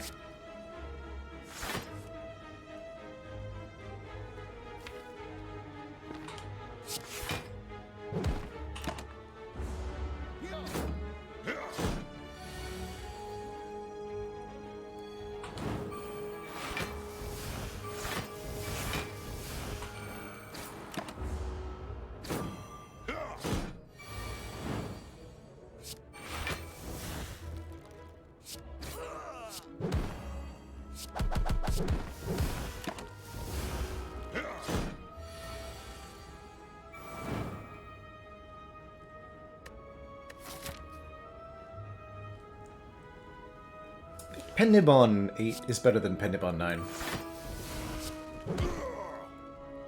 Okay, we gained 4 hit points from the Slavers. Got a Lantern for more energy on turn 1, and I think a Headbutt is an extremely good pairing with a Searing Blow. We can put the Searing Blow back on top, we can put block cards back on top, we can put status cards back on top. And it says Blues on it. It's great. Meat on the bone. Damn it. You're telling me I could have had... what did we skip in Act 1? I don't remember anymore. Anyway, I'm gonna do this fight now. Shuriken, that's right. We could have had a Shuriken this whole time. Ridiculous. Okay, plus strength, Book of Stabbing. Honestly, super into this. Let's go. Bash is precisely why I set Pennib to 8. Just draw Searing Blow. Easy. God damn it. Not again! No! Save me. Okay, good, good. We're fine. Look at these draws. But why, though?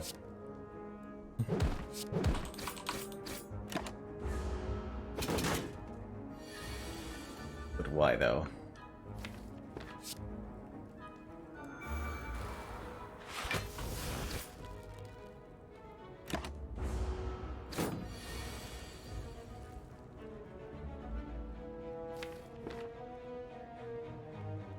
Can't afford to play this.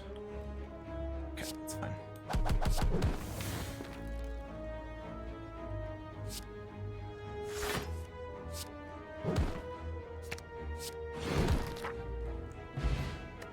We still have 5 strikes? No, we don't!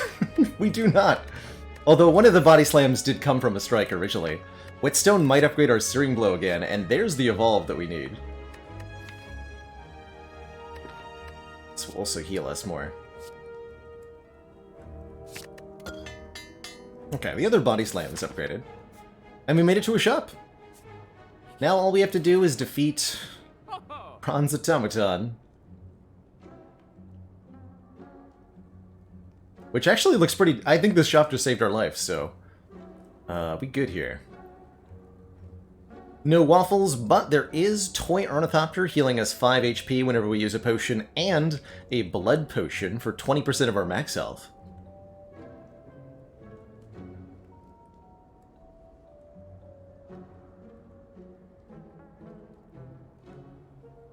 And a card removal. And a transmutation! No, we're gonna go Ornithopter Blood Pot, and 208 will be enough to remove 2 strikes. One here, and one at the next store. So that we never have a bad draw again. If we had 3 more gold, I could buy this disarm and still afford a strike removal at the Act 4 shop. It's unfortunate. I would really like that removal. And I think I would really like an event. Let's find out. Yes, I would really like an event. You happen upon what looked like a group of purple fire spirits dancing around a large bonfire. Spirits toss small bones and fragments into the fire, which brilliantly erupt each time. As you approach, the spirits all turn to you, expectantly.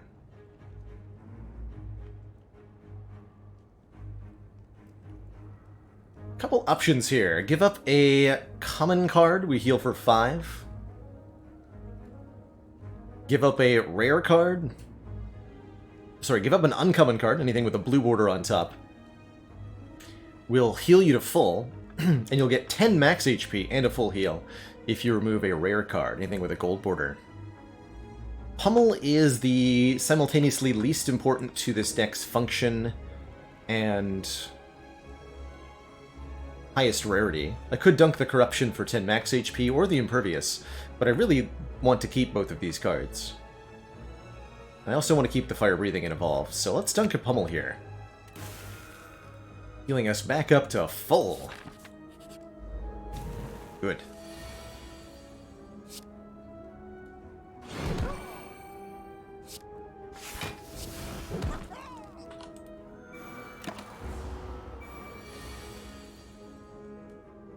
Good call.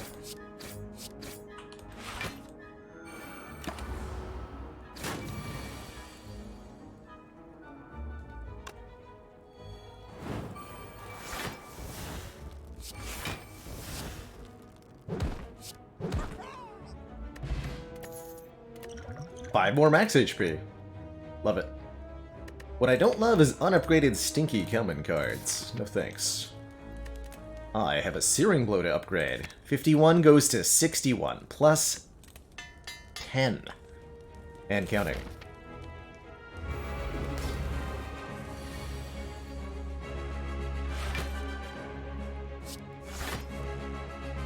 Sweet.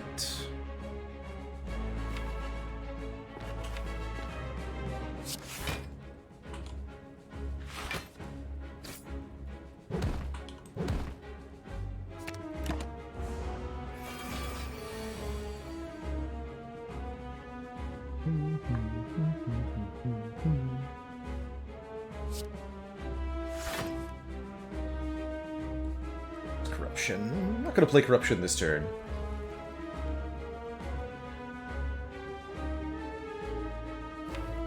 Take some damage to nib the Searing Blow. Or we could just kill a minion with the Searing Blow.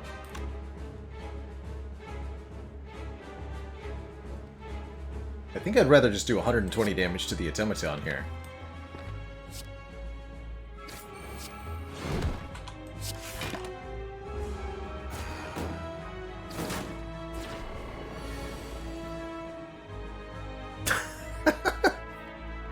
That's an amazing question for Twitch chat. Crit error. Well, if there's any Spanish naval historians in the chat, you might have your answer. So you're stealing my Impervious. Please give that back.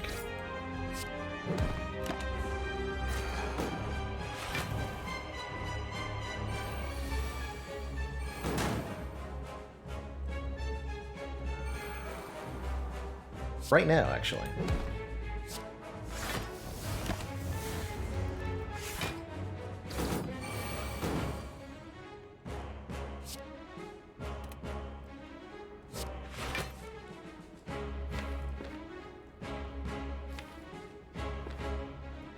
Actually, if I Searing Blow headbutt the Searing Blow, we might have a kill next turn.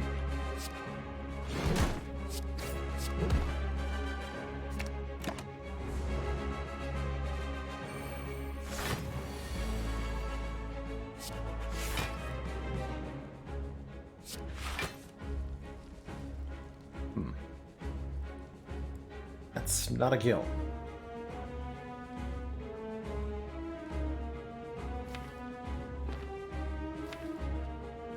It might be if I draw a Body Slam. Dang it. It's a kill with the Energy Potion.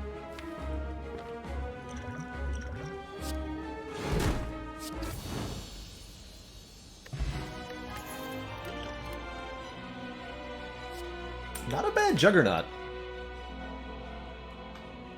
Though I think the fire-breathing thing is fine. We could add an Immolate for some front-loaded area of effect damage, but I think the Searing Blow will cover us in most situations where we would need Immolate. Fiendfire could slim down the deck, but Corruption already does that. Let me skip all these.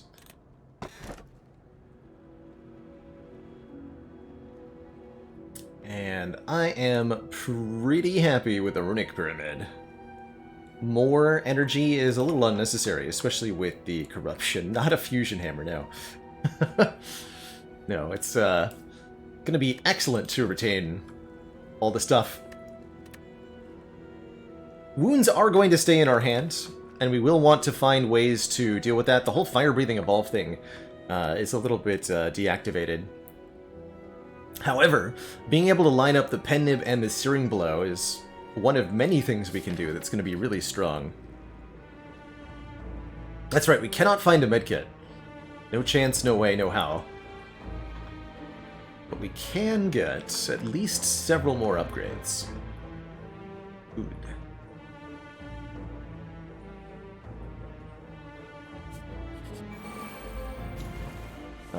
Good old Dorklings.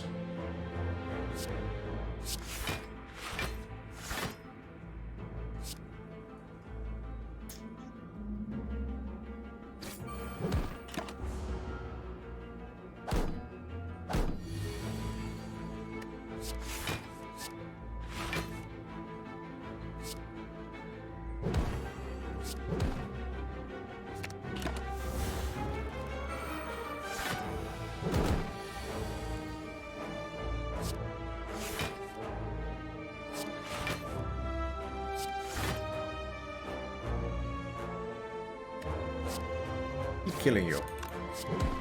And stay dead.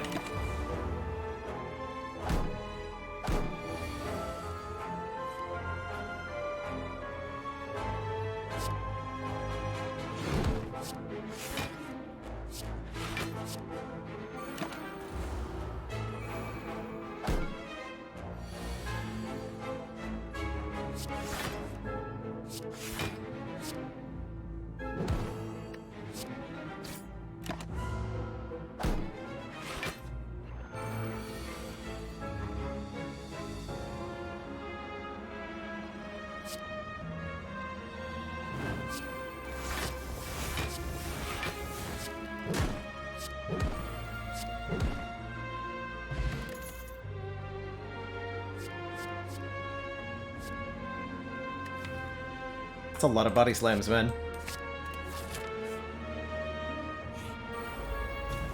Get another combat.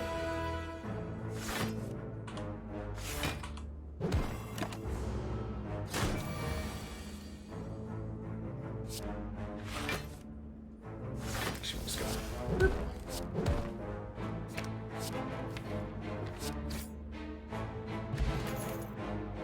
Another Searing Blow. Upgraded. Heck yeah, I'll fight the Double Orb Walkers. Double Orb Walkers, well, they drop a lot of money, which is really nice, but we won't get any of that with Ectoplasm. What we will get is a rare relic, and there's quite a few rare relics that could be extremely good for us. By putting burns into my hand, huh? Okay. I'm gonna accept these wounds here.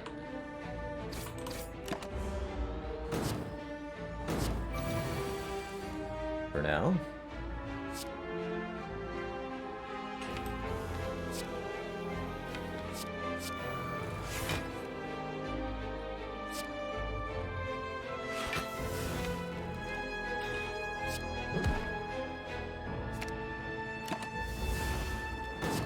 Bit of a slow start here.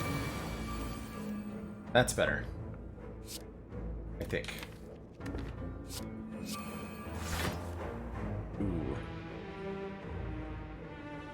That's gonna be a Liquid Memories, then. I think, right? 14. Yeah, that's gonna be a Liquid Memories. You know, it'll be 19 by 3. Hold on. 7. No, wait, that's exactsies. That is exactly lethal. Nice.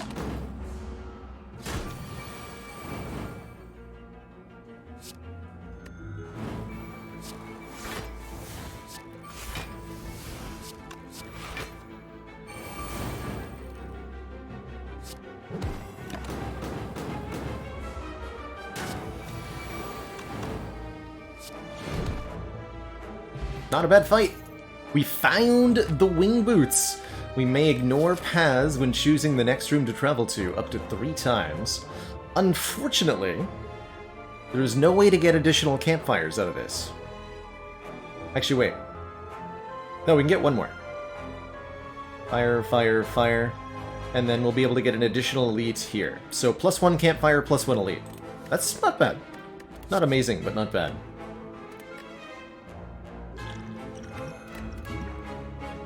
No way except for the one way that there is. That's right.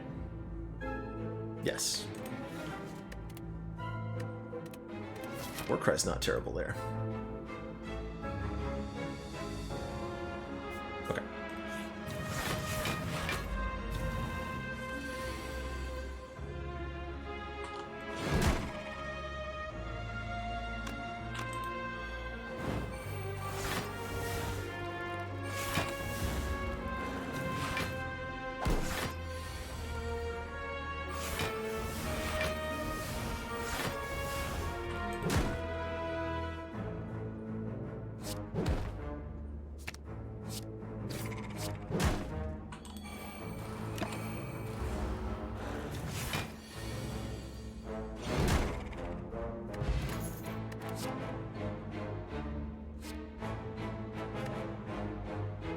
Don't think we want a second fire breathing.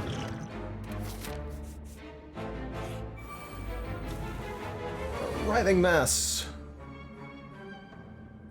is a very dangerous enemy that you have to do a lot of preparation to deal with, because there's no way to ever quickly deal with this fight, so it's oh, never mind.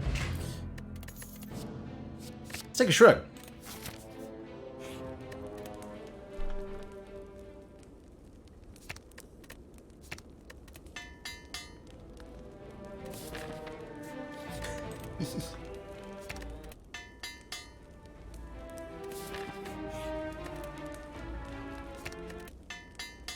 Peters NC, thank you so much for the 14 months and the Prime sub. Hope you're having a great day.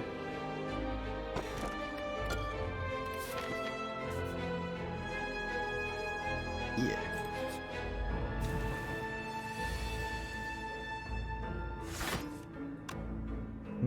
Alright, I'll just end turn.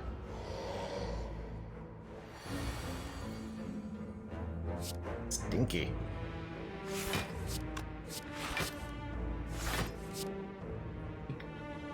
Eat? This is fine.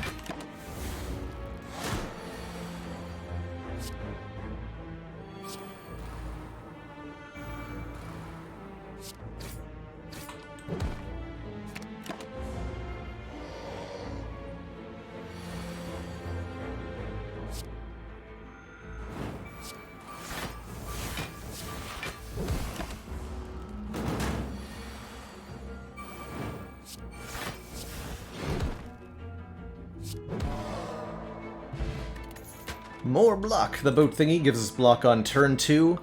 Armaments plus upgrades all cards in hand. Which is basically everything, except for these shrugs. Hell yeah. Hi Spire, with my little eye. Thank you so much for the 4 months and that Prime sub.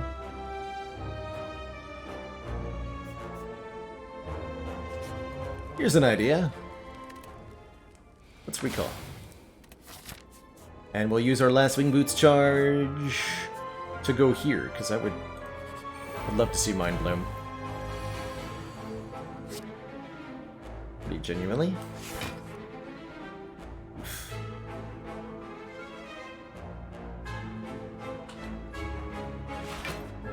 I think I hold on to Body Slam then?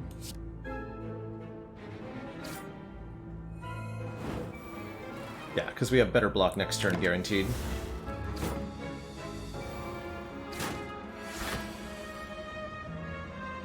There's both armaments and the Searing Blow.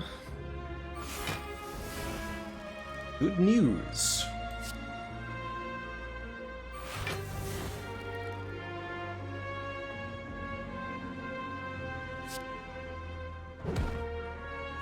Searing Blow the Reptomancer. Oh, wait. Oh. It's a bit roundabout, actually. I could have just Pen Nib Searing Blowed her, but this way... we get to put Pen Nib on a slightly better number. And heal a little bit more. So it was better.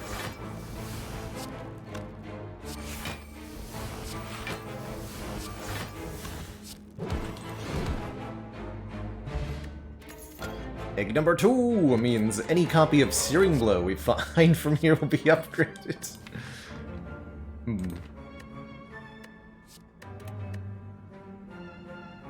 Weak Pot will be good for the heart. I think we should take this, Weak Potion.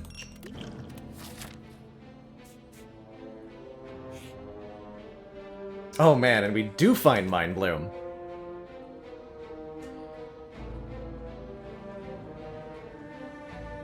While walking and traversing through the chaos of the Spire, your thoughts suddenly begin to feel very real. Imaginings of monsters and riches begin to manifest themselves into reality.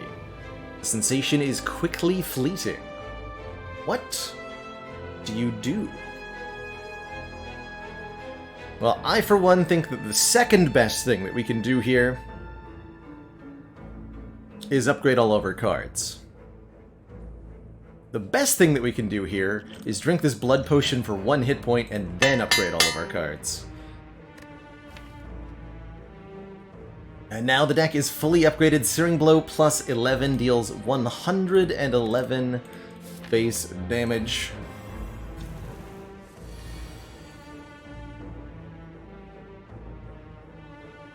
And this poor giant head has no idea what's about to happen. Hold on to this. 4. Yes.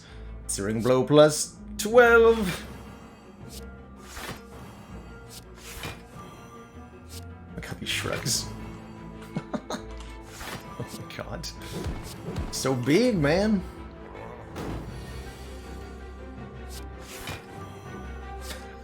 How many shrugs are in this deck? 6? God.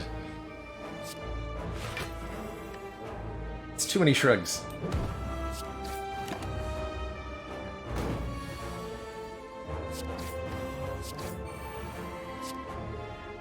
Beep.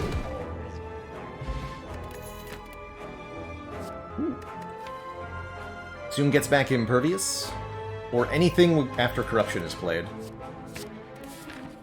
I'll take it. The only thing I'm allowed to upgrade is Searing Blow, so I'll do it. In fact, that's actually the only legal play at this campfire.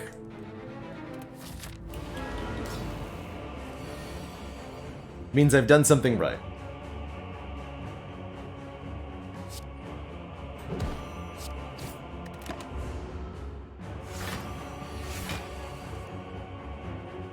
There she is.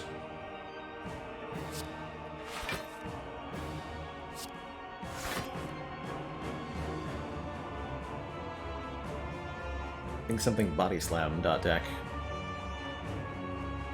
This is close to the biggest Searing Blow we've had, but it's a few upgrades short.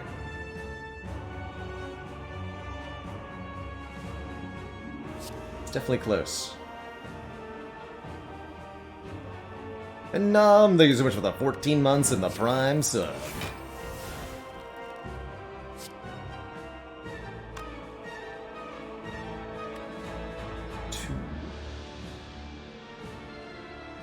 This would have to draw a skill.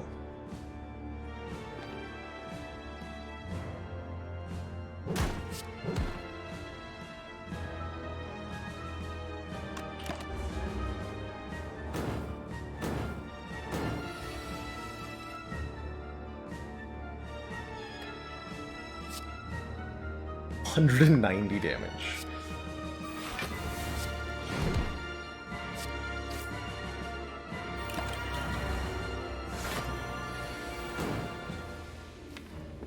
Oops, all block cards.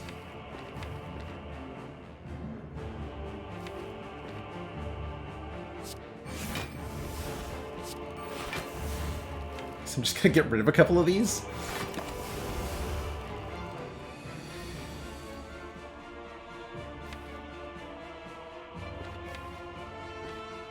I can exhume the armaments. That's funny.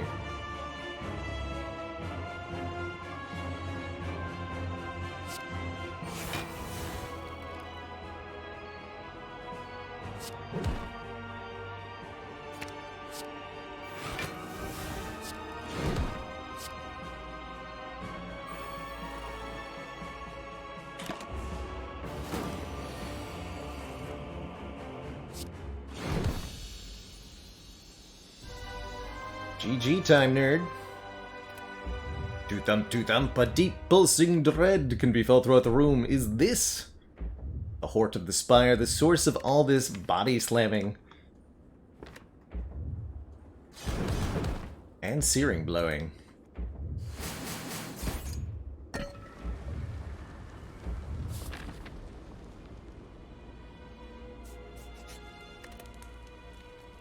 Again, the only legal move is to upgrade Searing Blow. So I guess I will, making it 142 damage. No! But also, yes? Barricade Body Slam.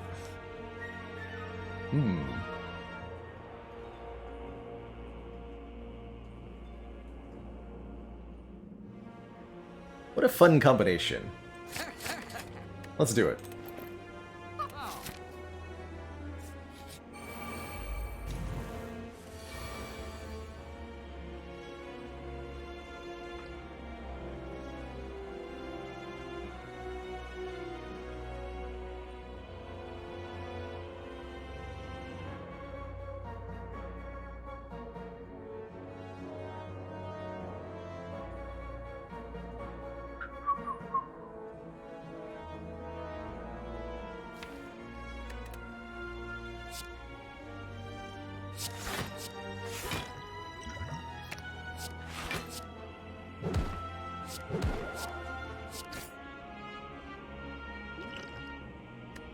That might have been unnecessary, but it seems like a really good way to make sure this fight goes well.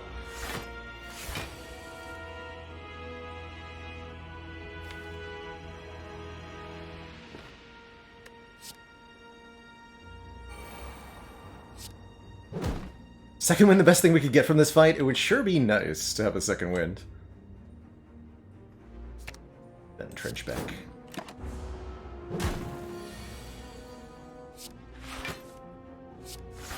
It's all shrugs, always has been.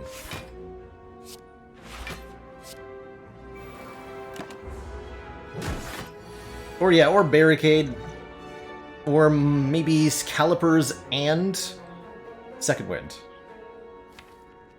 They're all options too.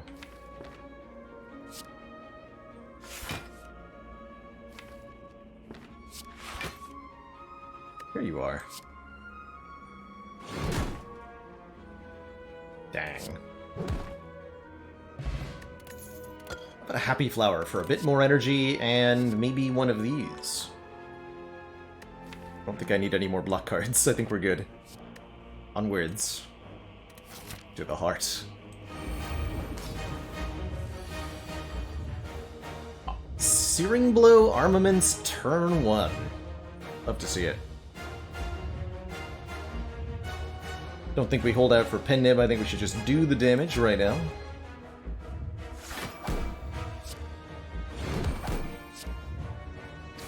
That out of my hand. Get this out of my hand. Okay, no Pyramid benefit on turn 1.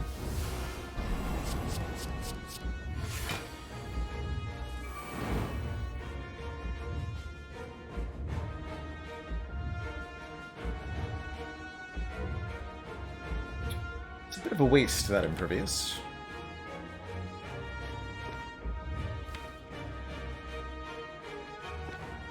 think we're just gonna tank some damage here.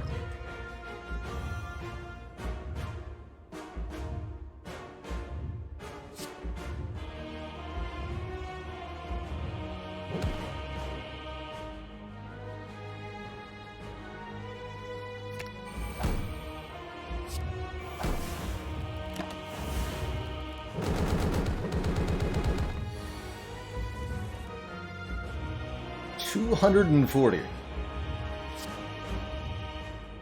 Yeah.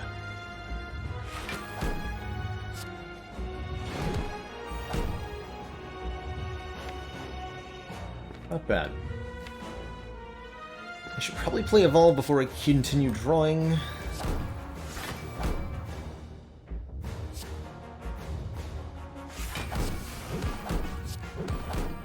Damage cap on that turn.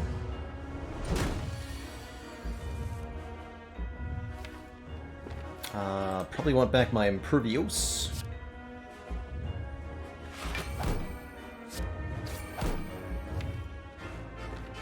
Make room in hand.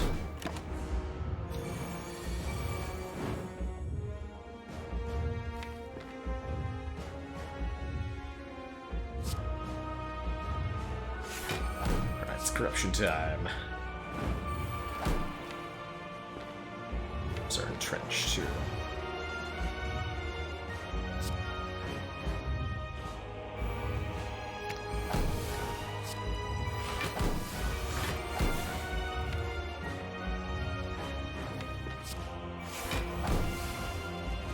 Could entrench for more damage here, but I think we just keep it to have available next turn. We're almost done with this fight.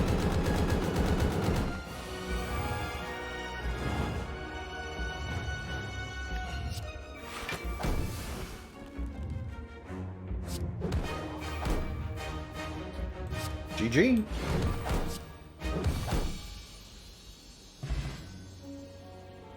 GG.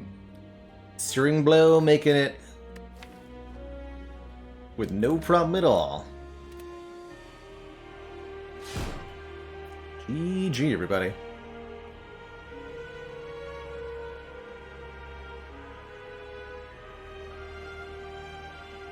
GG.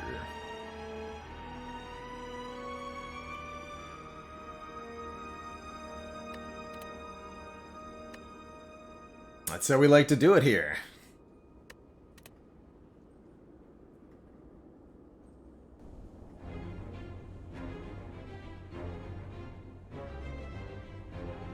I do feel like adding the evolve and the fire breathing ended up being a bit redundant. Not sure those were ultimately good additions. But overall, that was an awesome run and a really awesome seed. In general, again, you're offered another early body slam on floor 4, with your first 2 cards being Shrug, Ghostly Armor, potentially. I know there's a dual wield you can find, so even without the Searing Blow, this looks like a really, really fun run.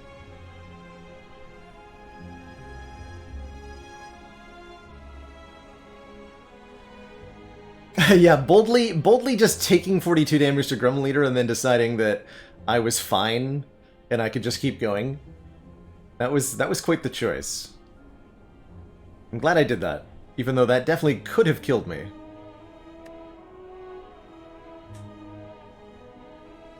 GG.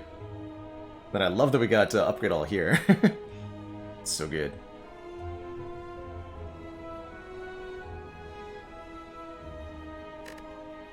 Yeah, I know, the version where we take the Curse Key.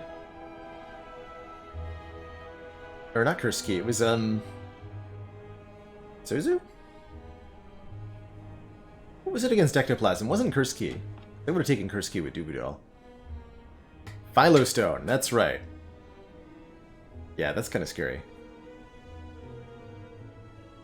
You read the block cards in Rage? Yes, Peaceman. I actually... Let's see if I can find this highlight. Because I have a...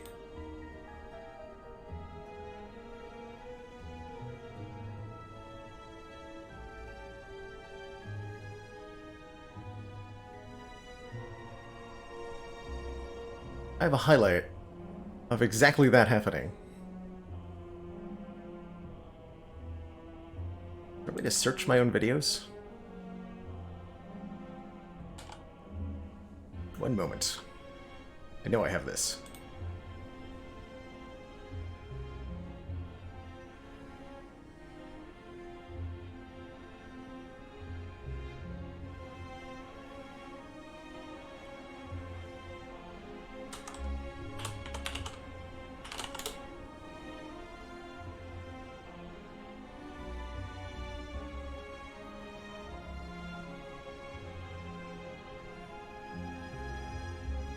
Uploads. God, tell me there's a way to...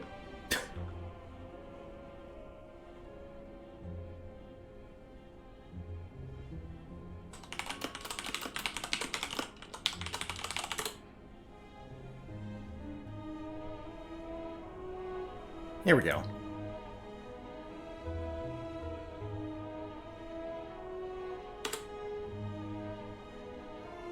There's a zero block ironclad run for you.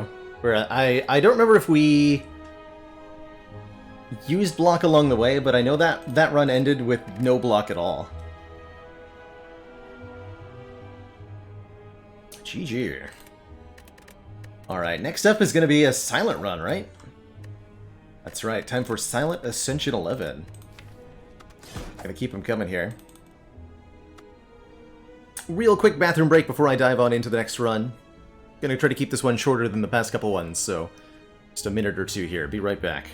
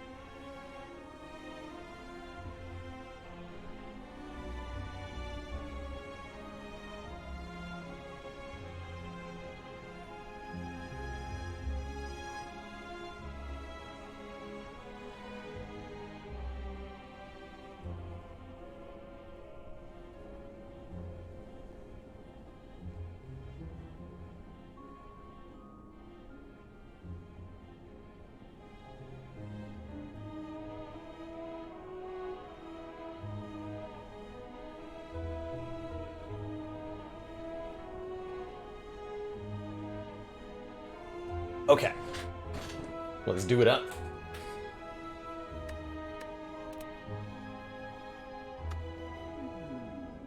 "40 seeds with that Filth of the Spire mod to find ourselves a coffee dripper seed."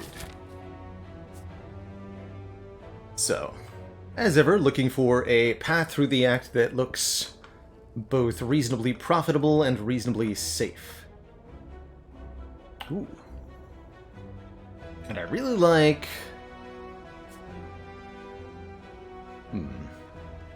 Instead of going to an early shop, which is not the worst thing ever, I like going fire before our first elite here, and from here we have lots of upgrades and one more elite, or not many upgrades and two more elites, depending on how we're feeling. There's no way... well, not no way. There is a way to avoid that first elite, but it is a stinky one.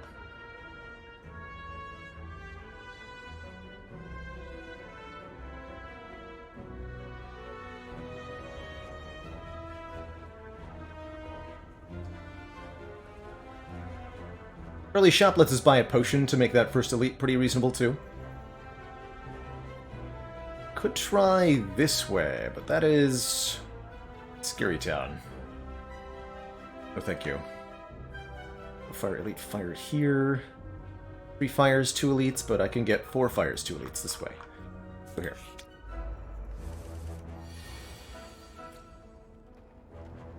Take 3? Yeah, take 3. Better than taking 12 to Jawarma on turn 1.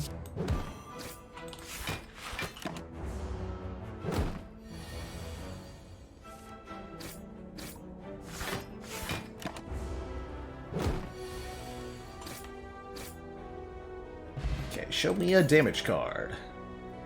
Multiple choices for damage card. Hard to say no to an early dagger spray. I'm always a fan of that. Hits multiple times, it hits all enemies, both things that are really important. I think the dagger throw is almost acceptable here. It's a bit better against Hexaghost than the dagger spray is, letting us draw and discard one, which would cycle through burns, and it does become the opening point to a whole bunch of different silent synergies, letting us do something like take a hovering kite or a sneaky strike. But I think getting that first damage card into the deck is way too important here. Okay, Twisted Funnel would have been not bad here. Shame we can't afford the Oddly Smooth Stone. None of these potions are hugely impactful, which makes me want to spend my money on something else here.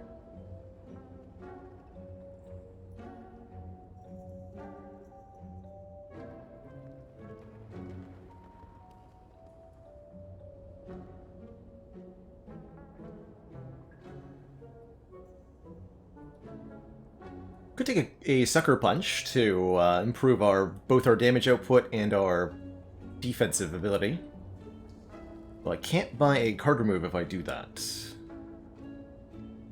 Could buy Sucker Punch Dex Potion? Seems a little bit like a weak use of our money, but it does eliminate pretty much all the possibilities where we die in the next few floors.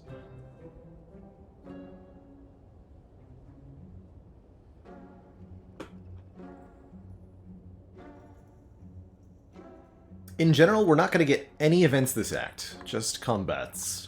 Unless I go to this event.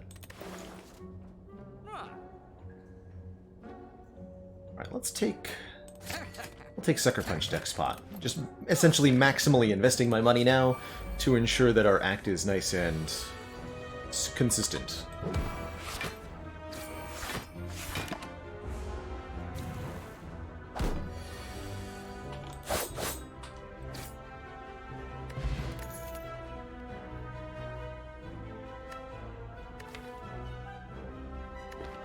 Do I feel the need to put a Riddle with Holes in this deck?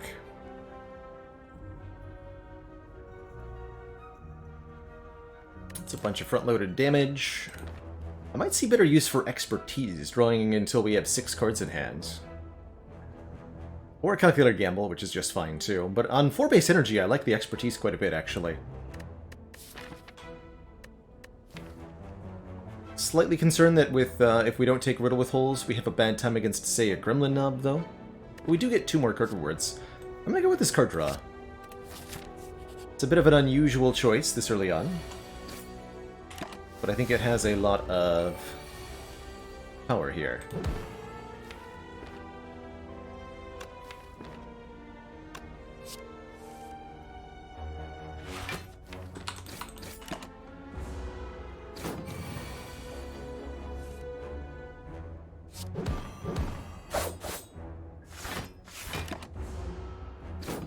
Kind of an unusual cultist fight.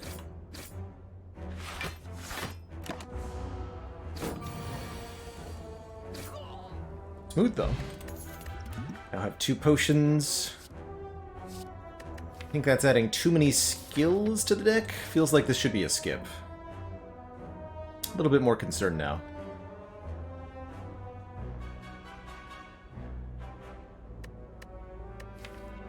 Even Cloak and Dagger is like a downgrade to our damage. Maybe outmaneuver with an with a Swift Potion? I don't think so, though. This is a good fight to have gotten, at least. Or is it? All 3. Lock.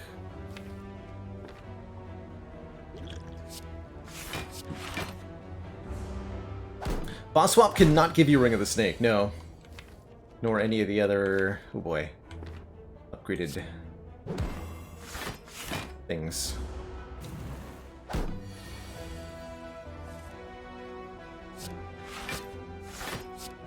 Okay, we're just like throwing damage around kind of randomly, trying to kill the one we think we're going to be able to kill next, but the answer is we can't kill either of them. Never have been able to. But we're still full blocking, so Hooray? Hooray.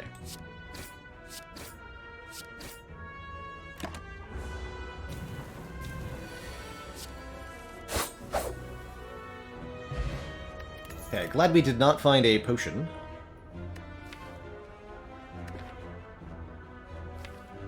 Definitely want to take a damage card here. I'm cool with either Choke or Quick Slash. Choke has the higher base damage and adds additional damage per card you play, whereas Quick Slash simply draws another card.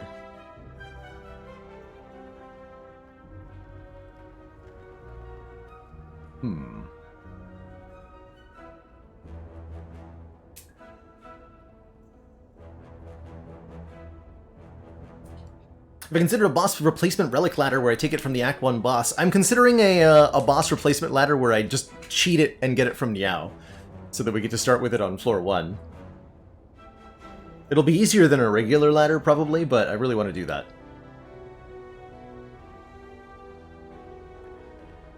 Use a wireless mouse and keyboard? Yes! I've got a big... I got a lap board from Corsair.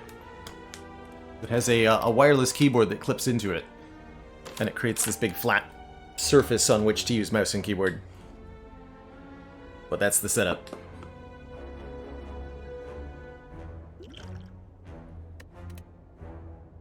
Take a choke here. And we're going to upgrade our Dagger Spray. Sucker Punch, not a bad upgrade here either.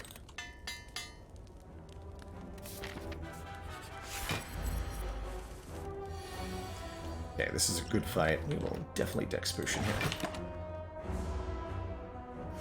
Just happy that we didn't get Gremlin Knob, basically.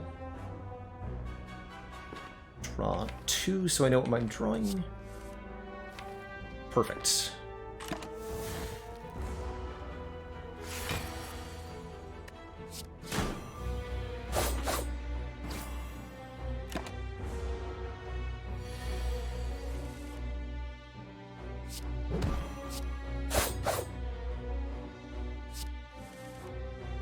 Wow. Okay.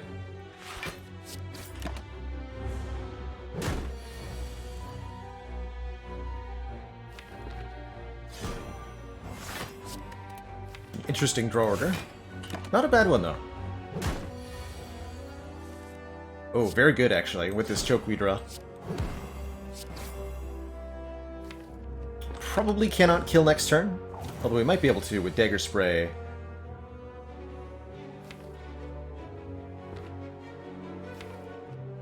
Dagger Spray, Strike, Strike.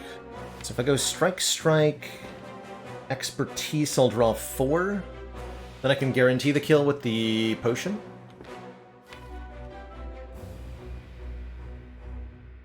Yeah. Nice. And we get a meal ticket, which is very, very good, healing us 15 health when we enter a store. As well as potentially 1,000 cuts. Generally not a fan of 1,000 cuts. This is not the worst 1,000 cuts I've ever seen. Certainly not the best, though.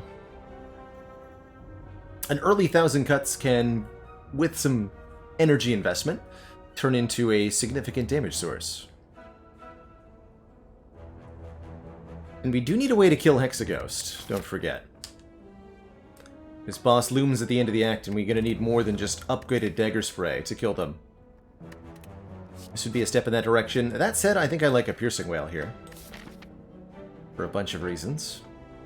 What are my upgrades going to be? Sucker Punch, Expertise. 4 energy does help this 1,000 cuts get in play, for sure. Would encourage us to take, like, Shiv cards and such. Theoretically pairs well with Choke. Theoretically pairs well with Expertise.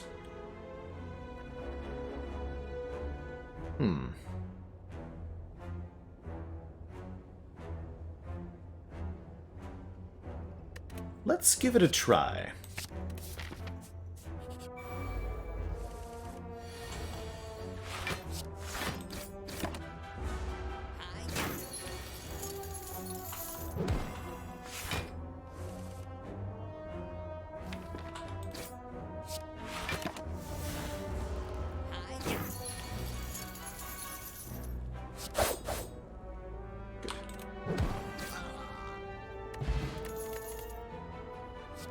Okay, that's not going to stop me from taking... Well, actually... Is it? Am I going to let it stop me from taking deadly poison? That would be foolish. But then, like, take the prepared?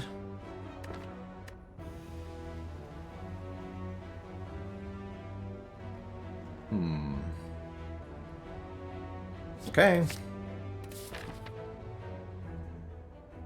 then we'll get some upgrades here. Oh, okay. Ice cream is gonna actually make this kind of work pretty well. Expertise definitely just got a lot better. Energy now conserved between turns, although I almost wish we'd taken an outmaneuver now.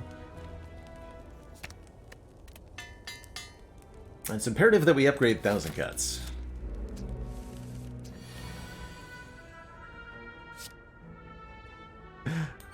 Flawless.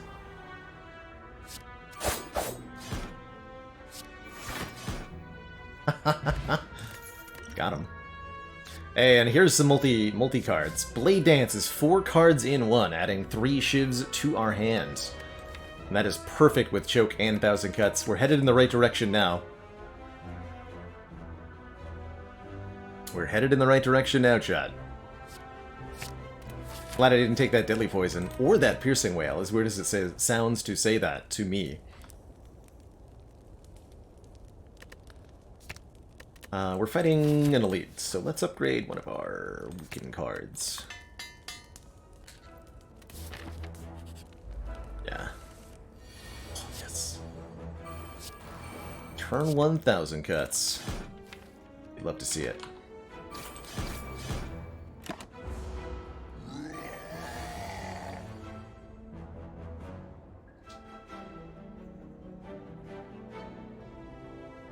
I can go fairly block heavy on this turn. Or I can draw.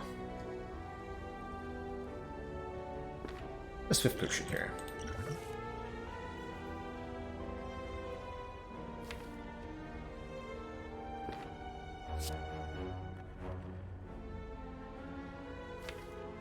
Didn't work out as I wanted it to. Survivor for some hit points.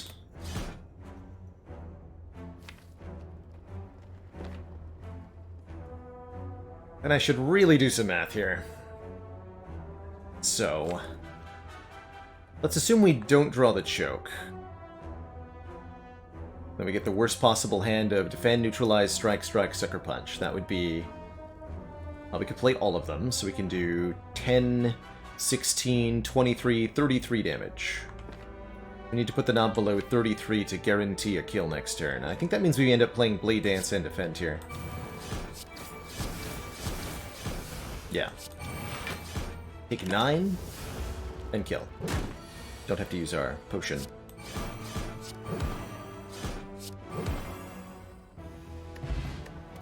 Ink Bottle is actually pretty hype here. Whenever we play 10 cards, draw 1 card. So we're further encouraged to spam cards. And I think that makes me like a Deflect quite a bit. Just a 0-cost card. To proc 1,000 Cuts, to proc Choke, to help towards Ink Bottle, and to not cost energy with Ice Cream.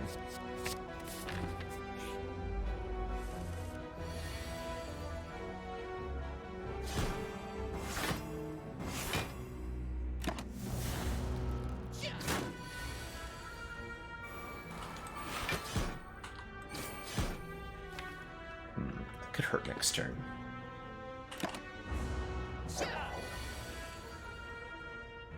Okay, that's unfortunate, but could have been worse. I don't mind losing health before Hexaghost anyway.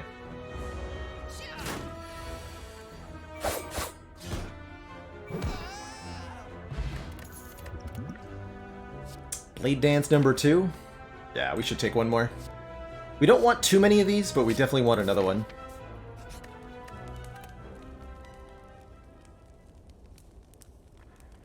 And I think it's time to upgrade our Expertise to draw one more.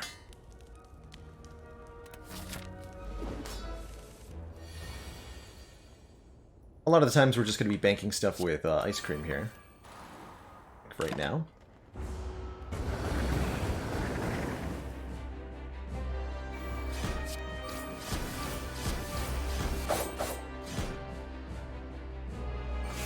lose a few hit points.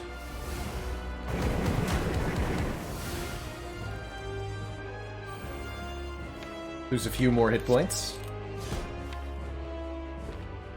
Maybe? No ink bottle here. God. Why? But why, though?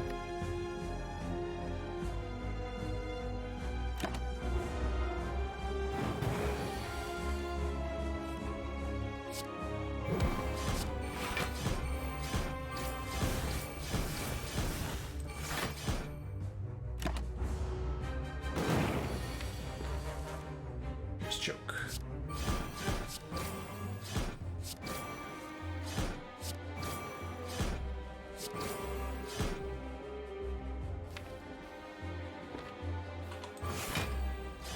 We're still good. Okay, that's gonna be a great turn next turn. Let's make sure I don't Trader Bottle myself.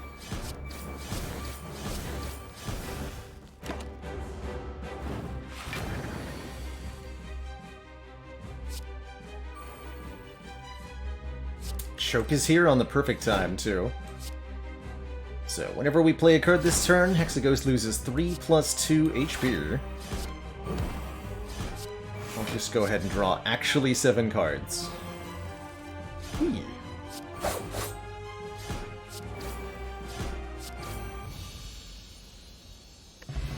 GG. That worked out pretty well. What I'm not going to do is take a second copy of 1,000 Cuts. I don't think. Am I? No, that's ridiculous, right?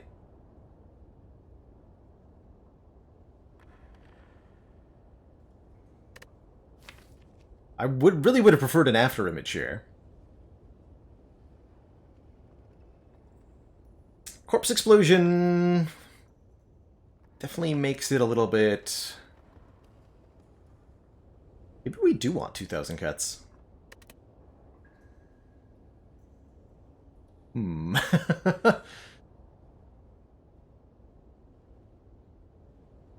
Feels wrong. This is definitely not going to work against Heart, as it is. I need some help. Can anyone even count to 2,000? I'd take the Envenom instead.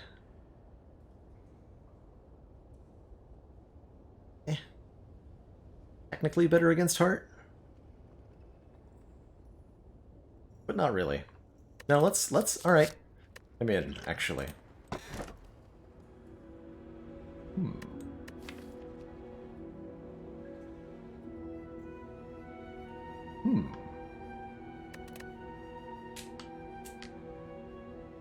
2,000 Cuts with Snecko Eye. I mean, the alternatives are Ectoplasm with Meal Ticket or Sozu. Yeah, I'll take a Snecko Eye.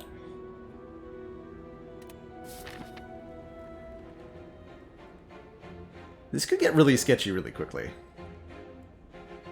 Just gonna put that out there. I am not sure this is a good idea. Deck really wants a bullet time now. Feels like. Don't think we should go to the Burning Elite, but I do think we should start fighting elites. Oh, so far so good, Snecko Eye. It's turn 1, though.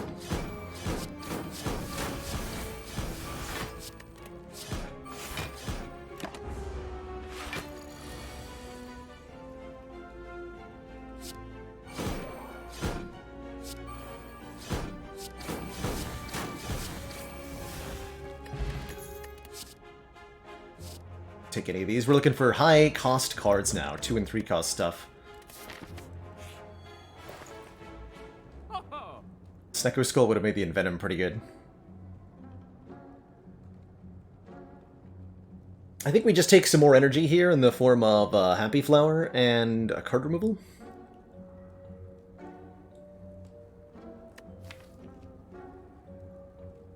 Prepared is pretty bad now.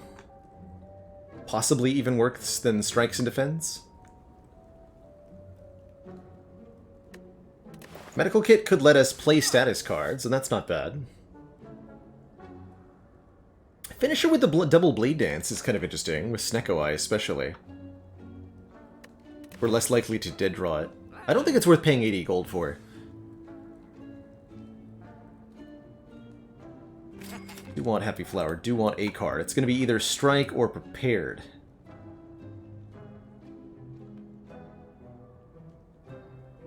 Let's remove one Strike. Oh, Bites? Maybe Bites are a thing.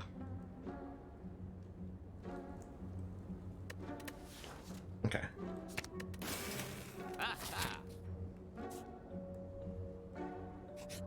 Let's look for Bites then. Second to choke. Leg sweep. Yeah. Yeah. Leg sweep definitely helps us fix our block problems, which are numerous.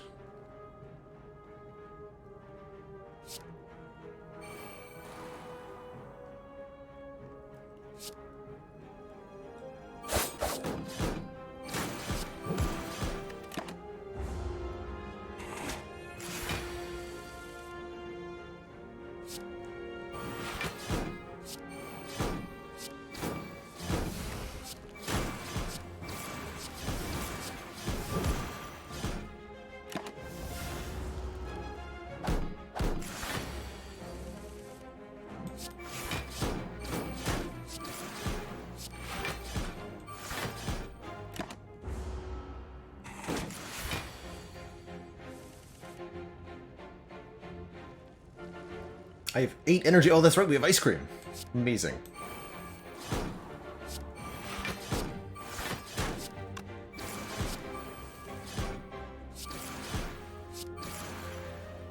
Coda Pox, thank you so much for the 8 months. At tier 1 sub. Almost concentrate ice cream, but with Snecko Eye, I don't think it's gonna be good.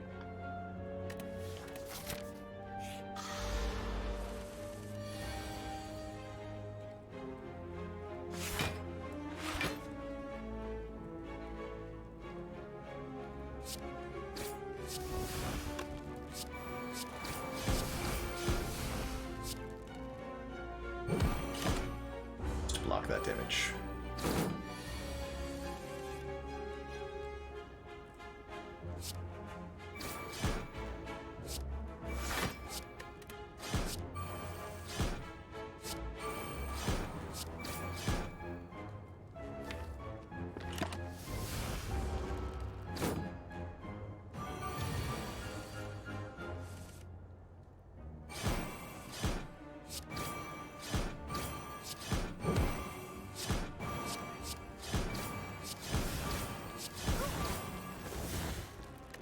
Yo, this deck is pretty sweet. I think I would take an upgraded Blur, but I won't take an unupgraded one. Same for the Dagger Spray. We're gonna get our other 1,000 cuts upgraded. Did I try Arcanium Rise of a Khan? Yeah, I did. We had a sponsored stream of that last week, and I'm hoping to be invited back to do another such stream in the near future. But I think Arcanium has a lot of promise. After my stream last week, I fired off a email to Josh Dev. We talked a little bit about what the game needs and what's being planned for it, and I've got quite high hopes that Arcanium is going to be a really well polished game when it's done.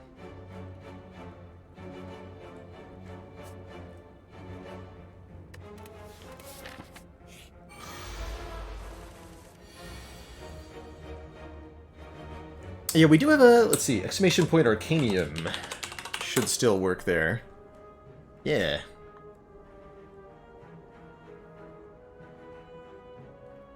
A little bit of an ouchie here. I don't see...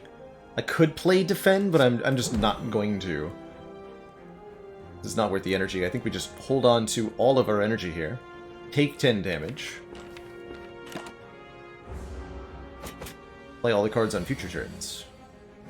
That way I don't have to skip this 1,000 cuts, I can just play it. Even though it costs me 3.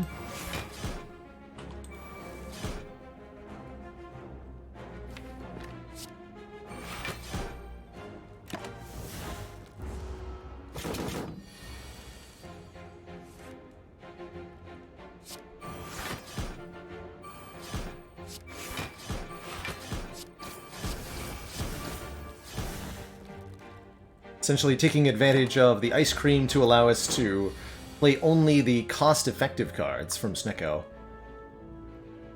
Hello.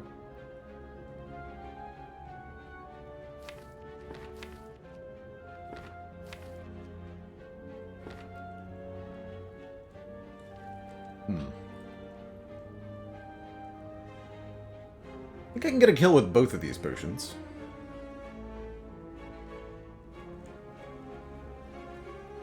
I have exactly enough energy for this hand. Math. Let's do some math. Let's see, so choke is 12... Well, 16.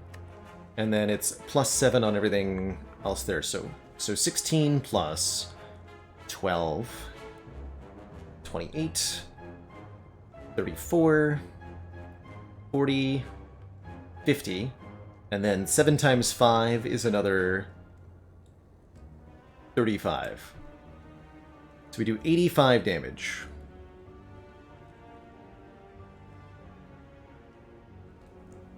If we Cunning Potion, we'll get 3 Shiv Plus. And those will do a base of 6 plus 7 is 13 each, so 39 more damage. 85 plus 39...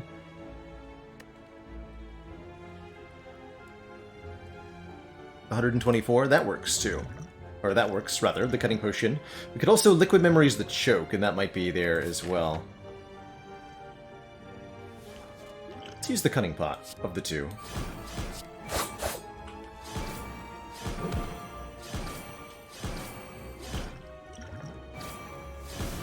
It also puts us on, well, like Ink Bottle 8, I guess. We get a Tori, reducing unblocked attack damage from 5 to 1, very appropriate for the Book of Stabbing. Do we want an Acrobatics? Or more cards draw? I don't think so. Not an unupgraded one.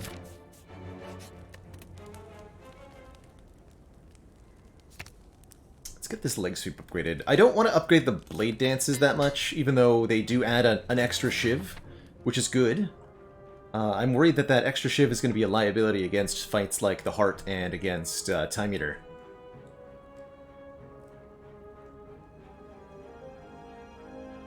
Let's get one more upgrade and one more elite. I could go through the shop for the heal, but I don't think we're going to need the heal for the Bronze Automaton. Hey, Pantograph, you love to see it.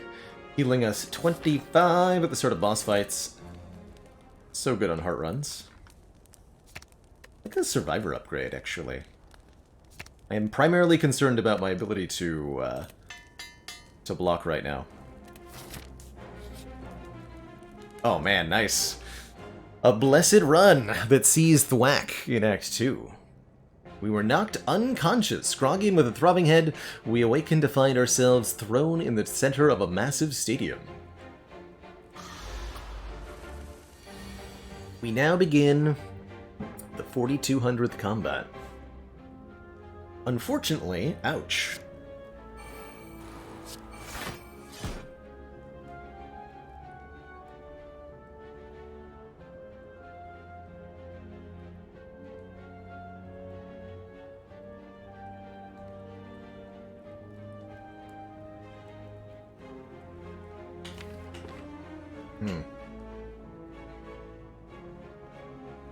If we Sucker Punch you, that brings you into Tori range, at least. We take 115 here. I should probably put some more damage down. Front one first.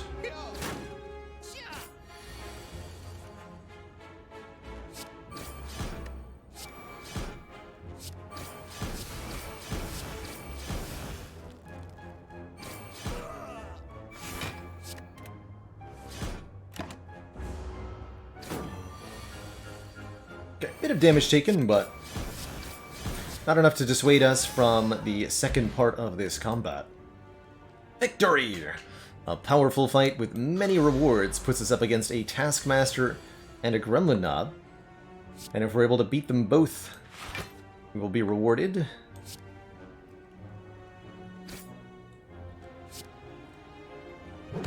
with 2 relics. 1 rare, 1 uncommon, and 100 gold. And don't stress about that draw.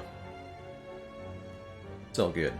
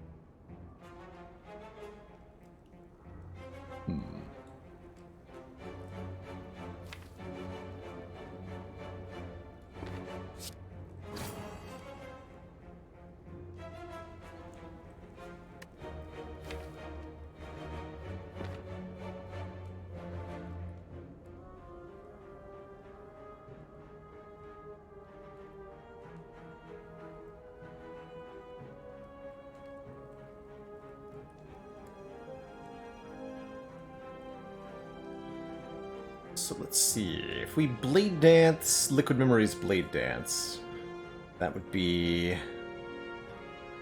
6 shivs at 7 damage each. 6 times 7 is 42? Yes, 42. Plus 2 more chokes at 3 damage, 48 damage. Not enough to kill. If we get back the choke, we'll do...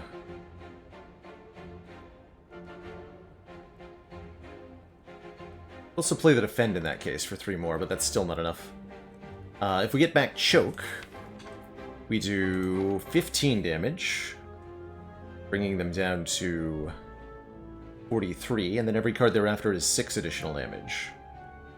So 43 minus 4 times 6 is 24. Then another 43 minus 36, rather, right? Yeah, 4 times 6 plus 3 times 4. 36 damage from the Blade Dance. Which leaves them at...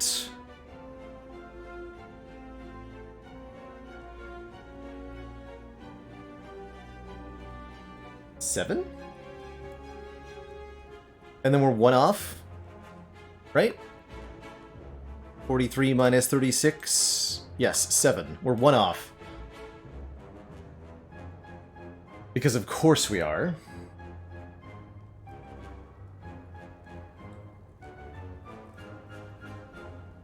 Damn it.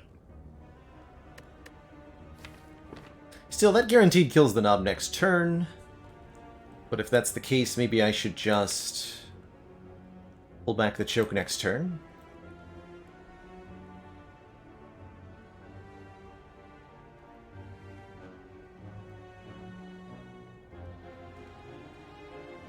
Although I played the Defend at the end, right? So that'll put us into Torii range. We'll only take 1. Yeah, okay. Don't like that I have to use the potion here, for the record.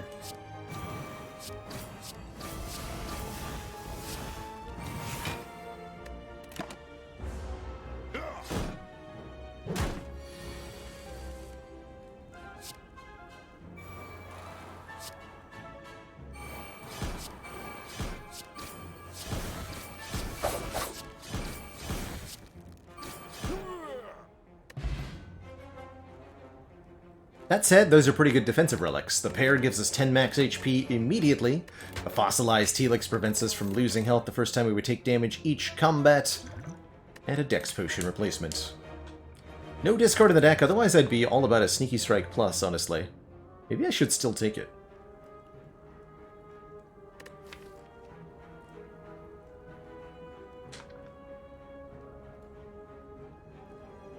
But if I didn't take an unupgraded acrobatics, what am I even doing?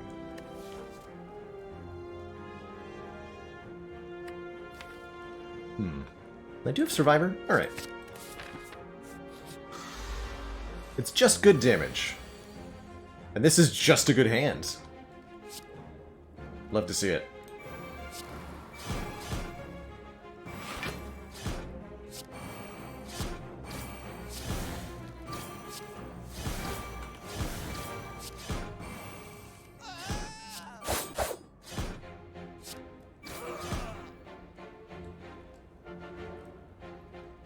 Not bad.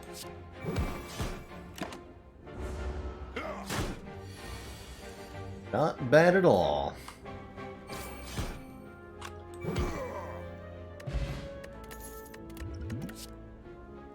Ooh, retain.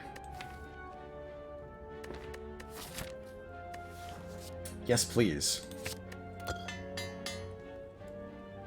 And I love that we got both Choke and Sucker Punch upgraded by that, Whetstone.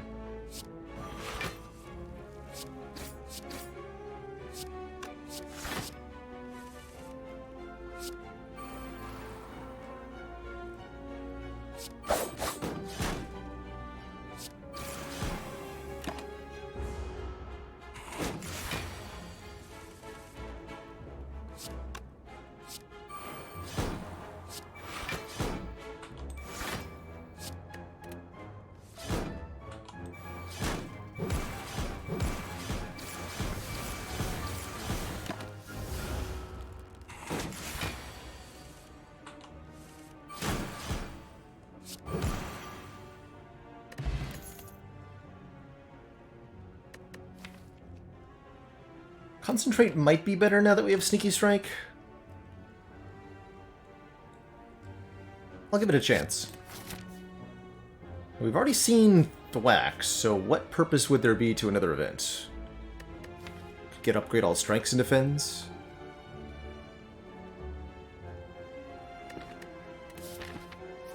Get the Cursed Tome, which would be good, sure. We'd get the Ritual Dagger for 99 gold. 99 gold's pretty good. Or yeah, we could have gotten Bites. I think all good reasons to have looked at that event. Okay, if we're not lucky, lucky's not the right word. We're diligent here. We can probably block Hyper Beam with our Buffer Charge.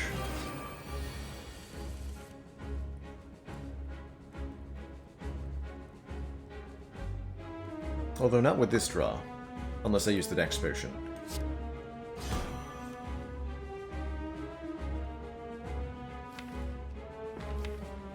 Or we can just kill it before Hyper Beam occurs. That's the other option.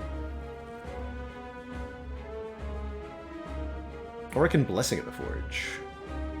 Ooh. Actually, I like the Blessing at the Forge. Do that.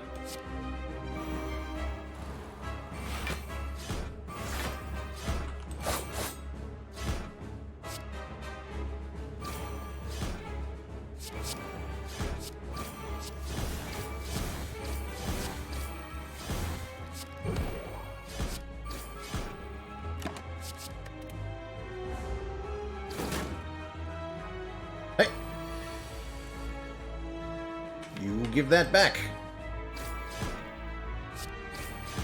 Thank you.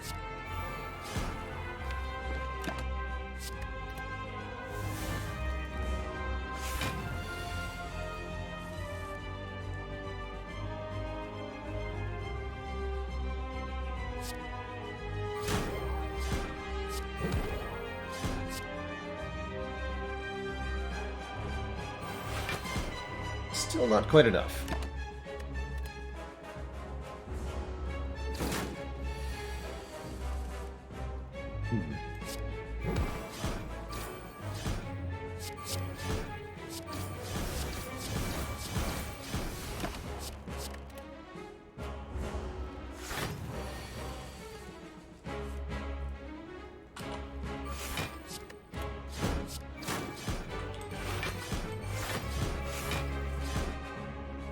Oof.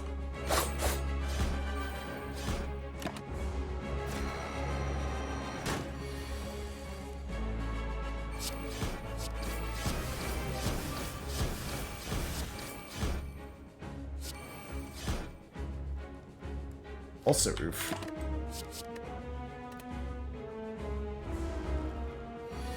Looks like we got him anyway, though. 12 energy is a ton.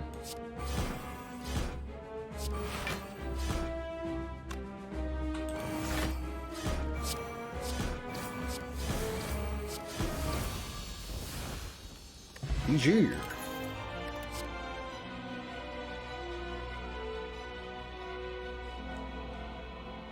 Please give me an afterimage game.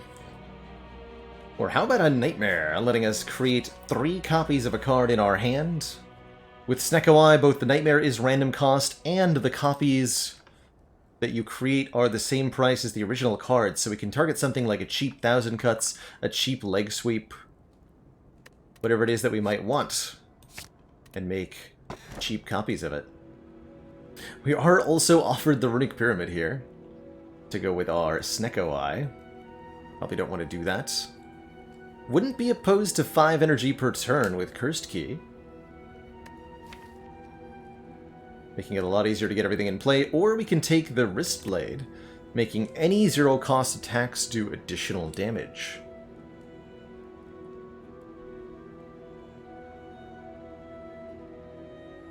Runic Snecko always seemed like a trap to you. It is for the most part a trap. Not a great combination. Especially not when we have a well-laid plans.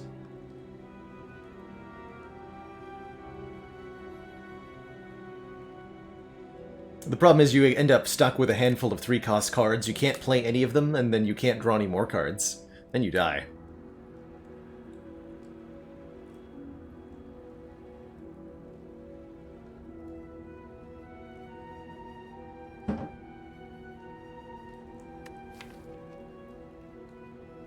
You might get occasionally bonus damage on Dagger Spray and stuff, but let's take the Curse Key. Bring this up to 5 base energy with extra from Happy Flower. We do have to take a Curse, unfortunately. And we don't get to go to a shop because we have to go for the Burning Elite. That's going to complicate things.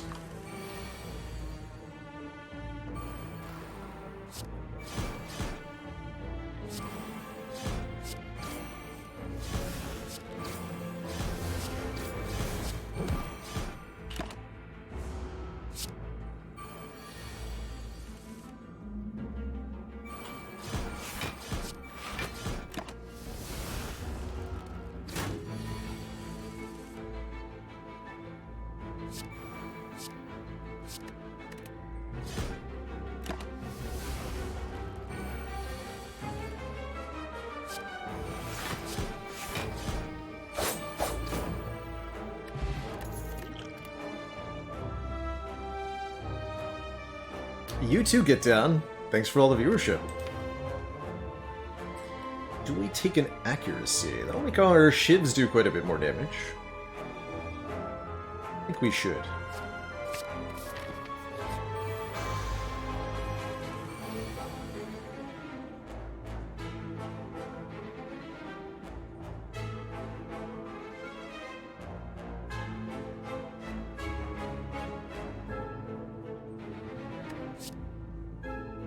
More 1000 Cuts.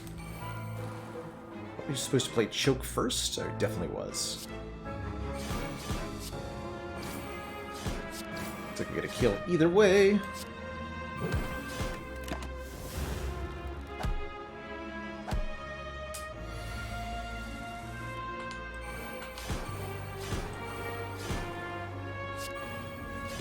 So many cuts, you'll say, dang. That's a lot of cuts. Bouncing Flask is good damage, too. Let's take an upgraded one of those.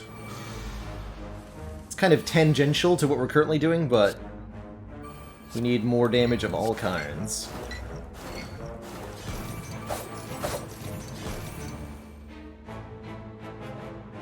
Minus 12. 12. We cannot full block this.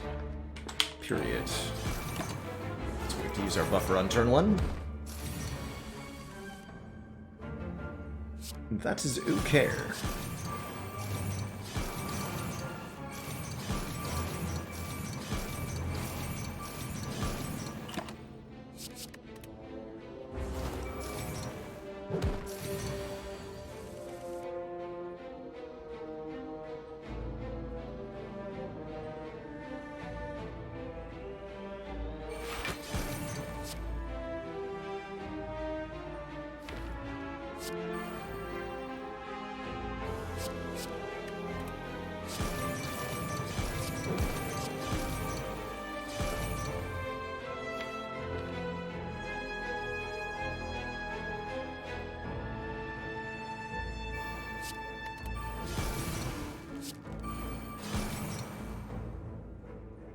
This will only take 1 damage at most.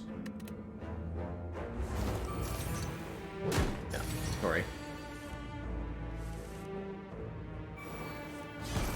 10,000 cuts.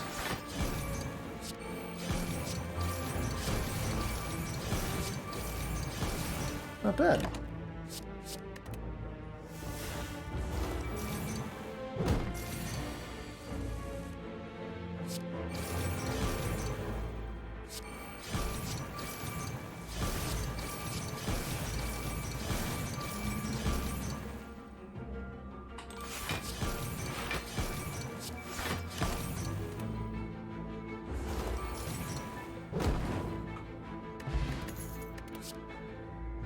And I think we should now take a Piercing Wail, especially an upgraded one.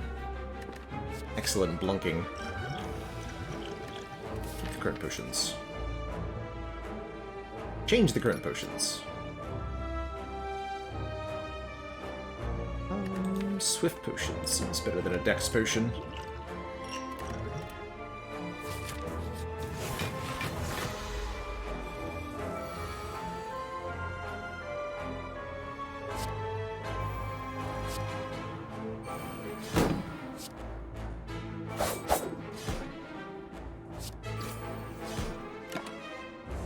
Thank you, Helix.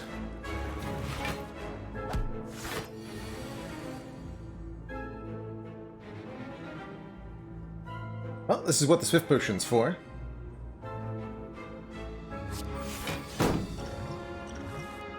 That's better.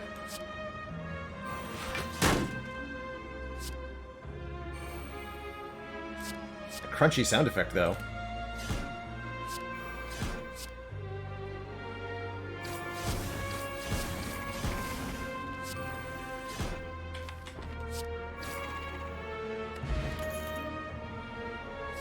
One more.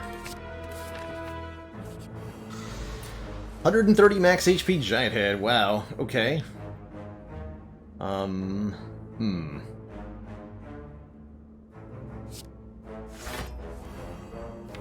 tell me I dupe this Sneaky Strike. I'll just hold on to the Nightmare.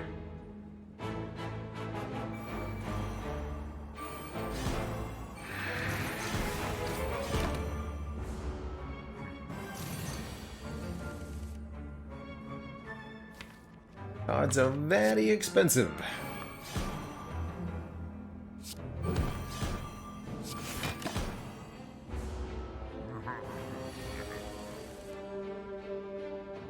So expensive. Please stop, though. Genuinely.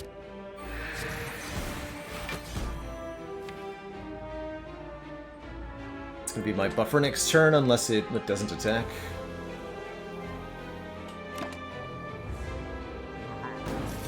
Good.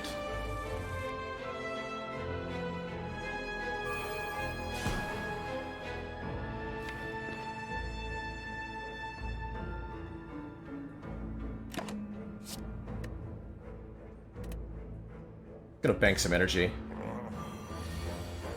Apparently need to be able to afford a 15 cost hand. Yeah, here we go. Expertise. Good.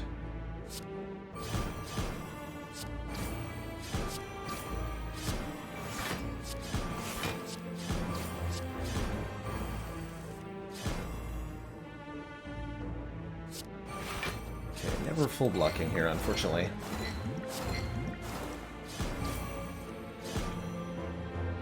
So close. Not gonna keep any of that.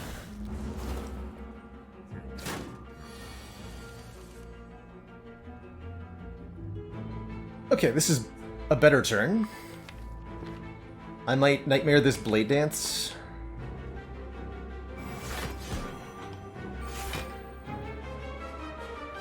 Still not a Tory turn, dang. Oof.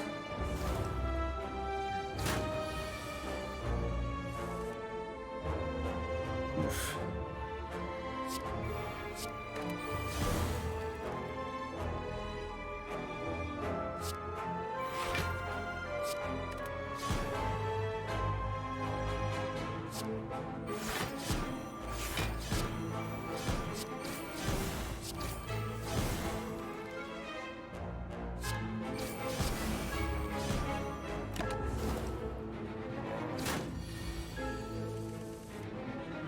Yep, pretty average costs so far. Okay, we just have to get enough damage this turn.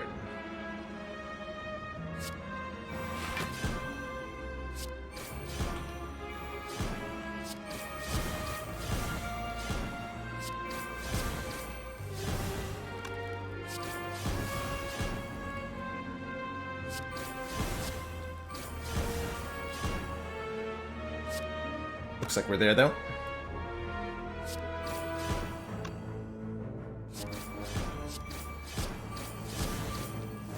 Thank goodness for the slow debuff. Captain's Boat Thingy gives us 18 Blanc on turn 3. I would freaking love a footwork so that we can block properly. Give me that. We can Nightmare it if we want to, too.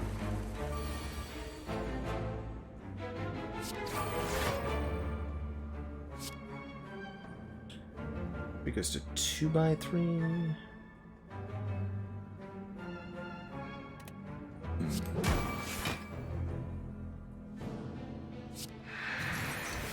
Cool.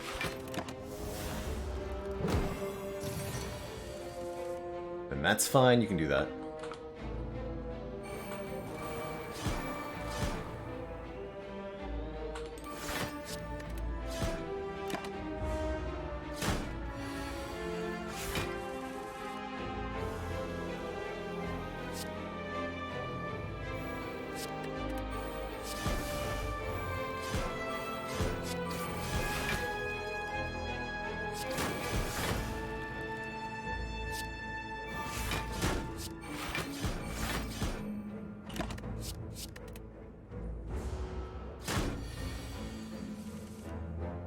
It's like, what, OG boat thingy or something? Is that it? Yeah. That's the one. There you go. It was something weird.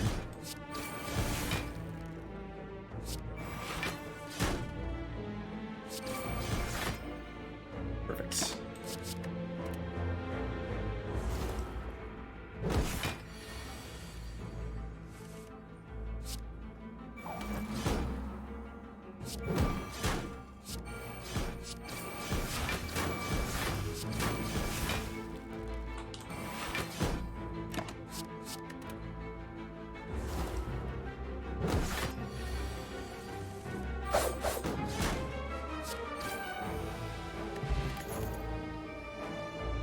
Second choke is an interesting option. Dodge and roll plus not that bad now that we have a footwork.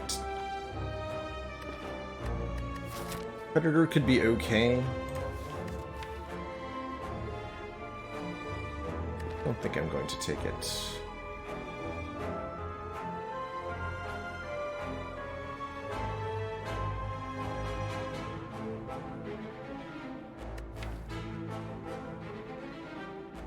Let's take the dodge roll. Hey, Baron Von Cool. Yeah, still the 2000 cuts deck. It's alive and somehow well. Gotta open this chest, take a curse, and the blue key. Get a regret. That's gonna hurt a bit. At the end of your turn, lose hit points equal to the number of cards in hand. Are there any upgrades that feel particularly important? No.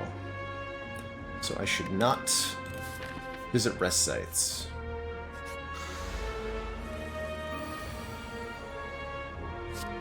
Gonna hold on to concentrate because we have this regret in our deck. Love that we have ice cream.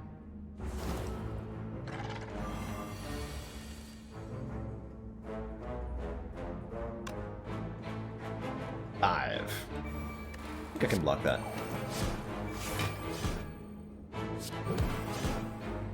Just a hunch.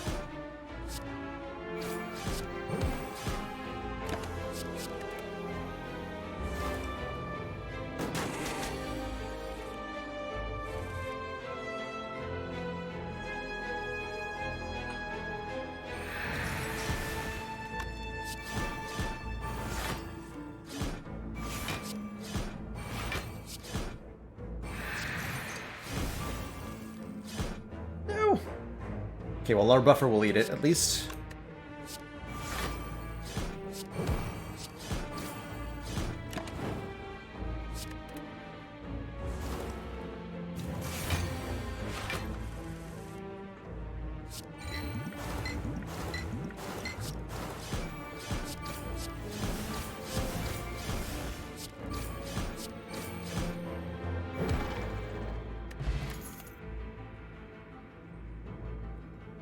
Reflex Plus and Adrenaline. 2 very different cards, but I don't think I want either of them.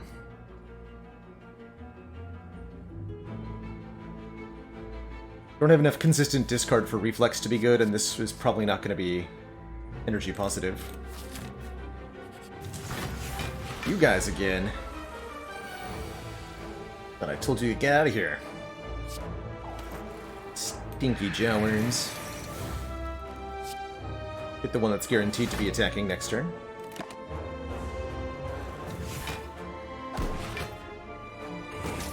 Calipers, yeah, those would sure be good here. Yes.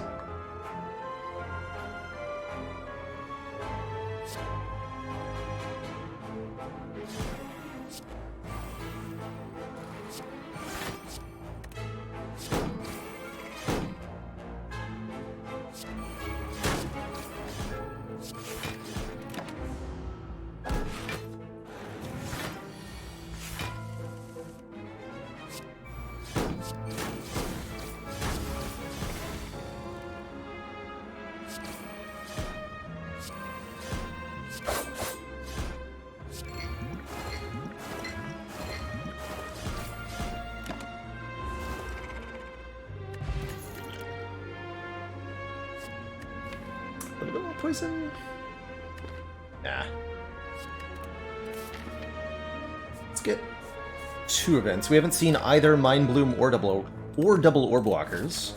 Could also be a random shop or a removal opportunity to get rid of this curse. It's a removal opportunity to get rid of Sneaky Strike.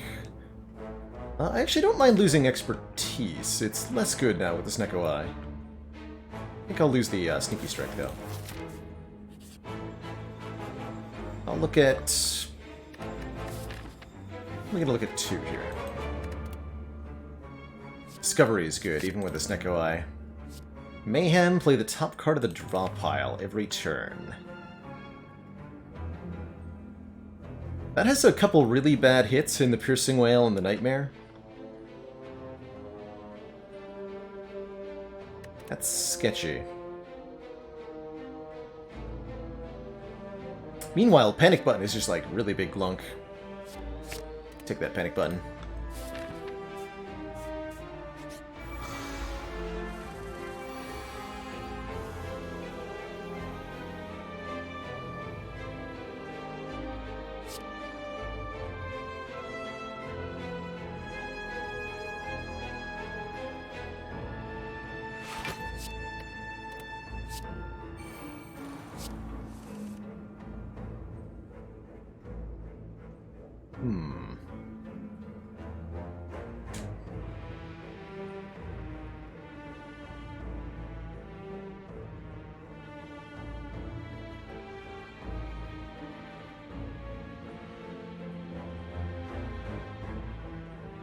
think I go defend Sucker Punch. This is 18, block for 16. Keep the panic button in the nightmare.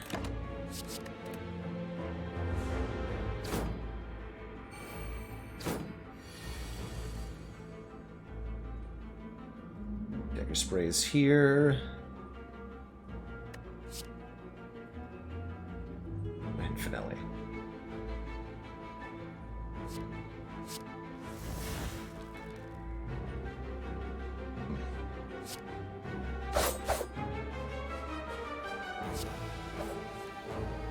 There's 1,000 Cuts.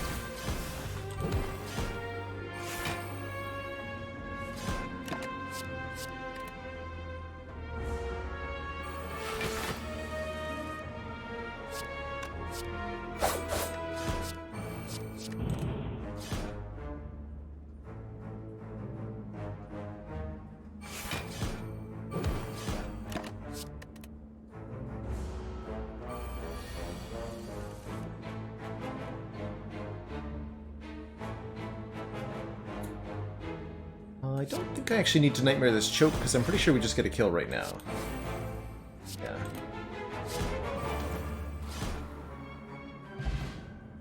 Blood Vial heals us 2 at the start of each fight, so that's going to be 6 hit points? Alright. 6 hit points.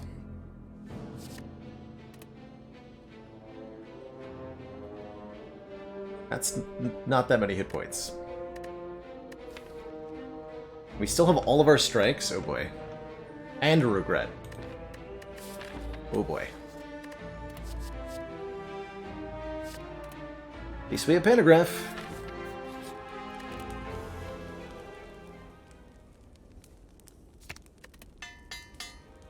And a big blunt card.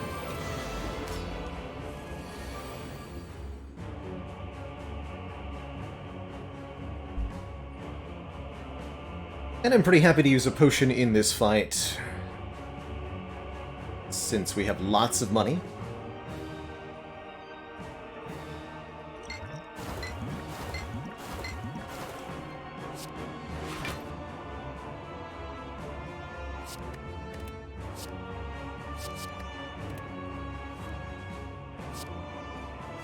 So I'm going to keep our buffer intact for now.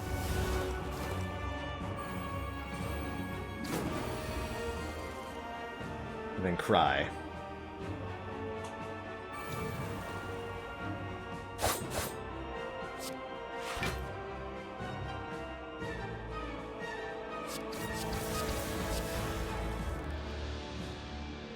Oh no. Made a terrible mistake.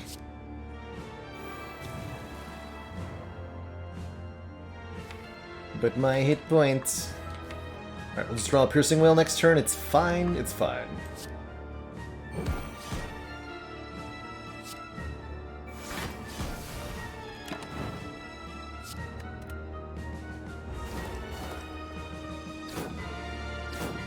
Oh, we have Captain's Wheel too, and we did draw Piercing Wail. Easy, easy, easy, easy.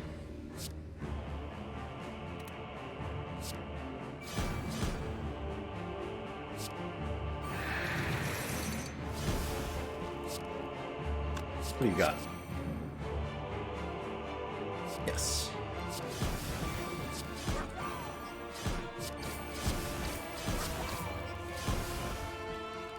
No need to play that one. How does panic button interact with dodge and roll? If you play the dodge and roll first, the panic button won't stop you from gaining the second instance of block. But if you already have the panic button debuff in effect, then you won't be able to get any of the block from the dodge and roll. It'll be 0 this turn, 0 next turn.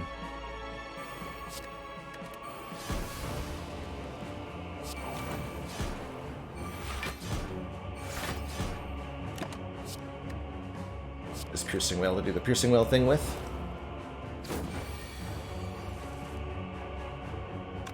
Oh.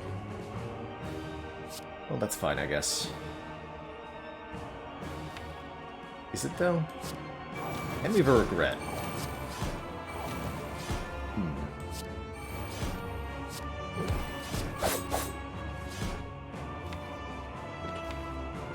That's what happens when you have 5 strikes in your deck.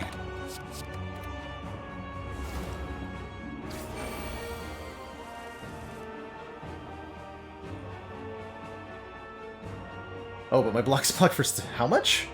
Good Lord.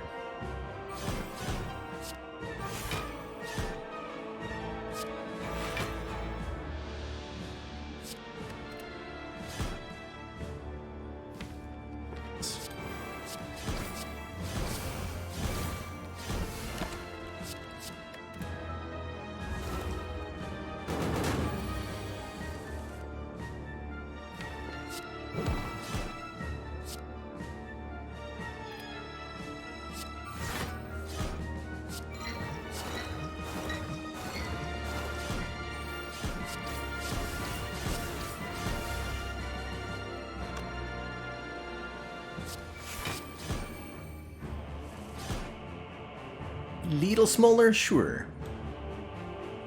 Do this.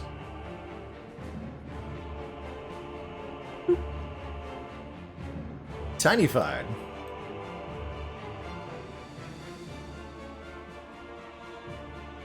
Shrink down a little lower too. There.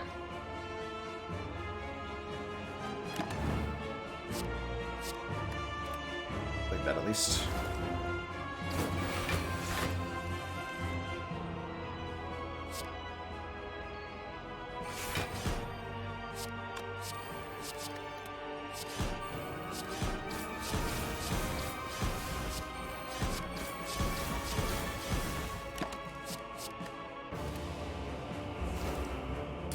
And should have just played the leg sweep for the weekend.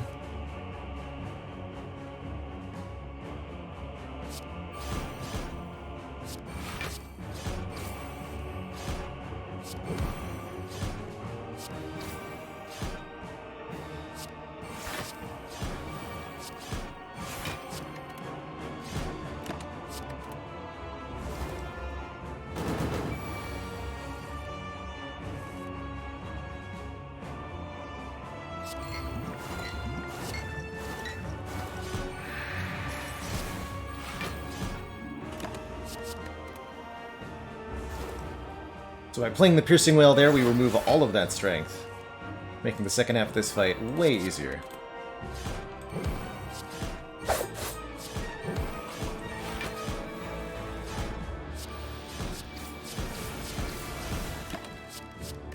Expelliarmus, thank you so much for the 2 months and that Prime sub. Glad you've been enjoying the chill and educational streams. My goal is definitely to make a channel where people can come to learn about the game while enjoying it.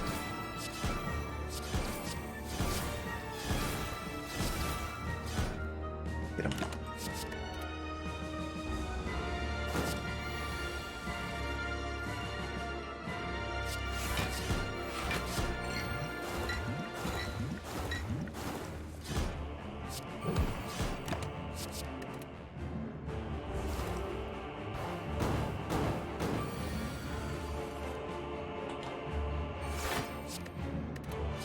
That's why I've been holding Survivor.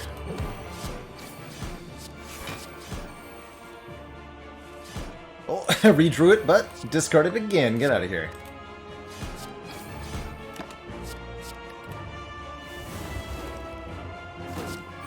Take that, you stinky regret.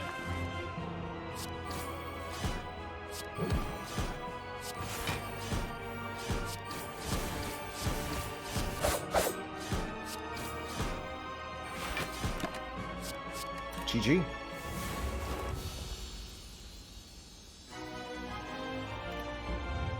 Two thump, a deep pulsing dread can be felt throughout the room. Is this the heart of the spire, the source of all these cuts?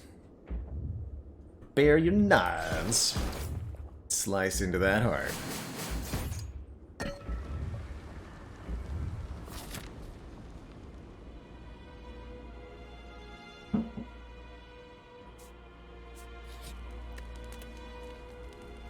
Yeah, only one boss there, thankfully. Do I upgrade Discovery? Yeah, let's do it. This will come back to us, allowing us to generate multiple cards over the course of a fight. Paper Crane sure is good here, causing enemies who are weak to do 40% less damage rather than 25%. Consider Paper Crane to be one of the best defensive relics in the whole dang game, so it's perfect here. I think Dash is perfect as well. We don't want Strange Spoon, not with the shivs. We do want a Gambler's Brew, letting us discard any number of cards. Probably want a removal, and then, like, can't quite do Strawberry card remove. Definitely want to remove a card, the Regret. Question is, do we want Caltrops for more damage? Probably.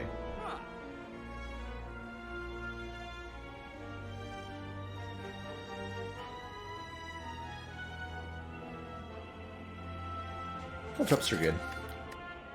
And that should be plenty. Onwards. Call that a pretty good store.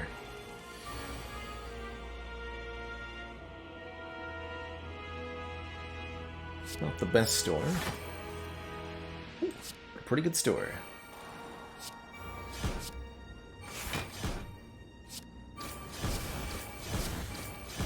Gonna strip Artifact with Piercing Whale. Weaken this lad with the Paper Crane so that next turn is not so spooky. 21 plus 6x4. Got a Footwork and 2 defense. What do you got, Discovery? Nothing.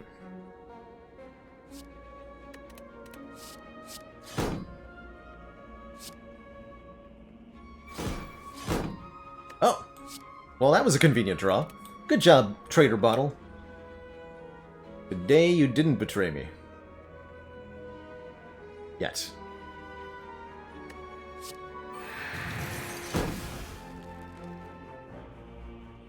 Okay, we're already taking almost nothing. Can I make that actually nothing?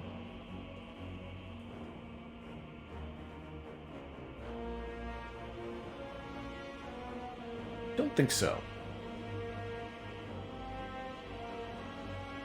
Neutralize this turn is a good idea, but that would require not putting Footwork down.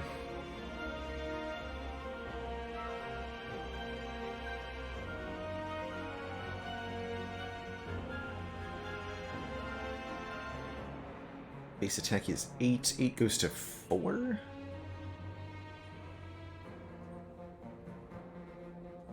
This does. Then 3x4. So we still don't full block with defend. Alright, I'm just gonna stop playing cards, bank the energy. Take almost nothing here. Don't forget we have Pantograph.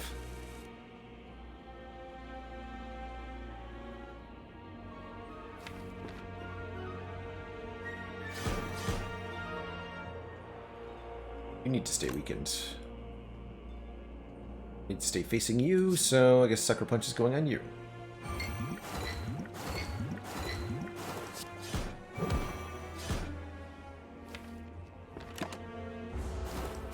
One more.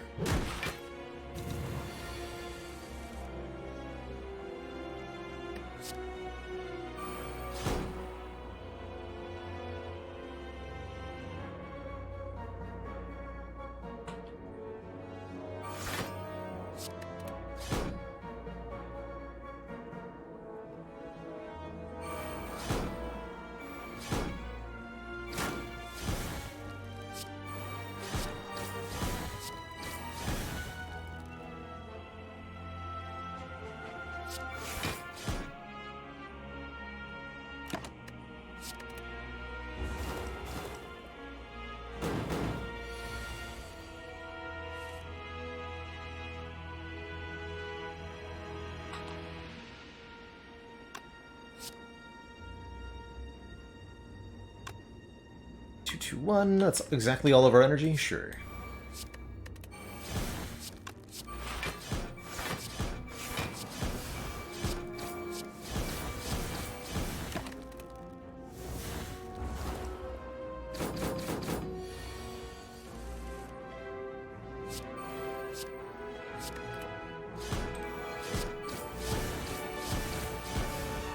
Okay, that's a kill if we want it. I'm gonna choose to up the Happy Flower here.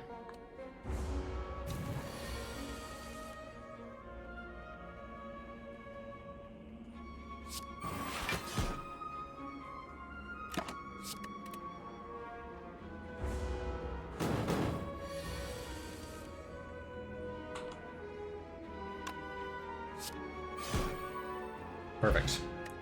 And a Bottled Lightning, allowing us to choose any one skill card to have in our opening hand. Bottled Nightmare could be interesting. I like Bottled Discovery. Or Bottled Bouncing Flask for maximum damage output. I'm gonna bottle the Discovery, though. I don't want to bottle the Nightmare without the well-laid plans in play. I don't think I want any more damage cards. We need to be able to survive here. Panagraph and Blood Vial healed for the same amount there. Incredible. Should have been Nightmare. All right, fair enough. Should have been Nightmare. Show me Nightmare. Show me Nightmare. Hang on.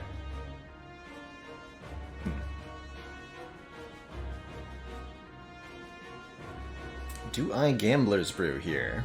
Or do I simply just, like, play Caltrops, play Footwork? I'm okay with play Caltrops, play Footwork. I guess I'll take one finisher.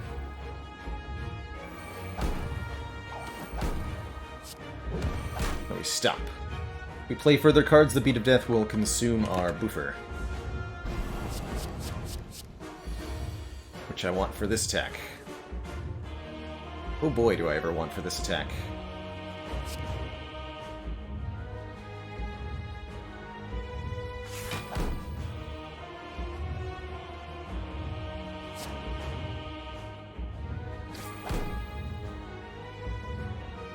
Not really worth it. So we just pass? I mean, we get to bank all the energy anyway. And then this will be covered if we can get Weaken, which we do. Here is Nightmare. Nightmare on Leg Sweep is pretty good. But what about Nightmare on Thousand Cuts?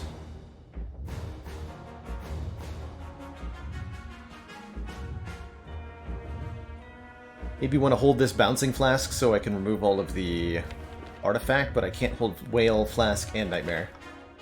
Nightmare Piercing Whale is also a reasonable choice.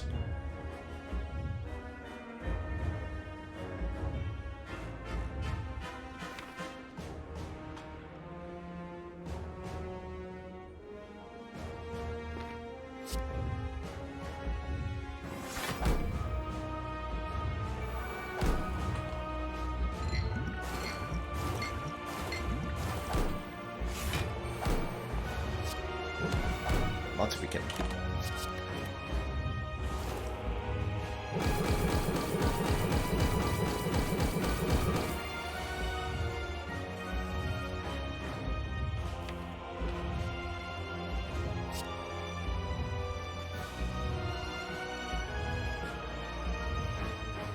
Alright, I'm in.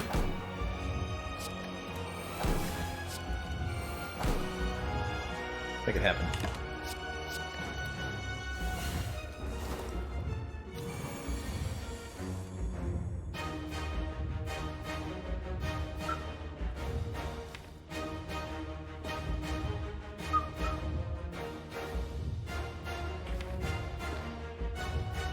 I think we use our panic button here, and then we just lean on the Torii next turn.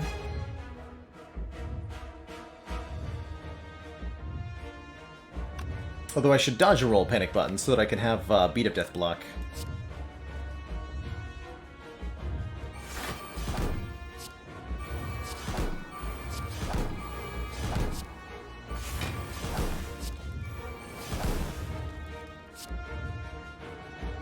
Play that one too. 10 damage per card.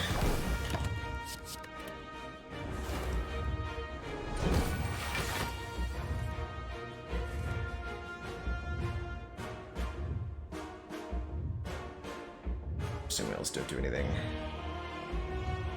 No reason really not to use this energy potion.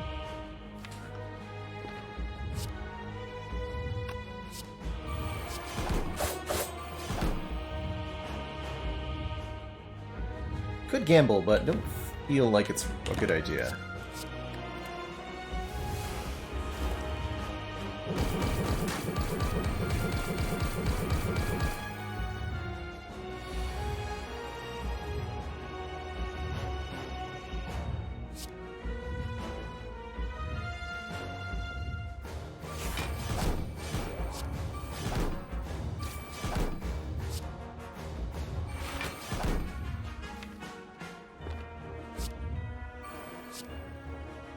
Questionable choice. Good finisher, though. This is the last turn that Beat of Death is only one.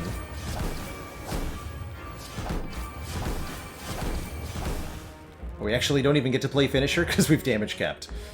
Alright, well, good talk.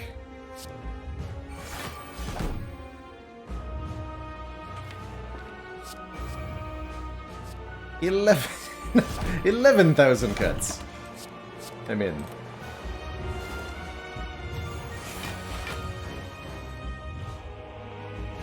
How could I not be in?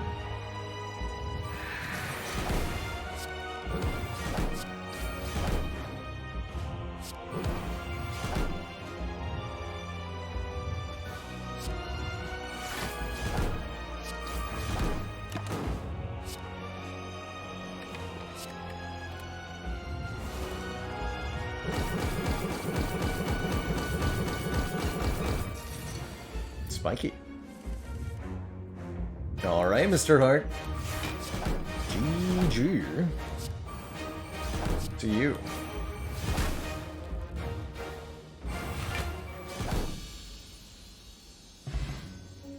GG.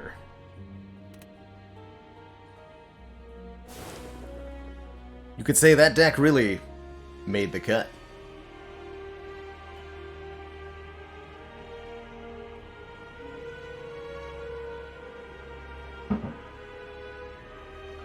Or was it a cut above the rest? I should probably stop with the cutting remarks. This is not a place for edgy humor, after all.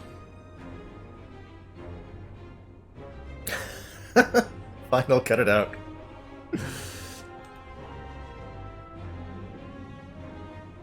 Chad is too sharp for this humor.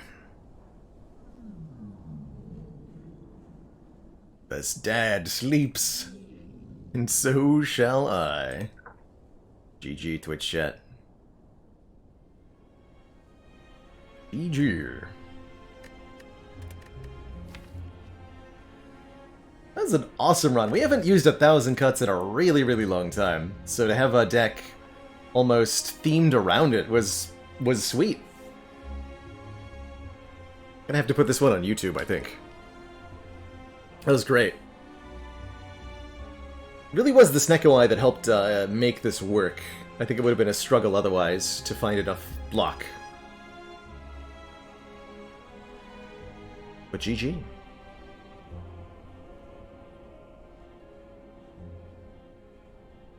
GG. Do I normally put non-A20 runs on YouTube? There's not a lot of them, but I am putting up more and more, especially as we've been doing more non-A20 stream content this month. Next up is going to be another run with the Defect, our Orby boy in blue. On Ascension 12. This will be the last run of the day. Before I jump on into this final run, I'm going to take a quick break, refill my legs, stretch my water. When I return, we round it out with the Defect. Be right back, everybody.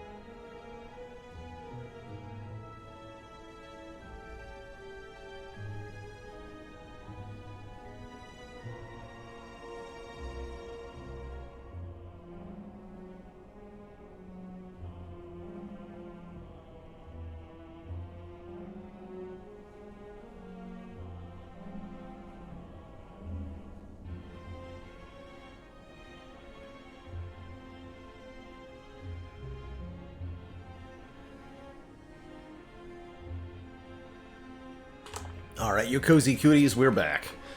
Thank you so much for that patience.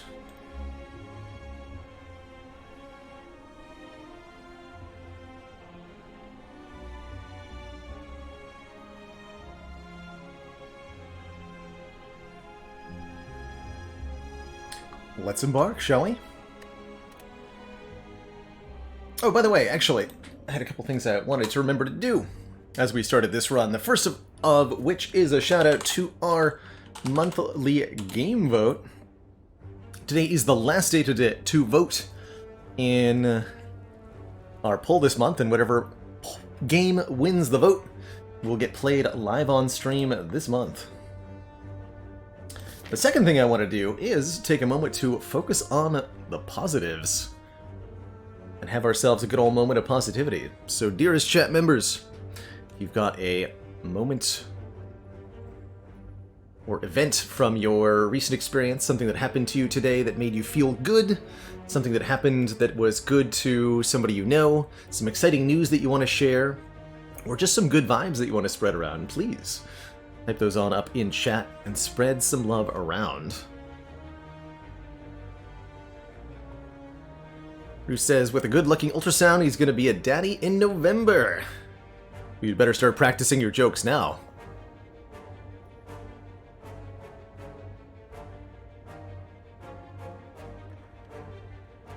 Cognac closed and got the keys to their new house yesterday. Congrats. Always a big step forward. Real Scuba Steve got their second vaccine shot. Always a good one for the positivity moments. Sorry you're feeling down after it, but congrats on getting that done. You only have to do it one time. Or 2 times, I guess. You know what I mean. Oh man, I want to do this. Put it here and see how we feel.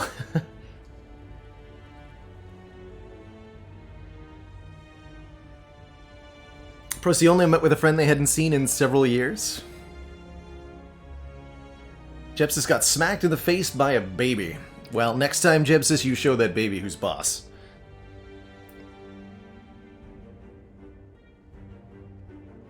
Sean Dammit says it's their first week back at their favorite hobby, grappling. Not a pandemic-friendly sport, as it turns out, yeah. Something that specifically requires getting close to people. Zip Zipskins, grats on getting the full ride for school, I imagine. Nuclear Power says they're getting LASIK tomorrow after wearing glasses for so long. That's something that I want to do sometime in my 30s. Is get laser eyes so that I may eradicate all my foes simply with a glance. Happy birthday, Kikus! Lockdown ended yesterday. Perfect timing. So you were able to have a pizza at your favorite place. That's good luck right there. ATM Misting got a second job cooking at a badass locally owned Mexican food restaurant. Some good stuff. And that baby was Ben Franklin. Murray G also got the keys to their first house over a week ago. So you're almost ready to move in. Best of luck and congrats there. Brainfist says a meeting tomorrow about getting paid to write articles about machine learning experiments. That is a good deal. Storm able to pick up a $200 food processor on sale for only $50 or $60. Grats.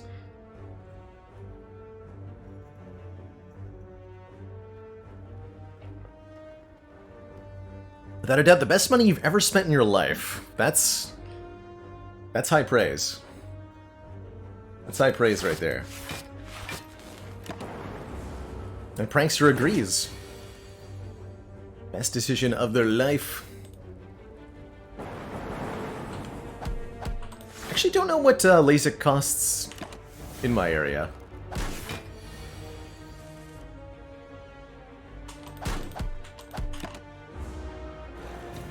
Flamebug ordered an art commission for the first time as a gift for their partner of 2 years. That's exciting, and best of luck to you and yours and your journeys onwards. Congrats on making it to 2 years, Flamebug. Meanwhile, Mr. Quackham says last weekend was the 1-year anniversary of founding their business. Big congrats there.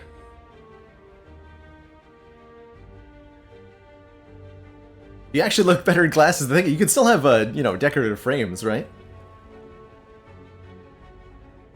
And it's nice knowing that if you misplace them, lose them, they get damaged, you don't actually need them. Reprogram dot deck? No, this is going to be a first pick Ball Lightning from me, pretty easily. Ball Lightning is such an excellent floor 1 card for the defect. Good damage output, great against elites, helps make sure that dual cast is not a dead draw on turn 1 with the Coffee Dripper. It's a lot of reasons to want it. Rude.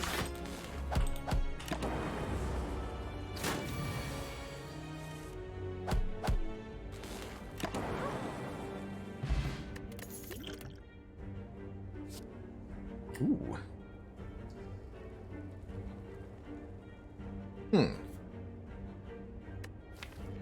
Auto Shields.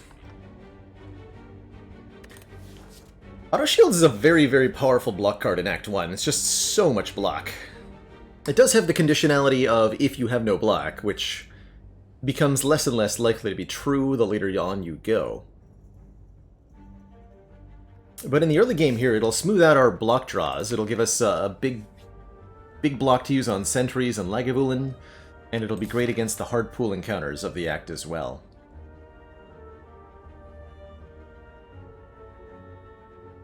One auto shields is good. 3 auto shields is not good. No.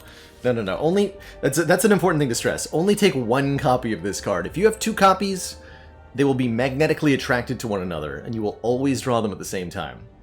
And they would be very sad. But I will take 1. I think I'll go event first. Ooh, a transform. Down. Turn a strike into a buffer. That's a better card. Buffer means I probably get to do this now. Right? Especially since we can upgrade the buffer before the Burning Elite, and then we just, like, laugh at Gremlin. Just need to get a bit more damage in the deck.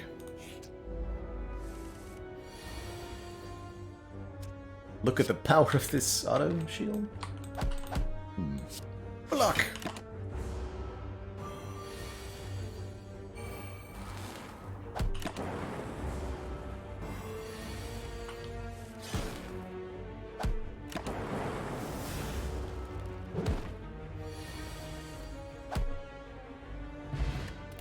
Oh, and a strength potion. And a second Ball Lightning. Okay, we're definitely gonna go this way. 1000%. Going for 4 elites here.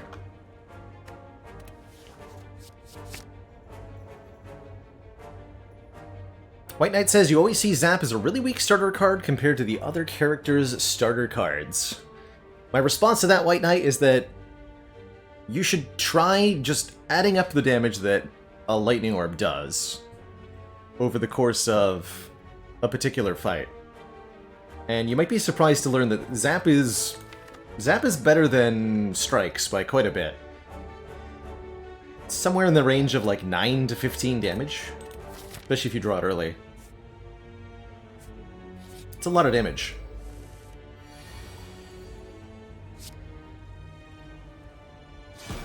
Okay, we'll take the 1 here. I'm not gonna be greedy.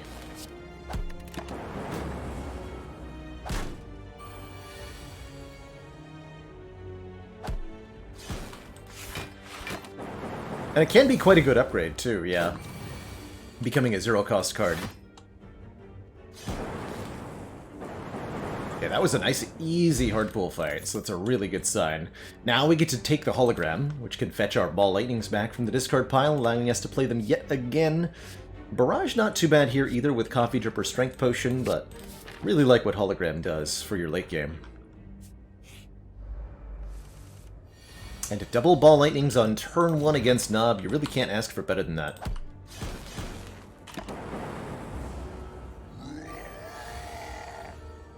Auto shields equally putting in work. Next turn we buffer no matter what. Buffer hologram Ball Lightning. I'm buffering next turn, I might as well play defend. So now I should do a little bit of math. Don't like math. I'm just gonna play this out.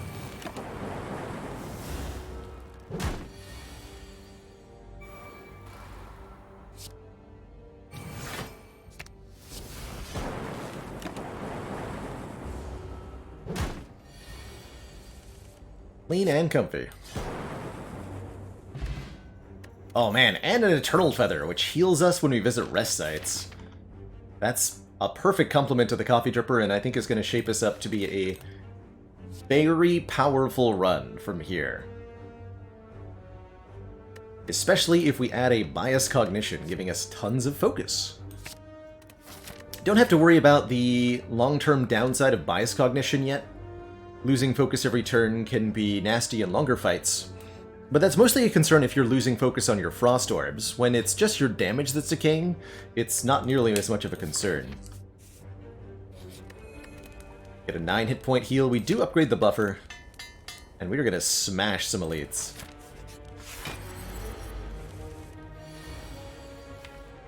It's a good fight for the capacity potion. Oh, I can, because this is a metallicizing Lagavulin, we can play a Ball Lightning without waking them up. Normally not something that you're allowed to do. Hype.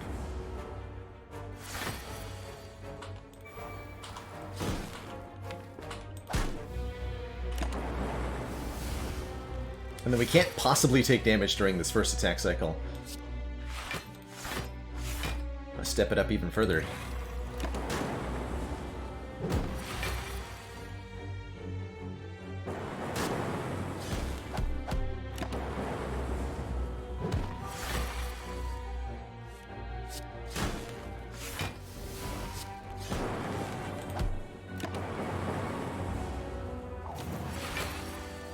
Easy. Oh man. And our safety net is even deeper now with Lizard Tail, reviving us to half HP if we would die. We're offered another source of focus, Defrag, to go with the Bias Cog, but I think a little bit more pushed in the direction of a Doom and Gloom here for some big AoE damage and another Orb Channel. Especially on 4-base energy. Yeah, that is the freest Coffee Dripper in all the land, right? We're just going to keep finding healing relics, and they're going to start becoming redundant. Nope. Gold-plated cables, which is also insane. Our rightmost orb activates 1 additional time. Spicy turn 1. So this Dark Orb charges up by 12 per turn. By 20 per turn. Is that 3 rare relics? No, both the Eternal Feather and the gold-plated cables are uncommon relics. Lizard Tail is a rare relic. Hologram Dual Cast do 38 by 2. See you later.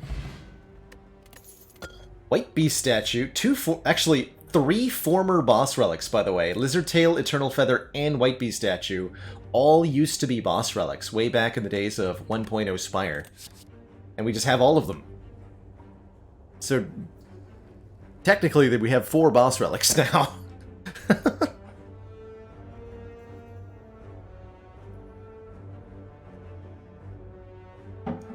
This is like almost a good recursion. I don't feel like I need a leap. Well, that's not a bad leap. We can hold out for an equilibrium. I'm not taking a claw. Doom Gloom?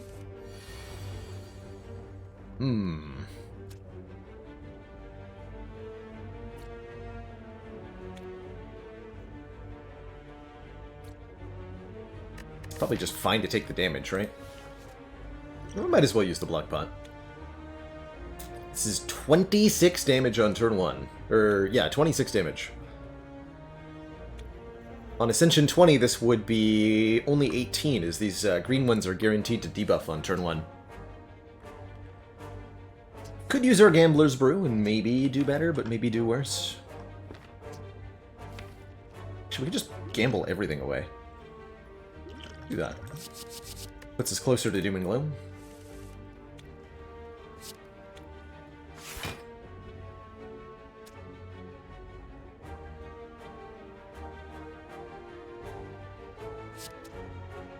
Makes it actually harder on Ascension 20? Sometimes. All depends on your deck and your draw order. And the same is true for Gremlin Knob. Gremlin Knob is sometimes harder on Ascension 20, but sometimes easier because of that altered attack order.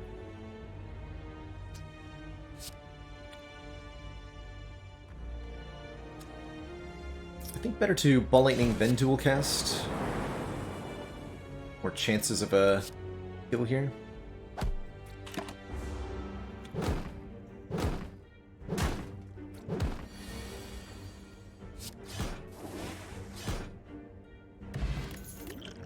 We're guaranteed to get a potion anyway, so it's probably wise to do that. I want to skim. I think so. I think we do.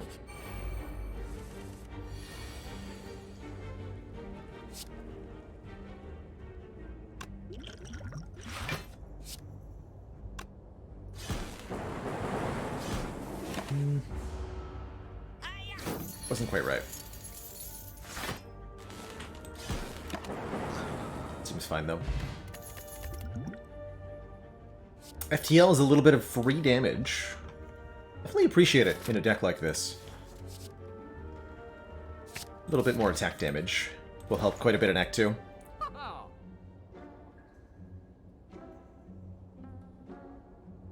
Second hologram. Frozen Eye seems reasonably good, letting us see our cards in draw order. If we needed more healing, the Bandage Up could be nice, but we don't. Definitely like just removing a strike card. Capacitor could be okay. We've got the focus already. Got some Orb Generation. I think I'm going to take the Frozen Eye. I want to know what FTL is going to draw. I want to know what Skim can draw. And I think that knowledge of exactly what we're going to draw is going to be very useful. For example, I can know that I'm drawing Doom and Gloom.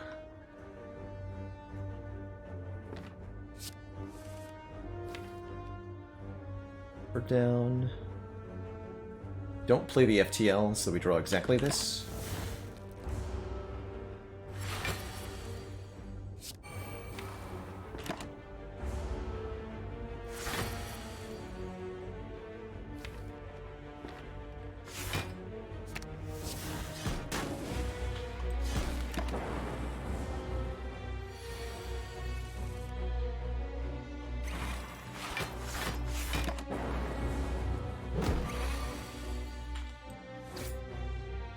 Kerblam!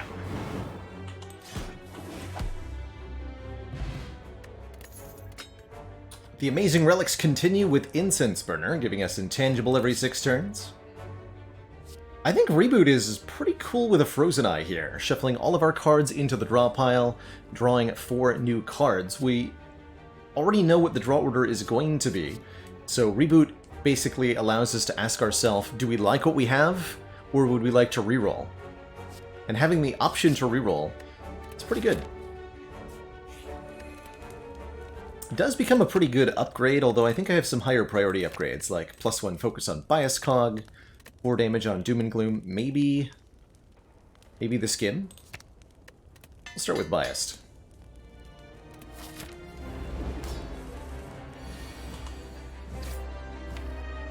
Oh yeah, we know the draw orders, so we'll know that we draw Hologram on turn 3 if I want.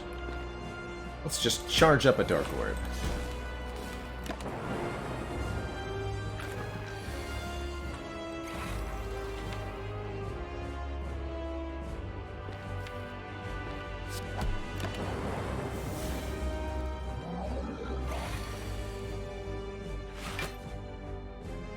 Bye-bye.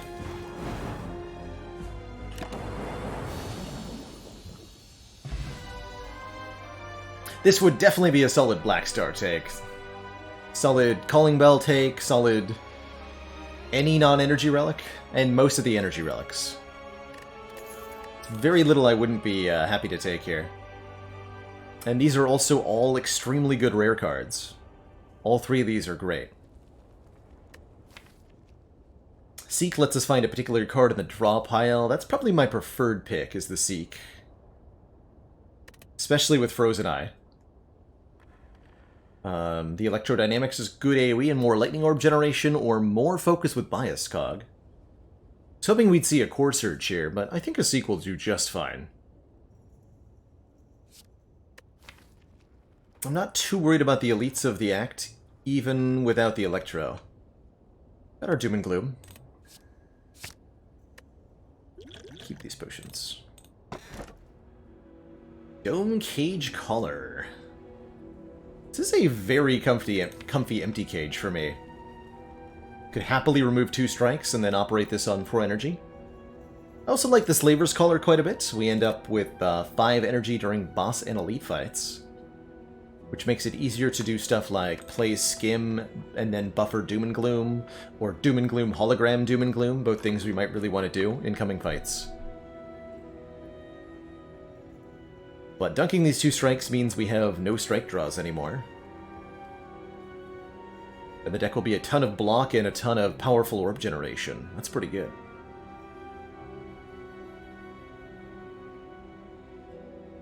Still, I think with how much card draw we have right now, it'd be better to go higher energy.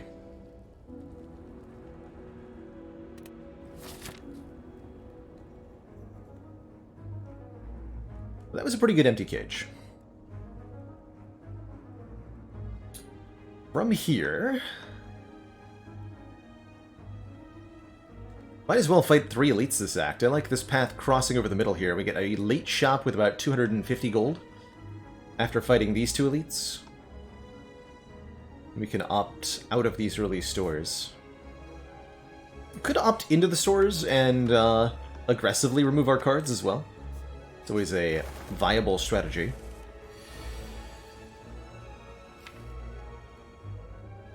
Okay, so this is the draw order. 3 hits to knock. So strike, strike, ball, lightning, reboot next turn is pretty half decent. Fetch the auto shields this turn. Go Doom and Gloom, biased cog, auto shields take 1. I like that.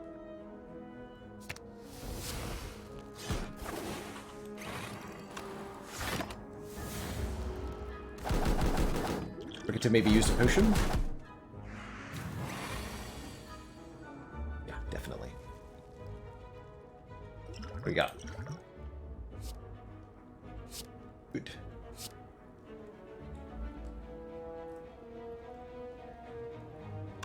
I'm gonna knock this one out of the air, so we should Dark Shackles you, I guess. And just take...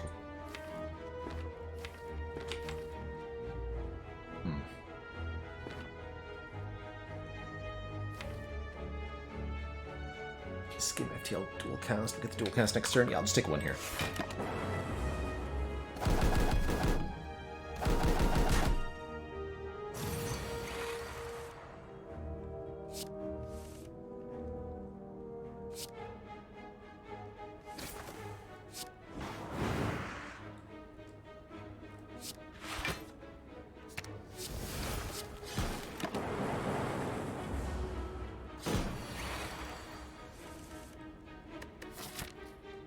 Not gonna worry too much about what burner's on for these fights. For the elite fights, yes. Static Discharge. Yeah. Let's grab our Static Discharge for the run.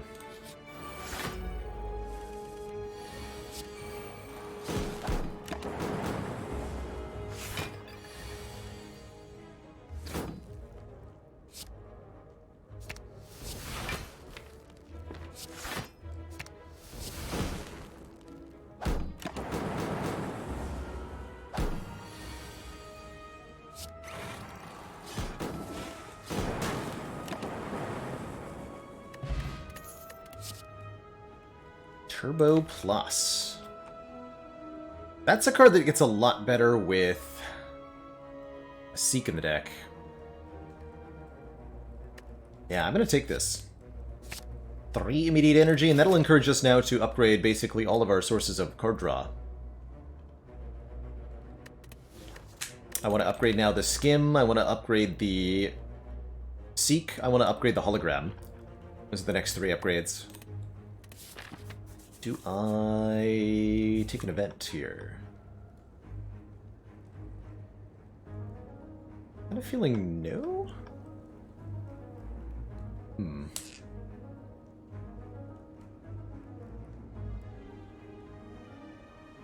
See, I would not take bites. Probably, yeah, at Ascension 12 we would take 5 apparitions. Okay, we'll take 1 event. It's Ranwid! What's up, Ranwid?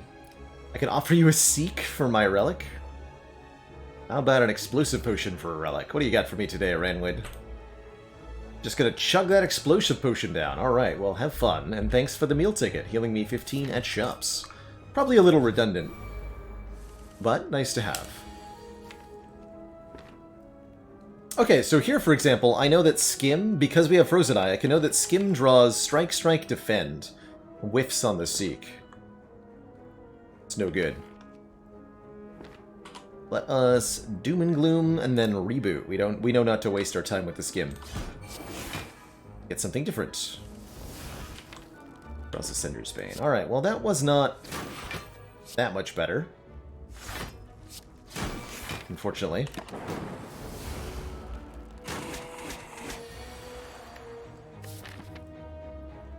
It's okay. Thank you.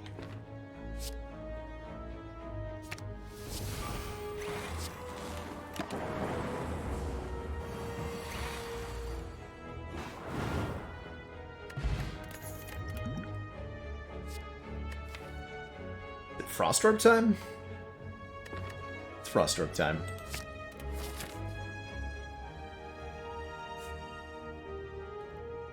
Alright, meal ticket does make going to 2 shops a bit more attractive. Alright, fine. But I'm only here for the card removals. Nothing else.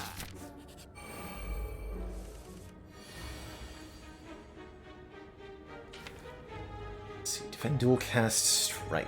Oof. That almost makes me want to Seek a reboot.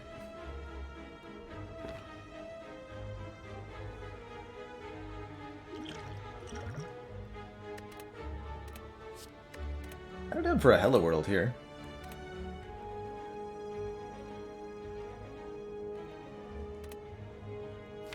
Also Seek auto shields and block for 24. Take almost nothing? Yeah, we'll Seek for auto shields here.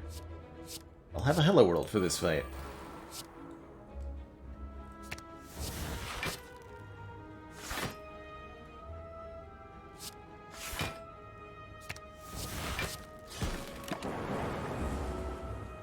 Turbo is a bit questionable so far. Uh-oh.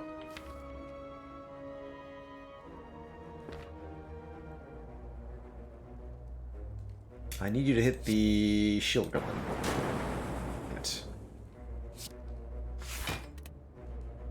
Okay, we're getting attack next turn guaranteed, and it's going to hurt.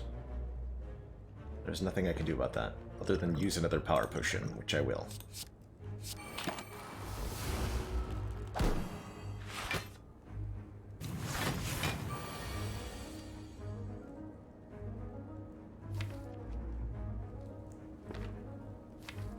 Double Skim would get me buffer.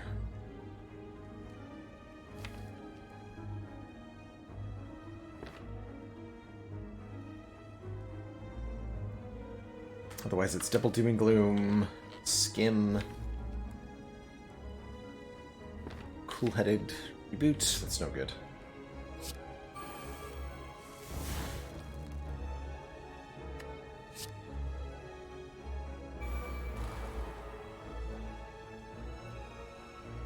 And I kill the gremlin.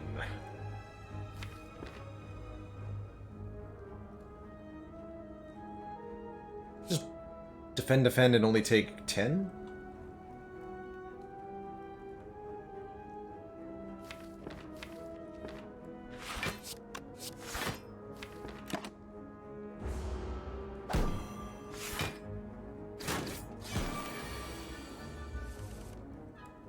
And then next turn I actually do want to get attacked.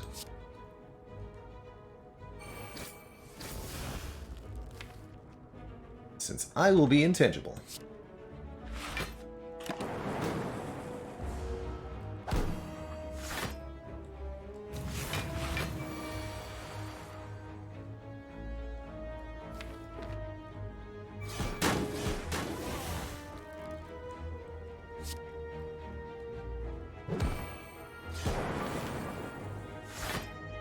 Could turbo reboot, but I like being able to double bias next turn.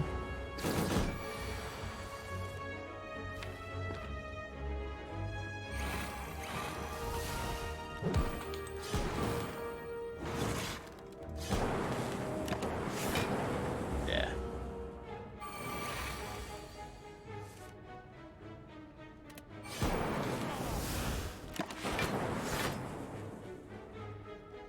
Run away. Get a frozen egg, upgrading all powers we see from here on out, as well as a fruit juice for some max HP. Do we want a Thunder Strike? No. No, but we at least think about it a little bit. Just a little.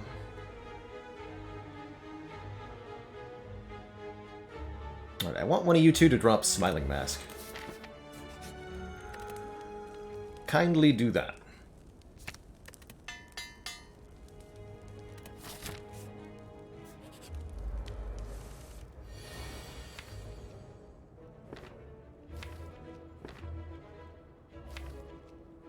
Cool-Headed draws dual cast, so I can Cool-Headed dual cast, then Doom and Gloom? That seems like a good idea.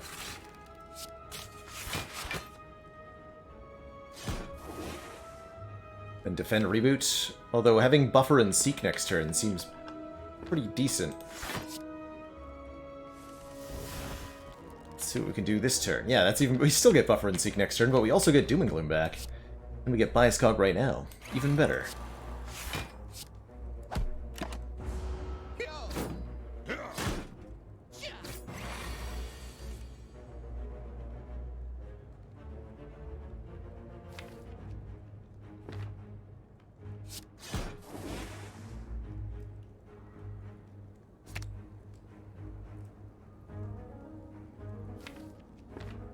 Turbo.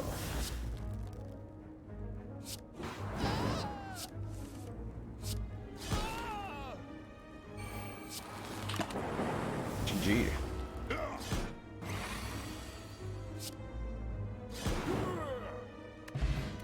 There's the strike dummy that we made useless by removing all the strikes. And we didn't take Thunderstrike. Disaster.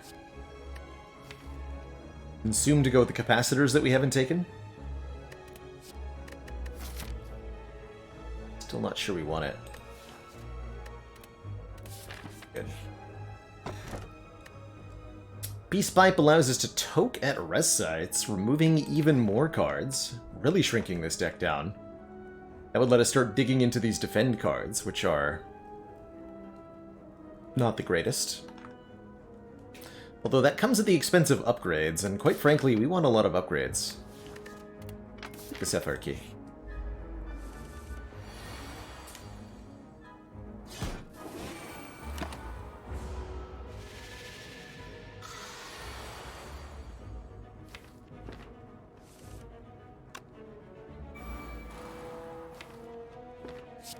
I don't have ice cream, so there's no reason to conserve energy.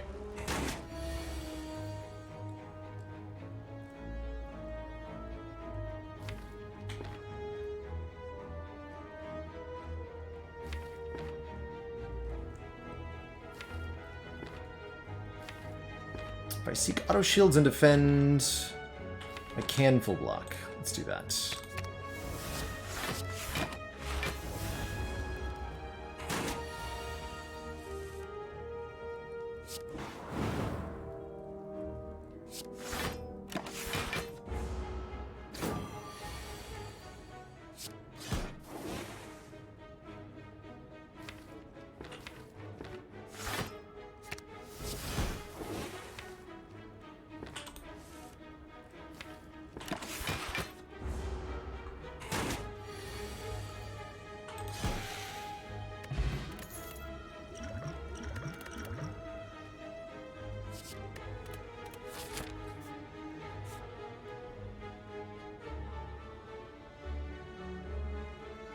Don't have to go to the store. We could, like, go this way. But we can afford a removal here. We get a 15 hit point heal. Get offered an Apotheosis. Now that would have been nice had I taken the Peace Pipe. A Heatsinks Plus is pretty reasonable. Throwing us 2 cards whenever we play a power card. Can't, unfortunately, buy the Heatsinks Plus and the card removal.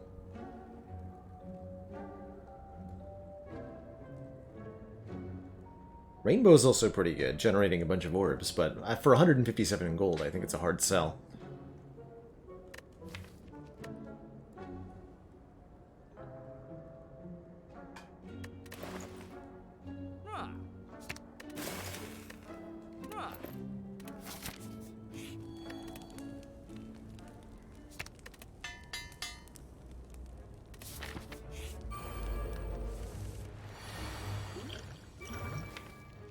Candidate for the Thorns Pot. Let's actually just get the Static Discharge in play and don't block so that I can get 2 free Lightning Orbs here.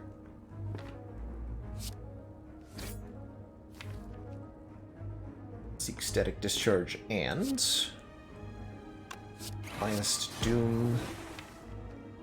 Just a Ball Lightning.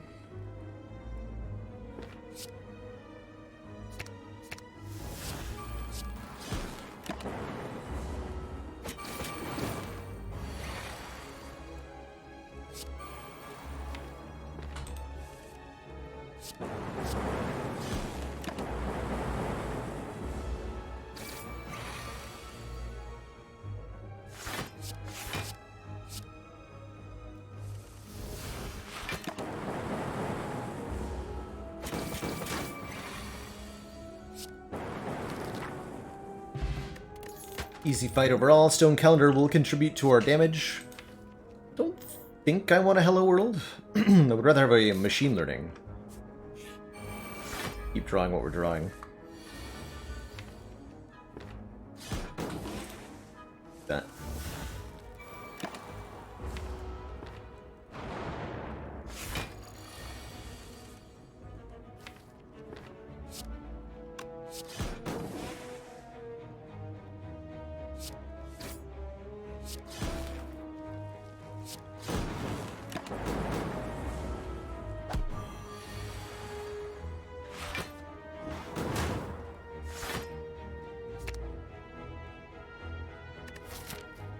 Bronze Automaton.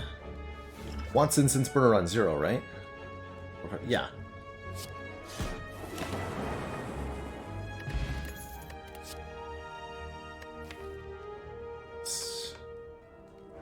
Darkness Plus is pretty good here. Helping us do a lot of damage. Grab a Darkness. Especially with gold-plated cables. Darkness Plus interacts with this in a really good way.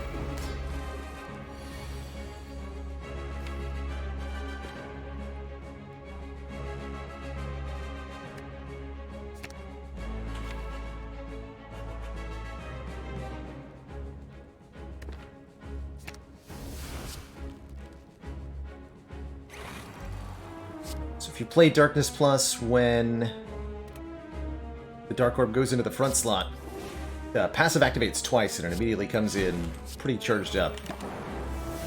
50. On turn 1.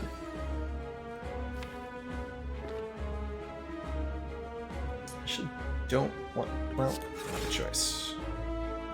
Guess I could not play the Doom and Gloom. Draw dual cast next turn, kill both orbs with it. I'm down for that.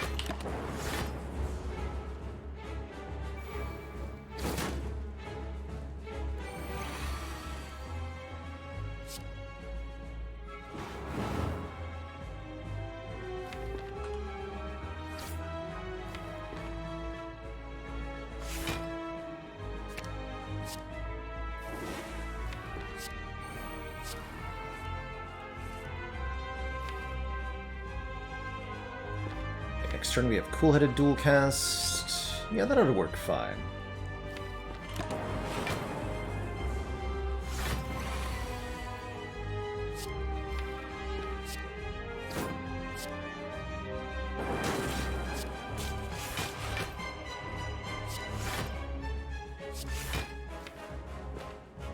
And I want this open slot.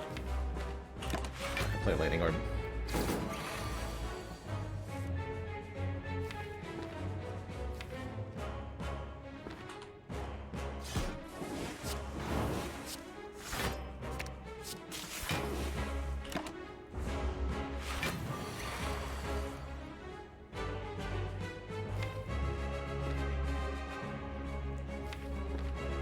We are running out of focus, though. That said, Dual Cast is here, and so is Stone Calendar.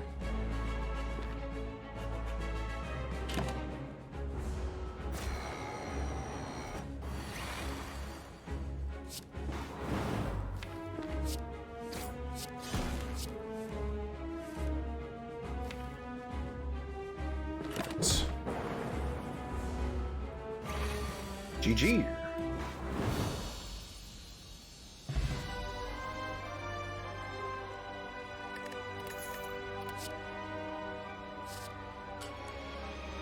An upgraded buffer. Pretty good. Tempting rainbow as well. But buffer say plus. I want plus.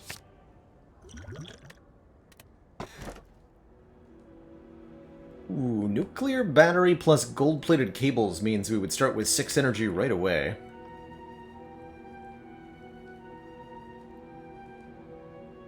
Or we could take a Culling Bell for 3 additional relics. Not gonna take a Sozu here ever. Main problem with the nuclear battery is that we channel quite a few orbs, so it'll quickly be evoked. That means I want the Culling Bell.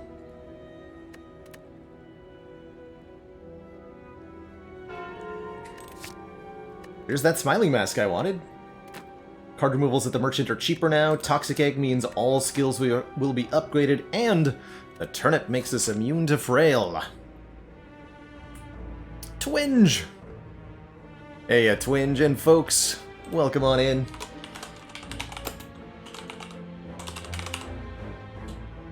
Twinge is one of my longest watched channels on Twitch. I think I originally found him like 4 years ago or something. Way, way long ago. He's been a favorite of mine for discovering cool indie games, so if you're up in the middle of the night, which is usually when Twinge is streaming, I highly recommend checking out his channel. Alright, welcome on in, folks. We're currently on the Coffee Dripper ladder, where the goal is to win on every Ascension level back-to-back, starting every run with a Coffee Dripper.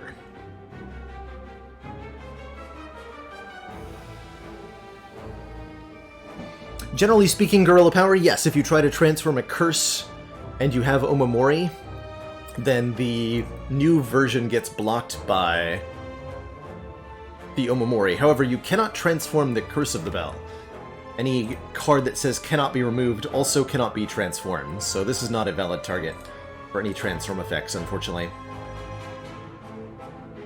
6 years, you gods. How the time flies. Alright, we'll put the Smiling Mask to use.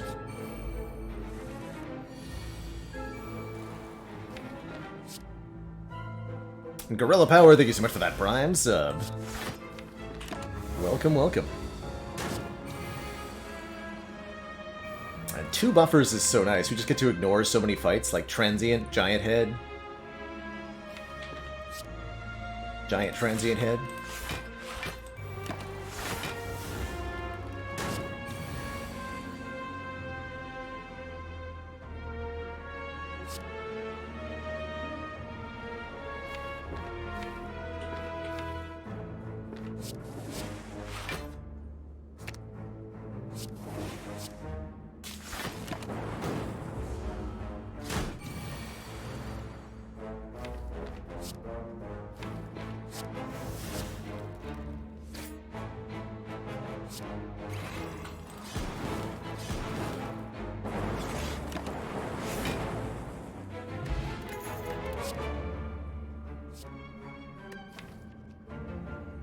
Another upgraded Cool-Headed feels pretty good. Also see double energy and sweeping being pretty good. We also do want to go to a lot of shops, not only because of Smiling Mask, by the way, but we're looking for some of the shop relics. Either the orange pellets, to let us keep the focus from this bias cognition, or the...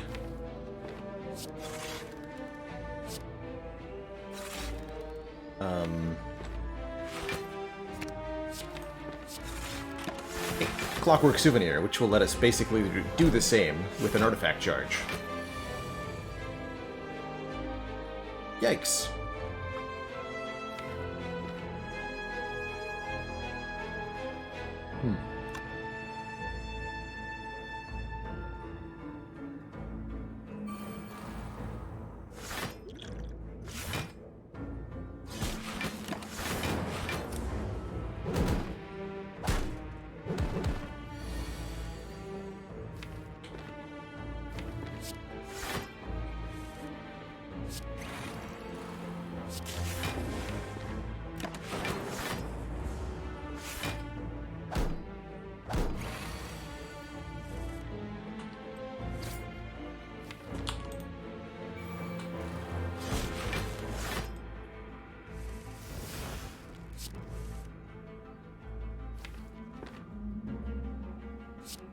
Put an end to this fight relatively quickly.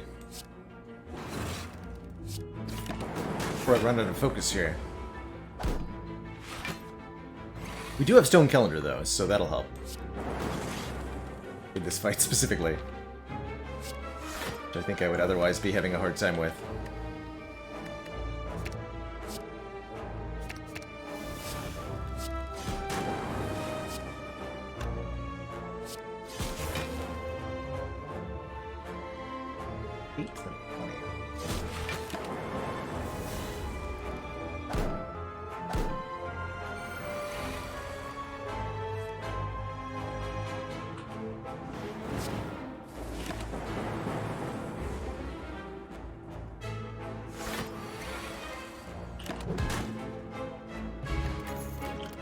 Good job, Stone Calendar.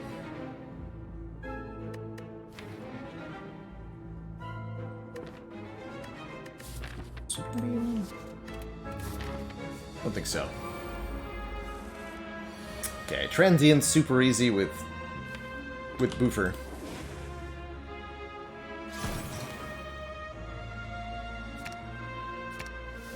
Let's do this. Win the Transient fight on turn 1.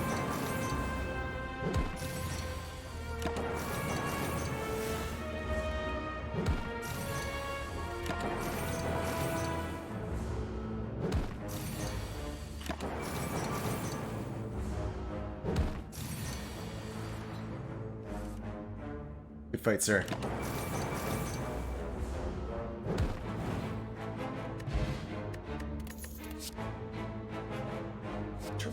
Battery plus not bad. Definitely want this Ancient Potion.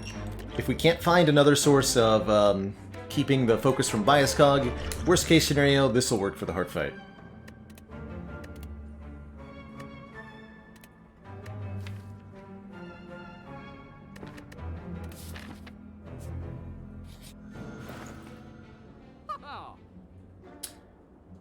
Creative AI is also an interesting way to scale up here. Start of our turn, add a random power card to our hand. Also another upgraded hologram, which is quite good.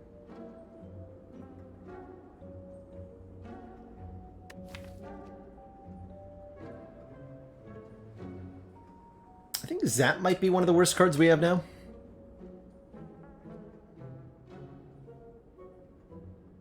Not a fan of the medical kit. It's not bad either. Creative is going to be great.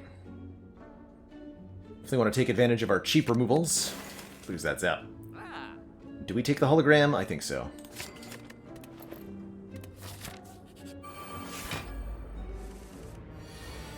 Onwards.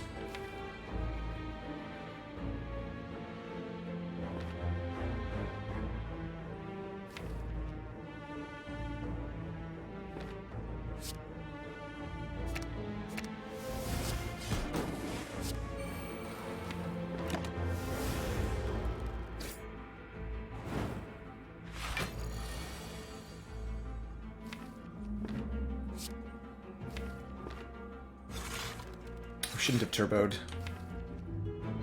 first there. Still all good. This saves a buffer charge. Okay.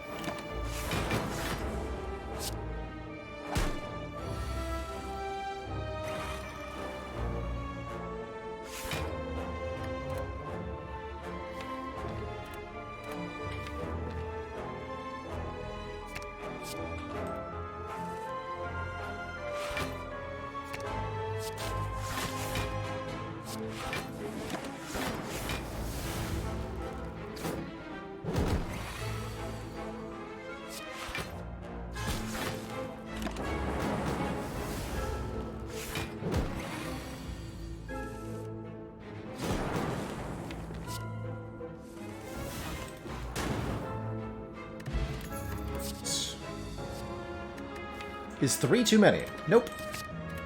No, it's not.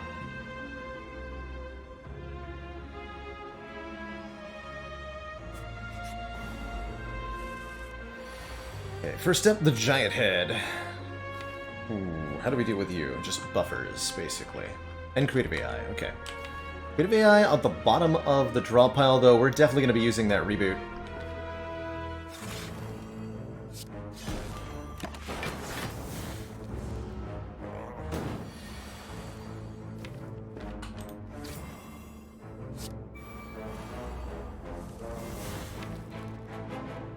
Oh no. 2 turns from now. Yeah, I need to play the Doom and Gloom Darkness next turn.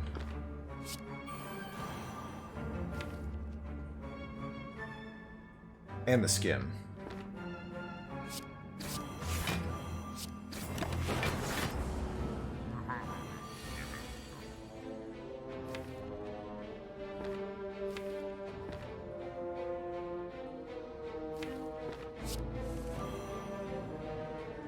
Guess that means we can't...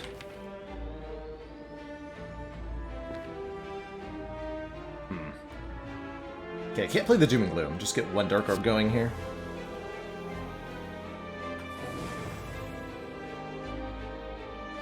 But I can do Dual Cast, Hologram, Darkness Plus. Yeah, I like that.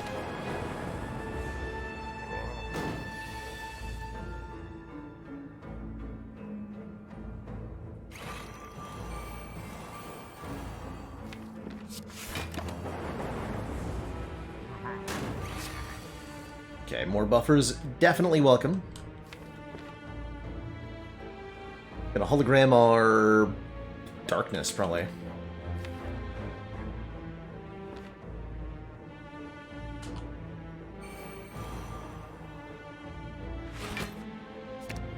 Power up all of these dark orbs. We can seek for dual cast and hologram next turn. Perfect.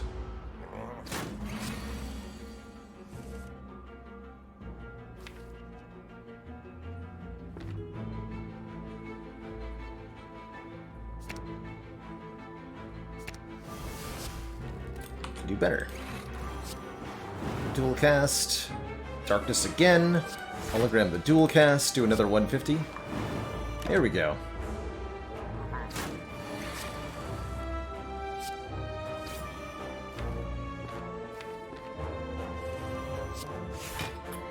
Hologram darkness, hologram dual cast. Or, whoops, hologram darkness again, apparently.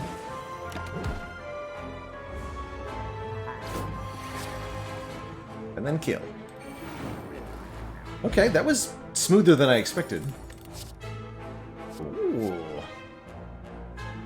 Evoke all your orbs, gain an energy, and draw a card for each orb evoked. Had we taken the medical kit, this overclock would be sweet, but I love this vision. Yes.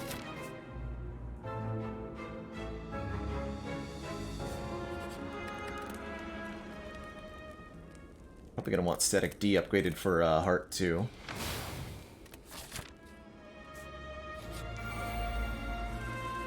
Let's start with some more relics.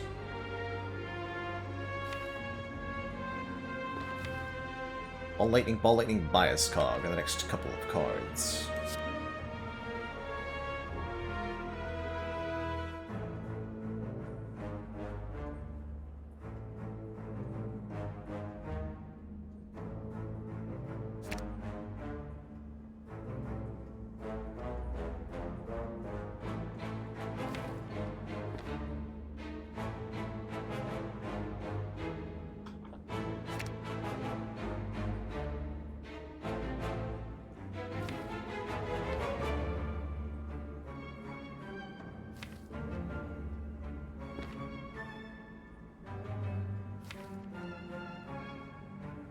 Yeah, I'm gonna draw into that skin, right?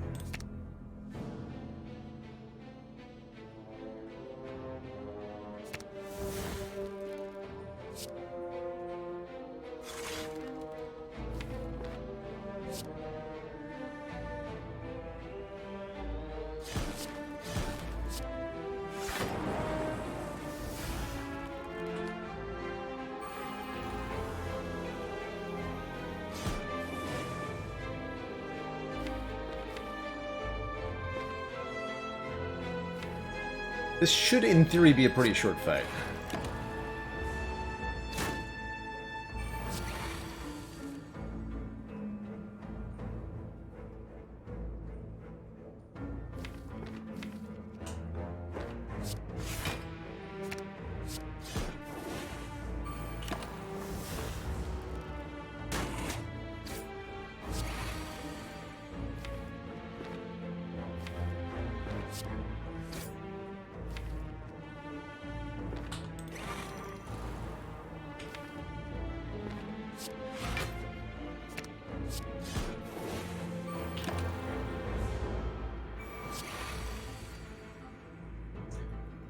Benny Buffer.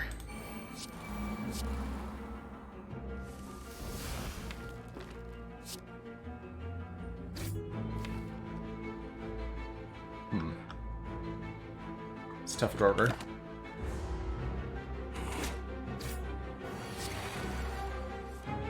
But I am immune, so guess it's all fine.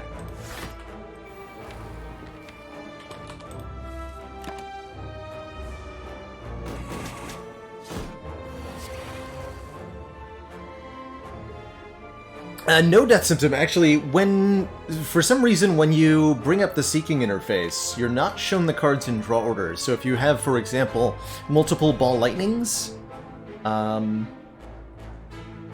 not sure that you're allowed to know which one's which is a little odd. But I believe how it works.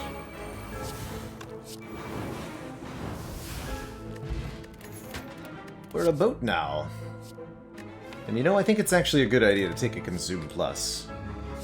You need to find some better focus sources.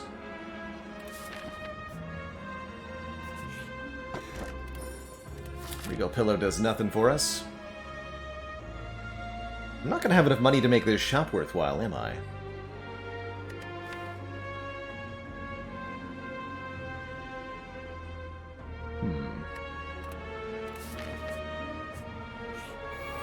See what the event gives.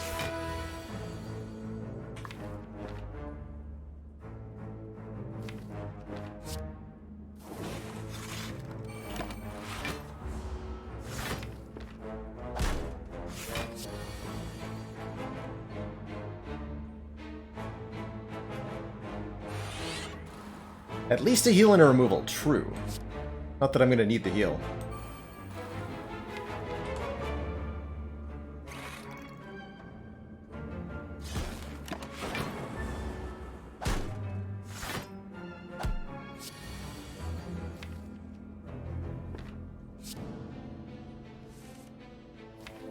So, for example, with Seek here, I don't know that there's a way to know which of these 3 holograms we have selected. Oh, there is! Yes, okay. I was wondering if it worked that way. So yes, you can tell which card you're selecting here. Because if it's got the glowing aura, when I switch to looking at the draw pile here with the A key, then the glowing aura stays. And we can see that we've selected the first of 3 holograms in the draw order here, even though with the Seek interface open, it's actually the last.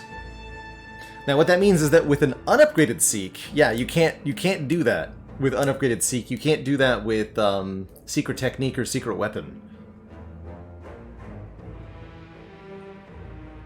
And this definitely shows that the order that the Seek interface shows is not the order that the deck shows. Funny how that works. Okay, what do I actually want?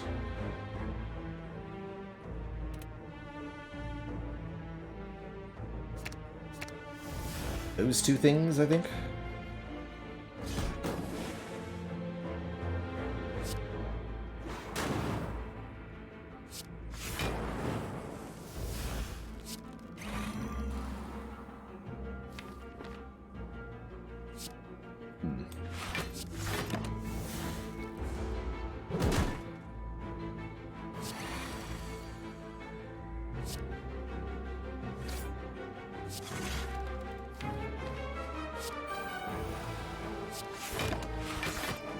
Should have played Static Discharge there. It's alright, we can win this fight with Calendar again. It's fine.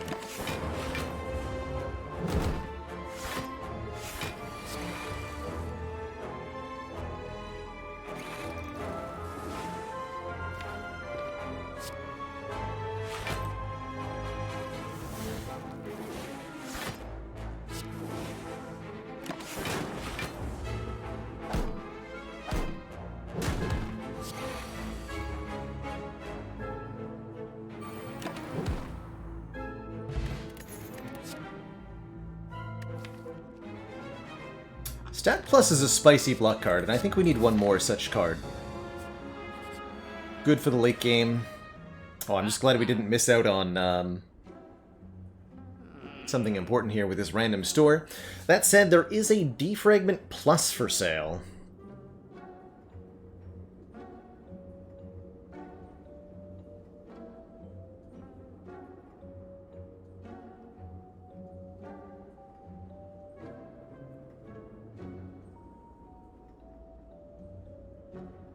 And that sounds pretty good.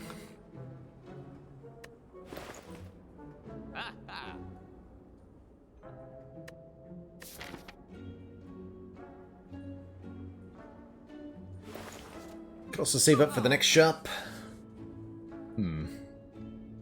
Take this defrag. That on sale Reboot Plus wasn't bad either, for the record.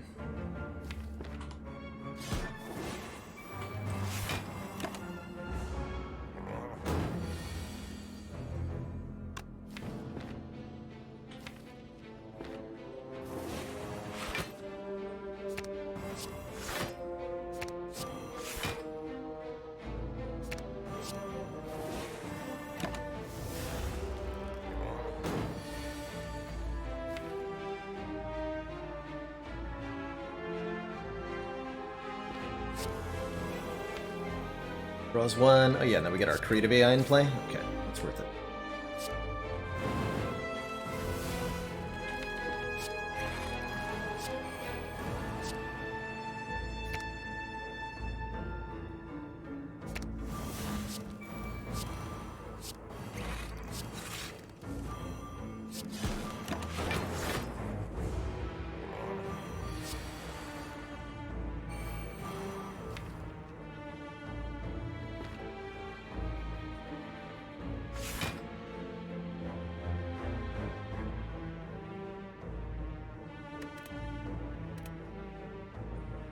Shuffle without bias cog or stack? No, let's just lose the void.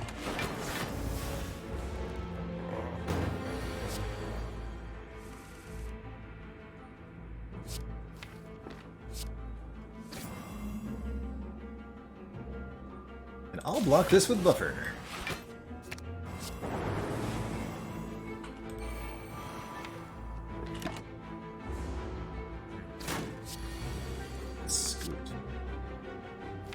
Good.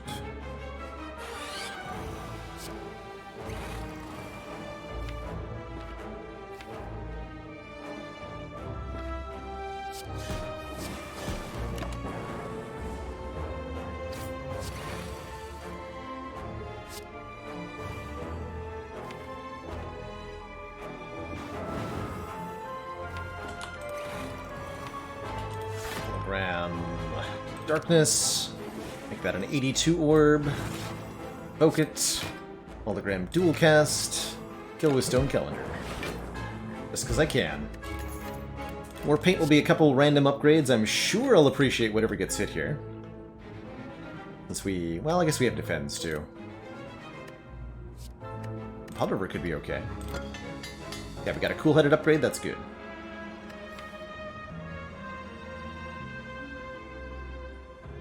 That's really good.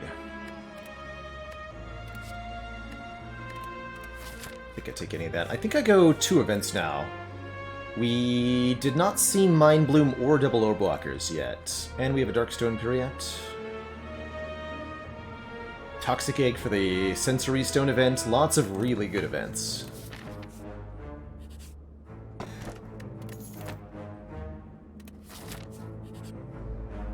Alright. Works for me.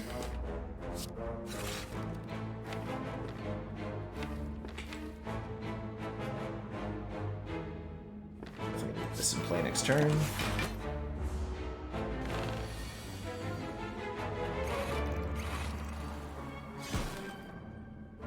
Normal combat, it gives you somewhere in the 10 to 20 range. 20 at most.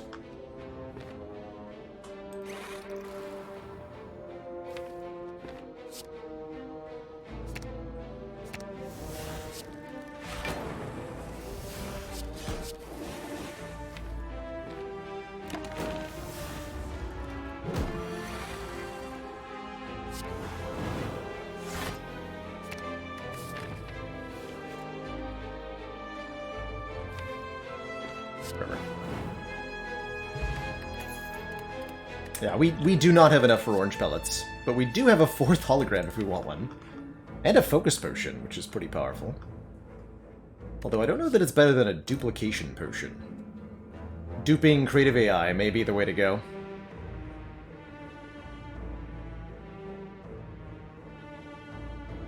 I definitely want this ancient pot.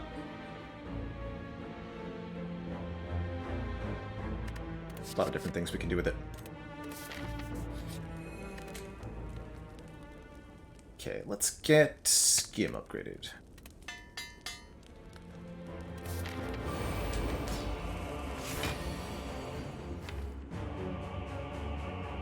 Perfect. Seek for what? Turbo and hologram? Yeah, we can do better than that. Seek for this cool-headed. And, yeah, turbo. Cool-headed draws 2. Hologram gets our skim back. Go wild from there. So I want the other cool-headed. This one. It's weird. I want a darkness first? Or do I want a darkness after fission? I want a darkness after fission.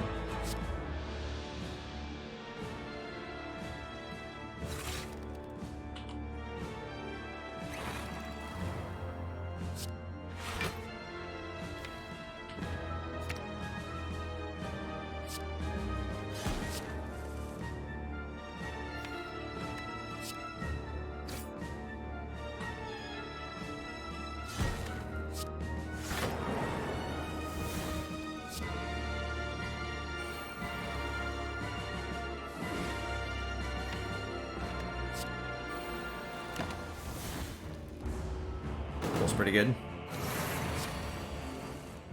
Yes, Magic Square. Using the Filter the Spire mod, if you don't swap your relic at the start, then the specified relic appears at the Act 1 boss. That's right.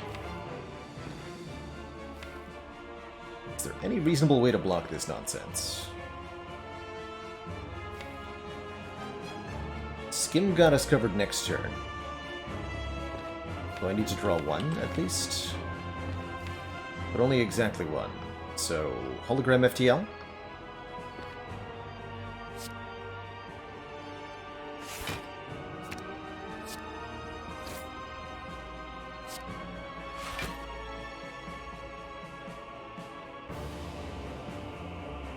Then I can keep one buffer charge this way.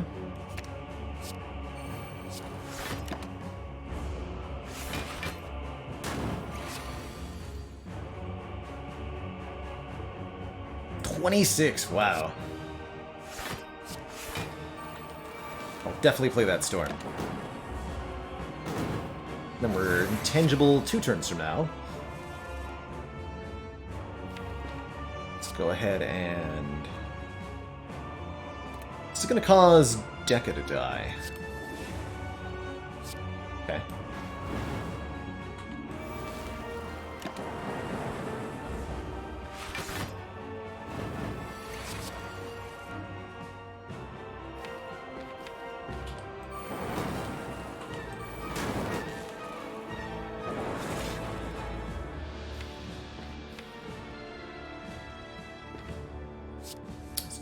Through some of that garbage.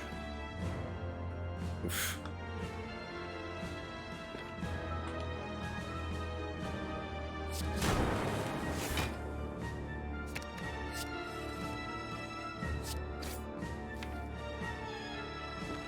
It's a reasonable hand. And I can hologram the Void. Get rid of all these ethereal cards.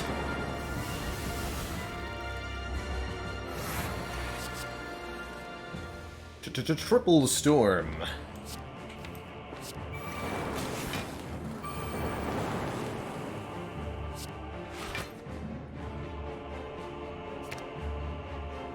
One year. We know that the Void is the last card.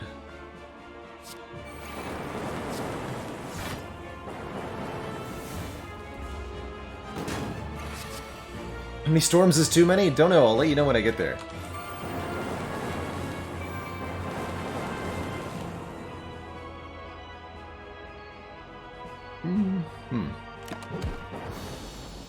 Probably meant to set up the incense burner, but that worked out just fine. Two thump, two thump, two thump, a deep pulsing dread can be felt throughout the room. Is this the heart of the Spire, the source?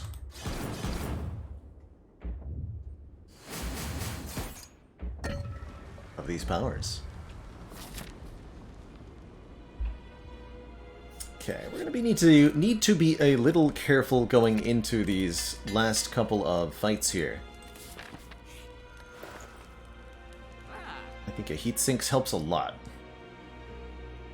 If you play a power card, draw 2 cards. We can afford that alongside a card removal with Smiling Mask.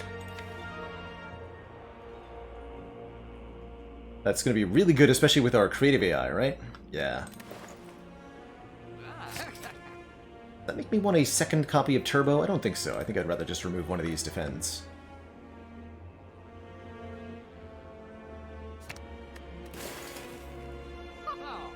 Okay. We're gonna need to be able to, without the incense burner set up. A little bit worried about this fight. Reasonably happy that we're getting attacked on turn 1, though. So the question becomes how to buckle my shoe.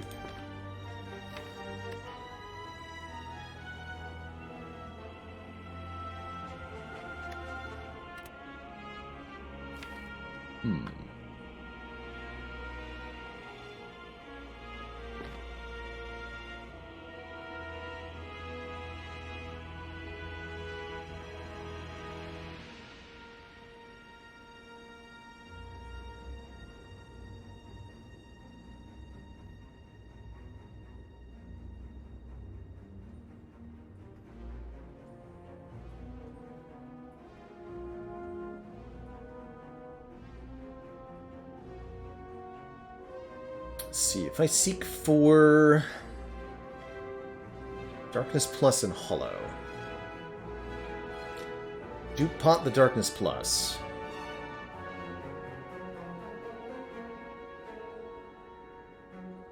It's to 18, 30,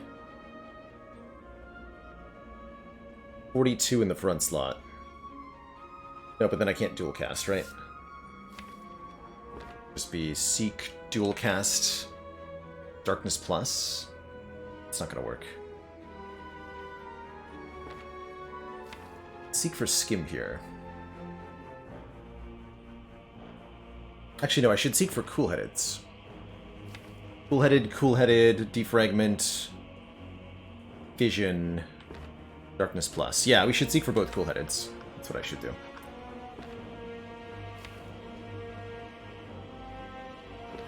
Even hologram the cool-headeds if I need to.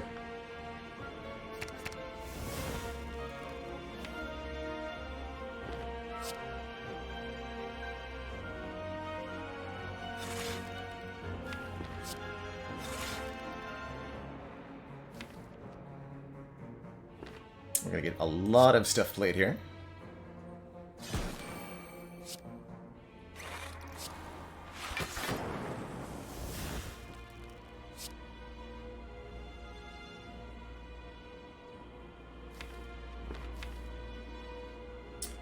For dual cast heatsinks next turn. Dual cast. Definitely want dual cast next turn.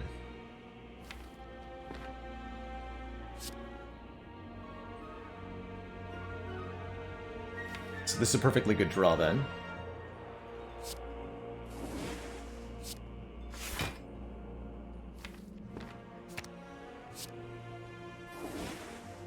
Note how bigeth the Dark Orb becomes. We'll be able to kill Spire Shield outright next turn.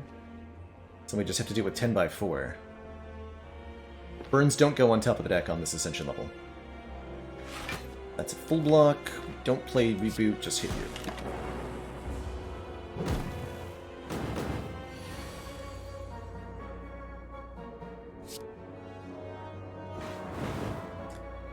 Awesome to kill the Spire nerd on turn 1 there. Let's see. I'll stack. Auto shields, hollow, cool-headed stack. How much will stack block for? There are currently 15 cards in the draw pile, so a ton.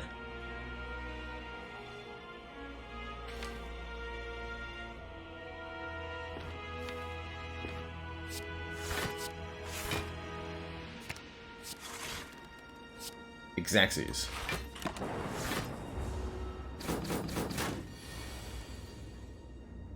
Beautiful.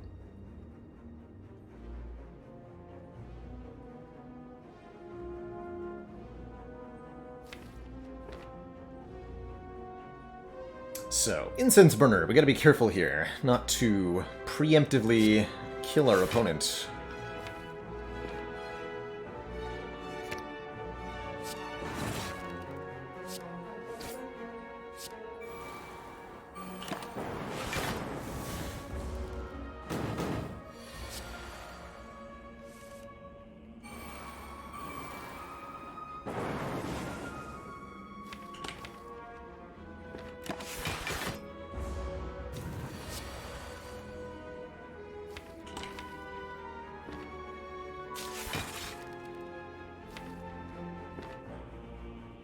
Okay, we do have buffers in play, we just have to, like, kind of block this.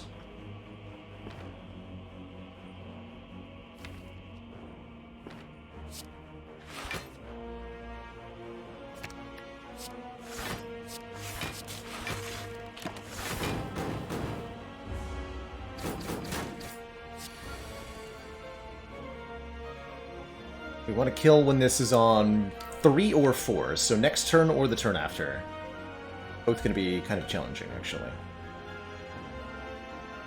Next turn's easy to do, actually. All we have to do is hologram dual cast now. And let Stone Calendar do our work for us.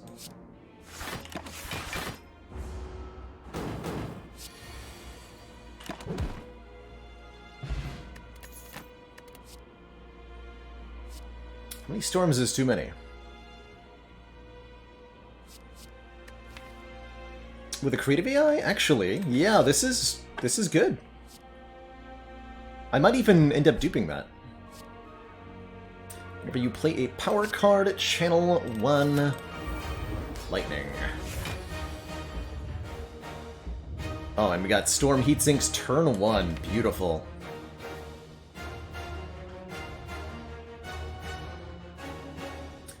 Got Discharge at the bottom of the deck. Bias Cog also towards the bottom of the deck, so I wouldn't mind Ancient Potioning the Vuln, although with Incense Burner there's no reason to.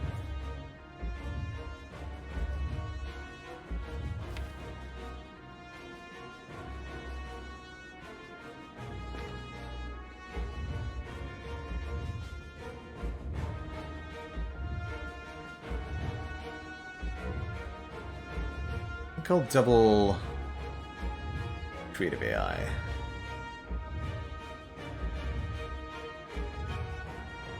So I'm going to seek for Creative AI and Bias Cognition. Play them both right now. Although it's a little questionable not to seek for one of the buffers, yeah? We'll figure it out.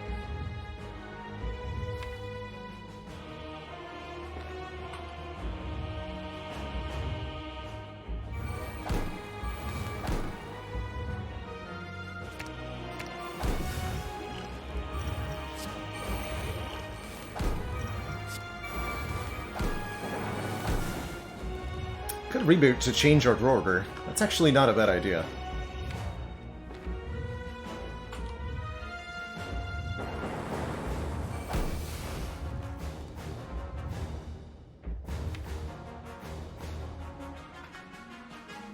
Although, with holograms coming up, is it?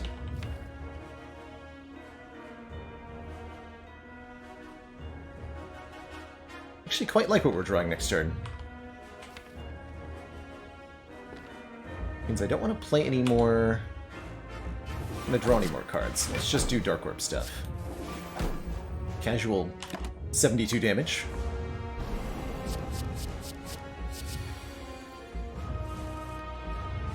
Sadness. Great sadness that we're not intangible for this. That's okay, though.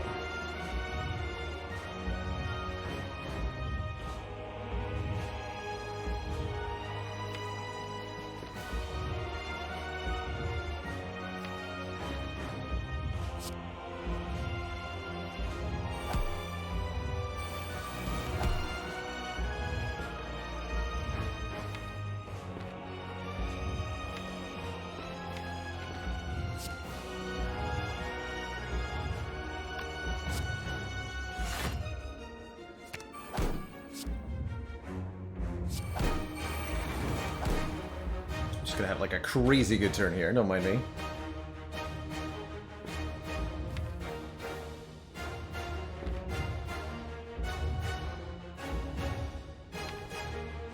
Need an FTL. So draws 2 more cards.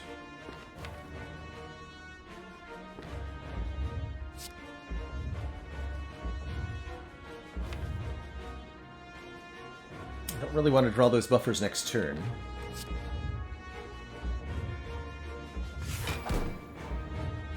Hell, let's see what Reboot can do.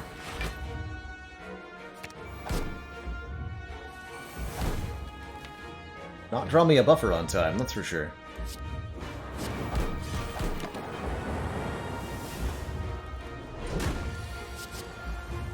Ow.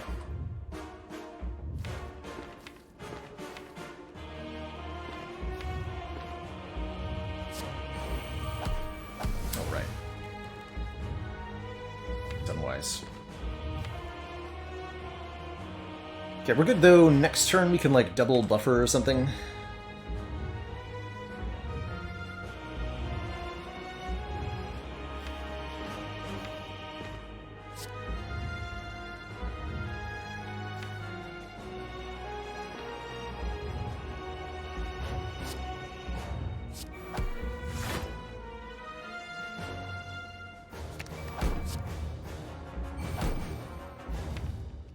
Actually, I want to play that stack right now.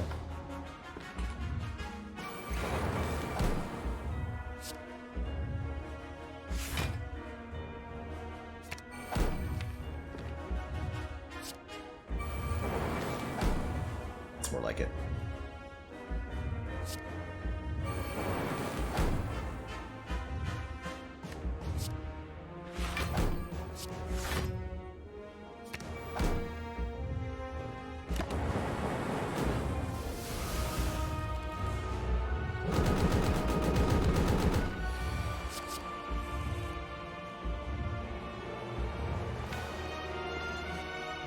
Okay, we either lead with auto shields or we lose our buffer.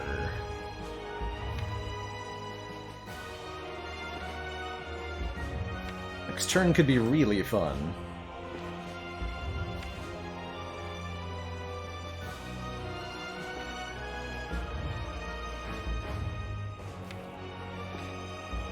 Here we go, double auto, capacitor, cool-headed, biased?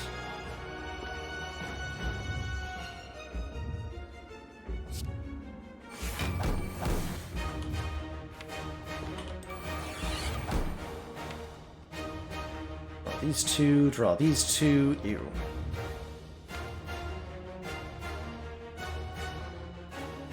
It's not what I want to be drawing going into next turn.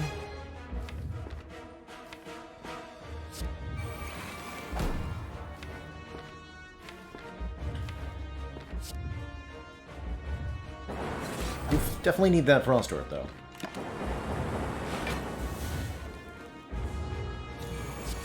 Okay, good. We got the single attack. Good, good, good.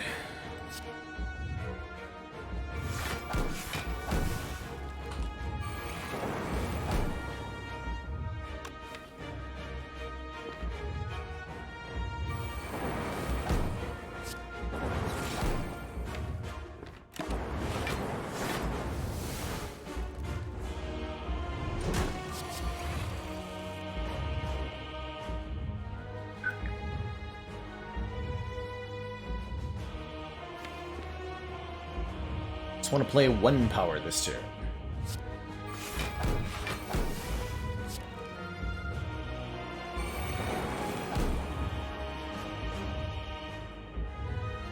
Or three more, actually works just fine too.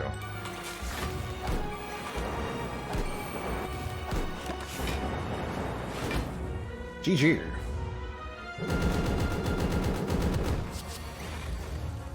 Also, somebody was asking for advice on getting the 25 focus achievement. Here you go. 20? 24? 27.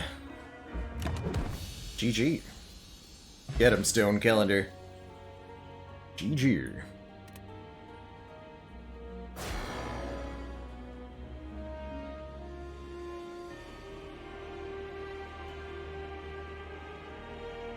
Drip that coffee. GG.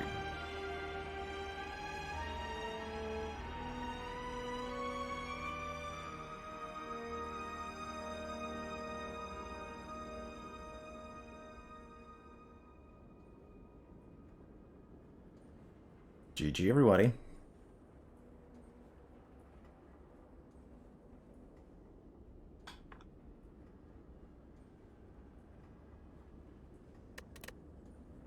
The hard calendar carry. I'll take it.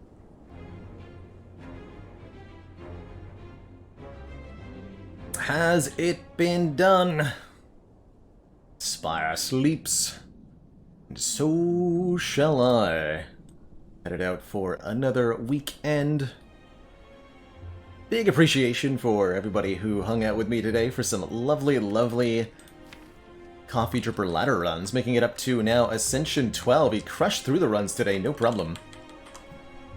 With only 7 runs left, how high will this ladder get? That's the question.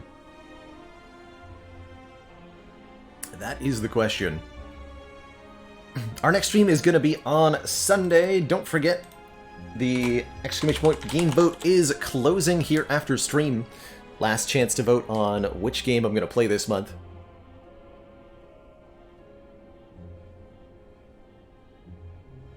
Hey, swift recovery to you, Juanito. Thanks for hanging out, Byronium, Sandbag, Jedi Monkey, New Origin, Celiel, Free Kill. Before I head out here, if you're all willing to hang out with me for just a quick second, I do have a bounty trailer. I'm to show you the trailer for Snake Eyes, which is a G.I. Joe reboot. And although I didn't watch G.I. Joe as a kid, I did watch a lot of G.I. Joe meme videos on YouTube, so I've got at least a little bit of appreciation for the franchise. Does that count? I don't know. I'm a computer. But yeah, let's check out a quick 1-minute little trailer here. Shouldn't take but nothing at all. Nothing at all. Nothing at all.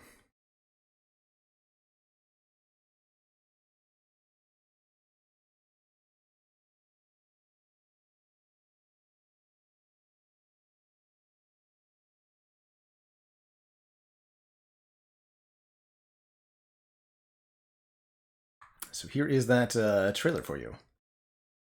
Check it out. Which I think is maybe an unpopular choice at the moment, but yeah, I have to agree, Ibex. It looks better than the Mortal Kombat live action did. Thank you, everybody. By the way, that's all I needed.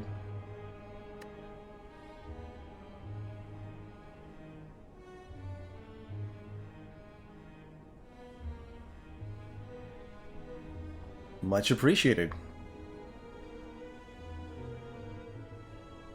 Any kind of adaptation of Cobra Commander, I gotta say, should be fun, right? Don't know that I'll see that in theaters, but when it migrates to some kind of streaming thing, maybe. Maybe. You're welcome, Nerf Nitro. Thanks for hanging out. Byronium, Mr. Baconudo, Gilboa Dan, and everybody else.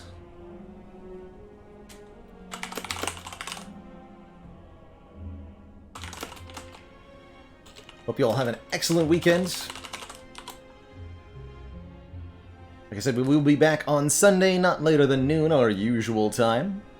Probably with some variety on Sunday.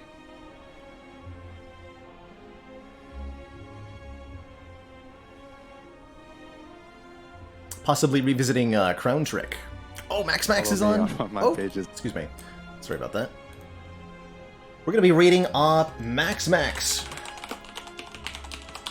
who is currently trying to break the tie for the Watcher Ascension 20 record streak. Currently at 18 wins in a row, looking to make it 19.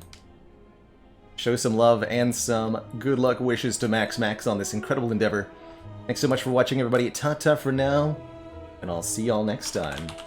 Toodaloo, everybody. Bye-bye.